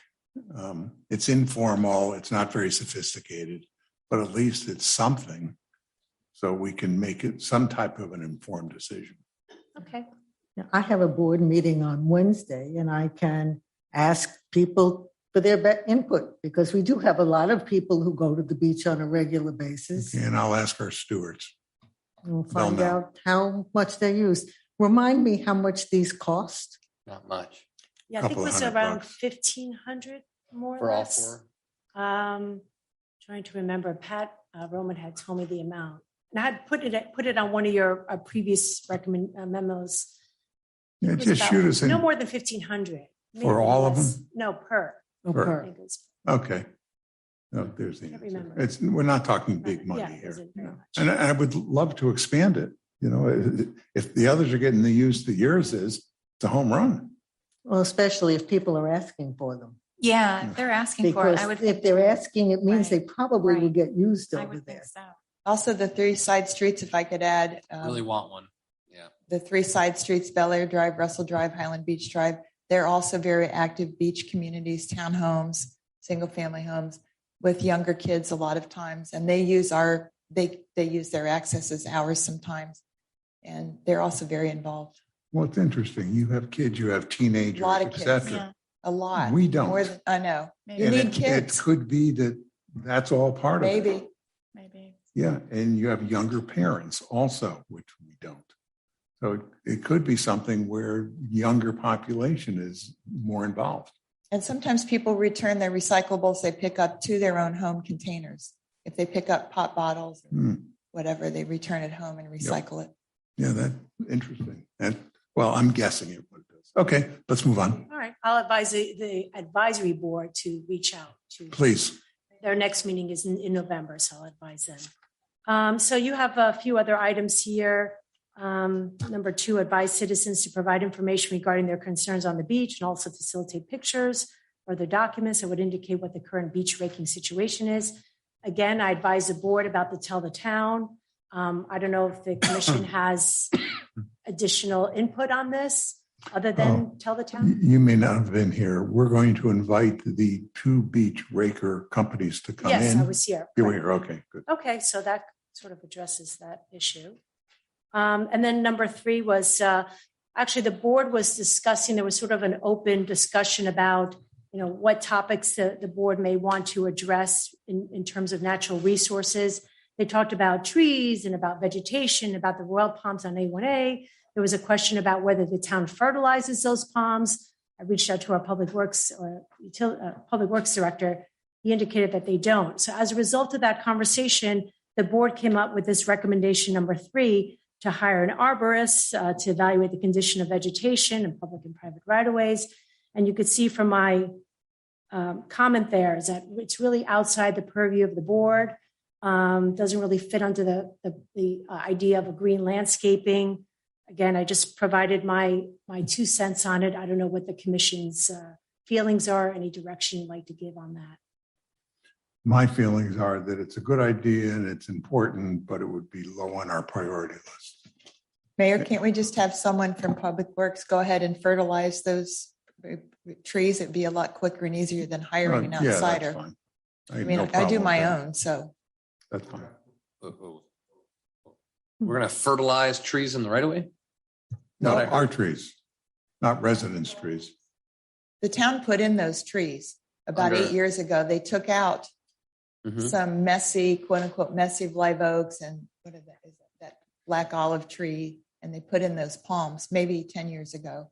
So if we installed them, Maybe we should give them a fertilizer once or twice a year. I don't know. I'm throwing it out as an idea. I'm not sure that we are responsible for taking care of them. I believe it's whoever's property is adjacent to them. I believe that is our ordinance. That is correct. So what do we do? If they're If they our don't. trees, the town's trees. No, it's only that we planted them. That doesn't mean we have to take care of them. But we do have a right-of-way ordinance agreement with FDOT that states that we take care of it. We replace them if they die per the Right. grant that we got to So install. it's one of those So it gray makes sense for us areas. to take care of them. Well, that would make sense that we take care of them. Yeah, I agree with John. And Just the take- palm. I'm just trying to, so I can get my idea of what kind of proposal to We bring back. want to take care of trees that we would be responsible for. Those grant funded trees. Correct. Okay. Yeah. Okay. But Let me get this, some this information. reminds me though of another subject, and I'm sorry, I know it's getting late. But we started on an effort to protect the dunes. And we were looking at this consultant that was here in town. We looked at a presentation, and then we were going to start educating the homeowners. Right. And Right. the thing kind of died. Yeah, you're right. No. Can we resurrect that? I mean, that's a project for this board. And I don't know where it went. You're smiling. It's on our strategic plan. It's a plan. We're tackling everything we can at the moment, but it is scheduled. It's not lost. Okay, but It's it's in our not, strategic plan. but it's not a project for you and your group. It's not a project for the commission. It's a project for this board. It should be. And it should be a very high priority. Okay. You're smiling, but I think that's what this board is all about. Correct. So we can begin to do that, but these advisory boards they discuss it and then the work comes back to Well, us. I'm thinking that these advisory boards need to go to the next level. Not just meet and push assignments to the staff. Are you suggesting And- they come up with a plan for us, Mayor, then that we can look at? I'm suggesting they should be executing some plans. Okay, because if there could operate similar as our planning board and code enforcement. Yeah. Let them take the initiative and develop the plan. And then we And could if they take need another. some funding, they should be executing the Sure. plans. Why can't they be doing some work other than coming to meetings? I'm sure they would. I think they would love to if we would Yep. fund it. Great. If I may interject, actually the board. Only if you're supporting what I'm saying.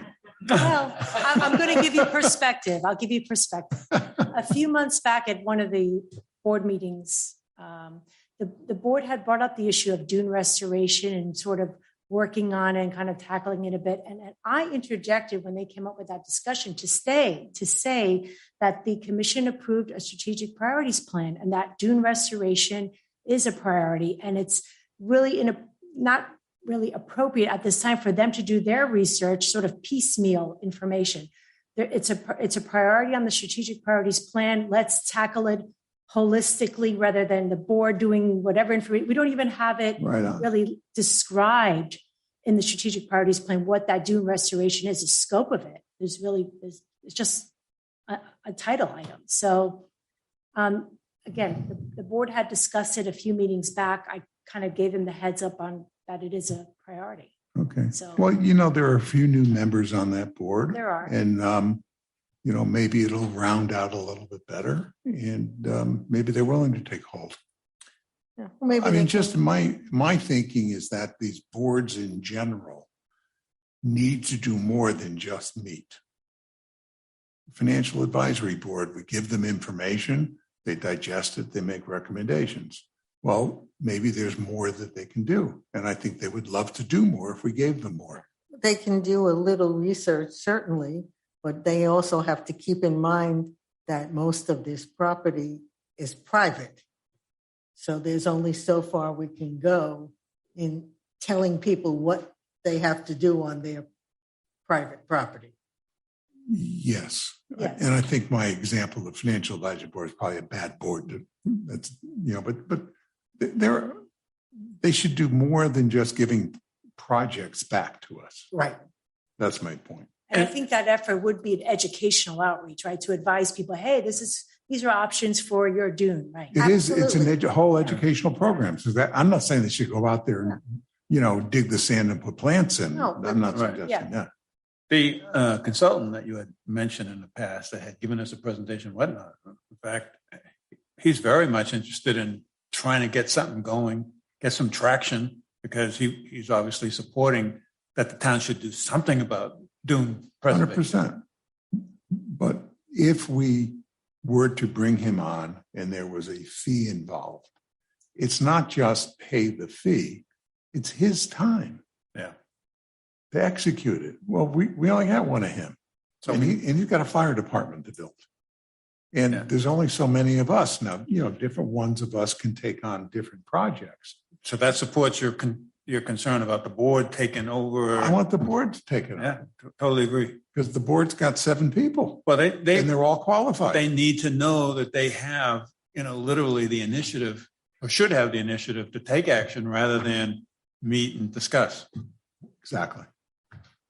Mayor, could we add on one thing that just before we had disbanded the board due to lack of members, the leader, Steve Parks, had discovered that Highland Beach had been not included in a survey, and it was either by the state or the county, I don't remember, a critical survey of zoning on the beach, R3.1. I remember that. Yeah. Remember that? Yep. And it became right when we disbanded. So maybe they could please pick that up, because that was a very important potential legal matter for the town. Yeah. And he had done a scads of research.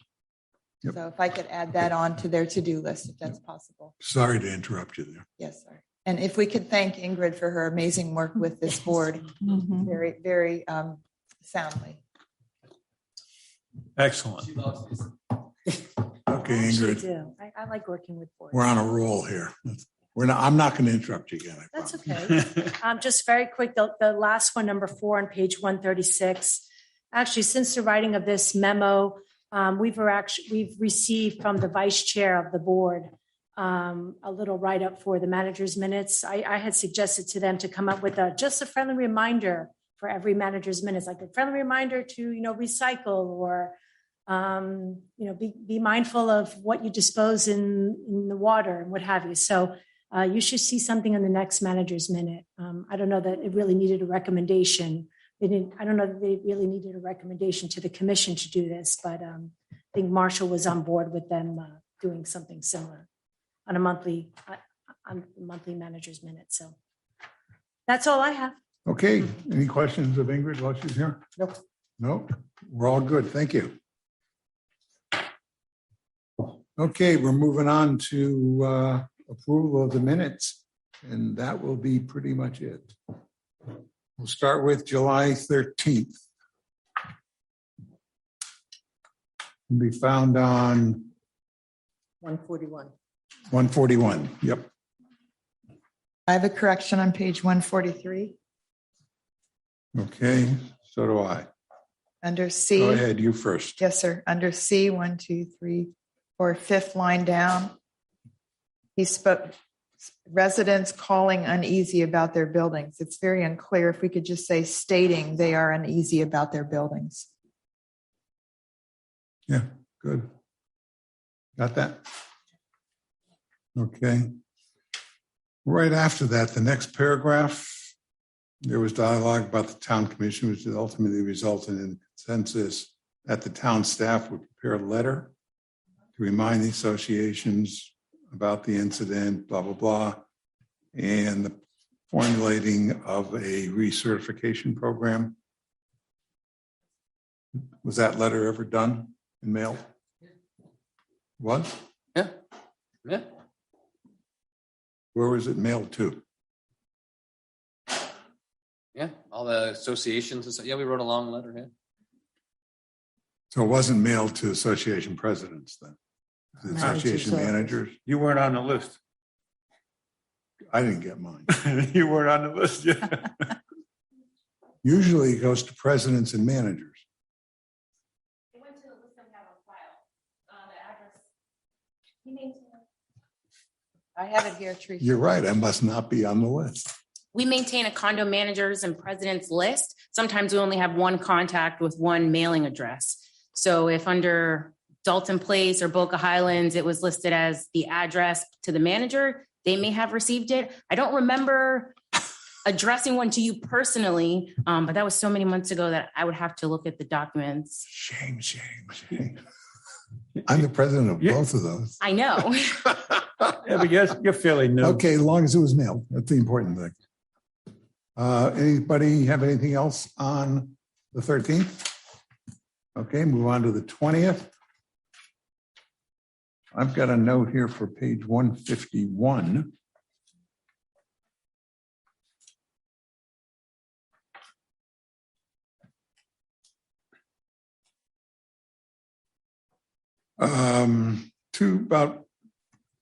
About 2/3 of the way down under Commissioner Peggy Gossett-Simon provided comments. The second bullet says where funds may be collected, such as electronic vehicles. My guess is that's supposed to be electric vehicles. Yeah. That's all I had. Anybody have anything else for the 20th? No. Anybody have anything for August 3rd? August 16th? I have August 3rd, sir. Okay, shoot. Yes, sir. Page 157 under E. Wait a minute, let me get there. E, you say? Yes. Yep. It should be 1, 2, 3, fourth line. It should be ends, plural, and ends on the second Tuesday in December. Ends with an S. ENDS.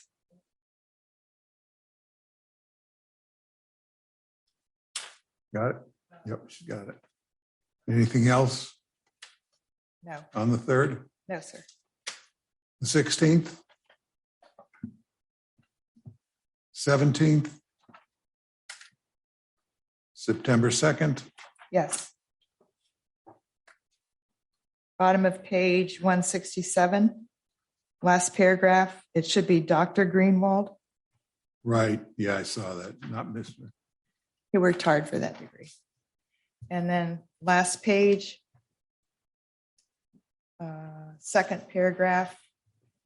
It's the Florida Fish and Wildlife Conservation, not conversation. That's a good one. I have one And ad. it's actually the Florida Fish and Wildlife Conservation and Commission, but they usually just do the acronym FWC. So if you want to use FWC, that's their preferred acronym. John, you had something? Thank you. Yeah, on 6 paragraph, the second paragraph, Commissioners David Gossett-Simon and Vice Mayor Moore commented about the excellent performance of Town Manager Laverty. I don't want to be left out. I want my name in there saying I felt the same way. I will add your name. I'm good. I love it. So Okay. just above that same page, I guess you call it the second paragraph. Actually, excuse me, you were absent. That's why your name didn't show up in the minutes. You No, were I was here. absent. You weren't. No, you were absent. So I No. can't add You were your in name. Idaho. You're out camping. Yeah, you're in Because Idaho. the votes were 4-0, so there were only 4 of us here. Okay, well, it's an absentee statement. John's part of the aging process. We understand. Sorry, Vice Mayor Moore. Oh, that's I'm sorry. okay. Just above that, I think you'd call it the second paragraph. Following the presentation, Town Commission maybe discussed the various, or I don't know, Town Commission something, the various insurance, including coverage. Same page, just above, page 191 of the pack of the agenda, kind of towards the top. Following the presentation, Town Commission. What page are you on?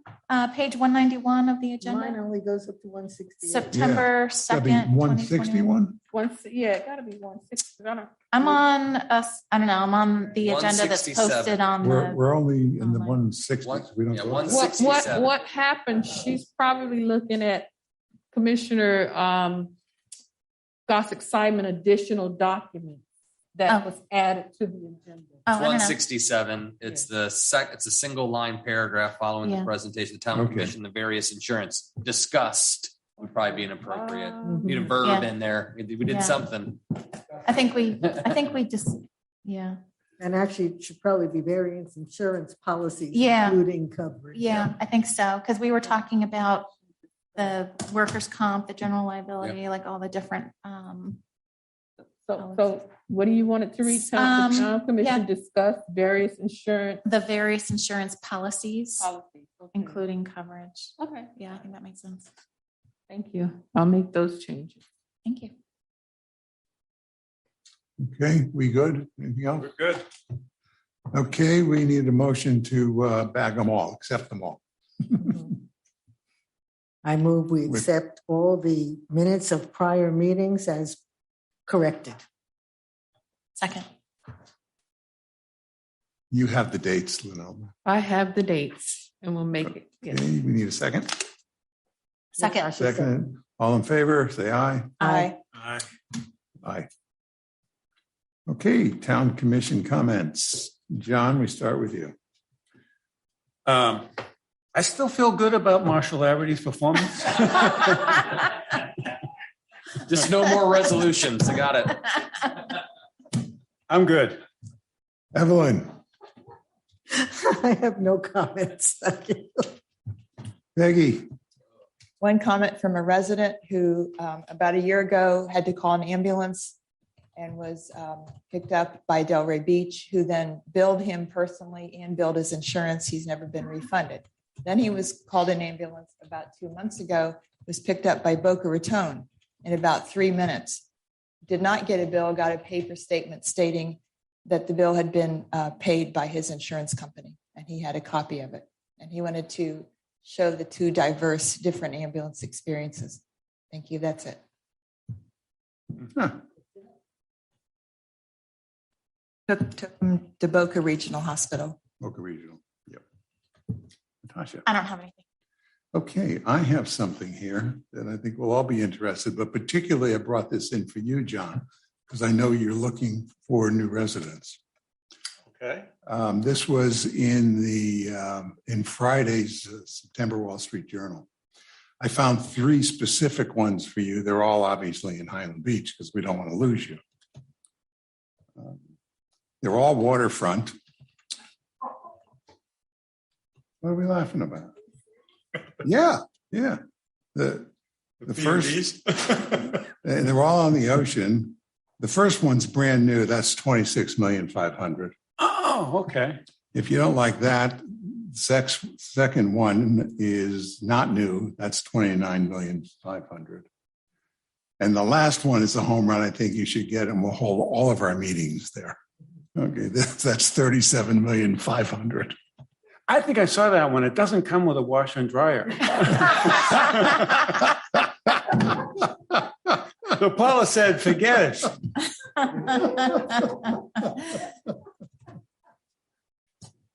Well, for budgeting purposes, let's hope all 3 sell this year. Yeah, right. We need the taxes. Marshall. Nothing outside of a long meeting. Good job. Thank you. We are still progressing on fire. We are making some headway. I've added a few items today to our strategic priorities plan. But we do have our EMS protocols have all been developed with Dr. Cohn and Glenn and Tom McCarthy. You'll get a chance to meet him soon. We brought him in as an EMS expert. So our team is rounding out. You'll all like him as well.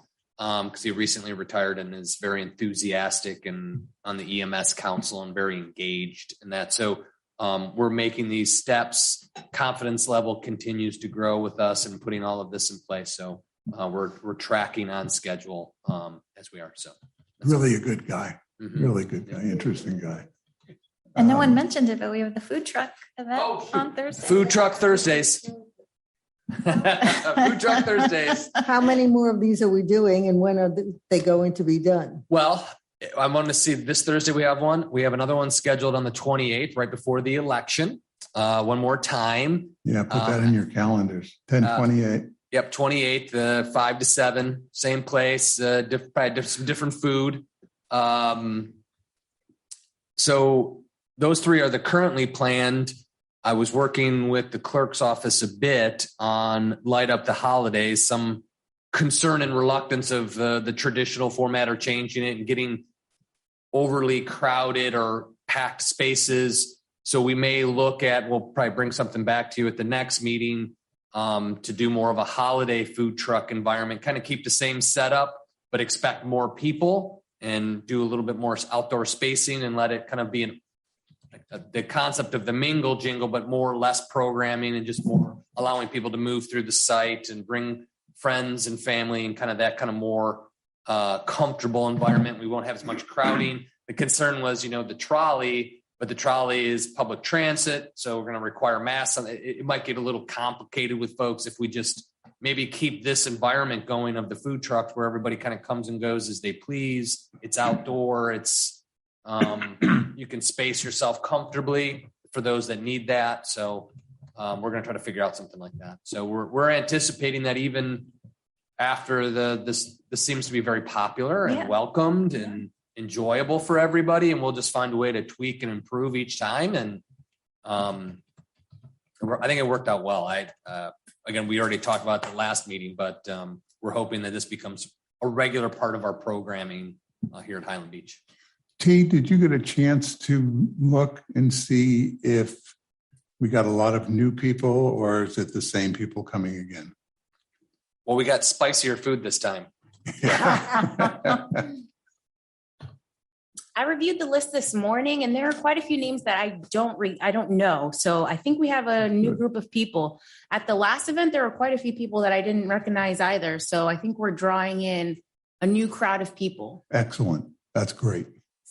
The family is growing. Engagement. You're getting good engagement. Marshall, at the next food truck, could we have an email sign up list for those who may not be aware? They could sign up for our email. Let's put email cards out. Well, and also one would think, though, that if they came, it means they got the email. Sometimes you never not. know. You and never then know. Maybe some materials if we have extra managers' minutes or anything. But can we send out, everything you gave here us should be about flyers. fire. Can we send those to all the buildings? Right. Yes. The flyers that you gave us, can we send these to the buildings so they can put them up in their mailroom? Well, we're sold out. They were sent to all the... I know we're sold out. This is from the last one. What I'm saying is for the next one that... Oh, yeah, good idea. In the future. I mean, again, if this is starting to look really popular, so we're going to have to look at it, making greater accommodations for a larger audience. Right. That's all. That's on us to see how this next one goes and see if it, starts to build. We're going to have to plan for the more folks here, and that's great. These are great problems to have. That'll keep the numbers down. Well, we got a tent, so that at least helps a little bit of dry spot. We were got a little wet last time, so. And we can get 2 tents if we start getting too large. Yeah, we just add another tent, kind of figure out a space, but we can accommodate. We can make it throughout the complex too, and put it, in the back, and you can hang out with the police officers in the back, and it gets them all worked up. But we can, eventually we can move it so we can migrate through the space a little bit too, and kind of a bigger mingling. Bring them in here if we have to. Mm-hmm. And on that point, we do send that flyer to the condo managers list that we maintain. We could make an effort if the officers want to hand deliver the flyers to the managers. I know they do that in some instances, so we can do that to make a larger push to the condos. Mayor, are you saying that the managers of the condos get these items, but not the presidents or boards? Because maybe they should go to both. The president and manager are supposed to get these items. Right. So were you just left off? I was off? left off the list. That's all. I just looked at it. It was addressed to Dalton Place with your address. So I don't know if they just kept it in your office and didn't pass it along, but the letter is addressed to the condominium president / managers. Sounds like an internal problem. And only I didn't say that. And one went. I'm sorry? And one. In one. Well, that's why the manager got it. Yes. Yeah. But I have copies for you all too, just in case.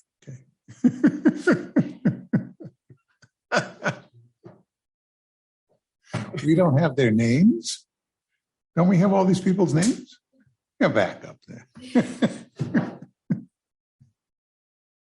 We do, but people change. The condominiums don't. So we've noticed if we address it, they won't deliver it. So if we put it to the condominium name, it's assured that it'll get there.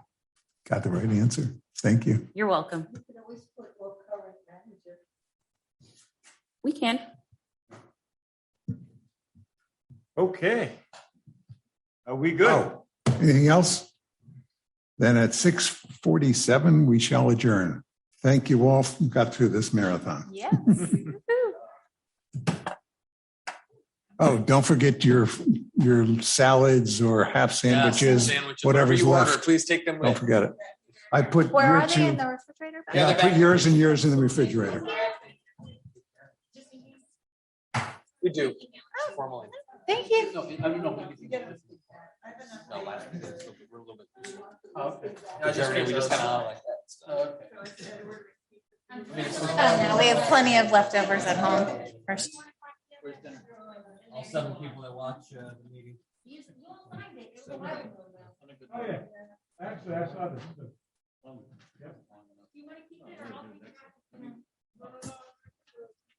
What? What's that? Who's? What? Oh, I know. Not for Thursday, but moving forward. He does, doesn't he? Nice. Swirly.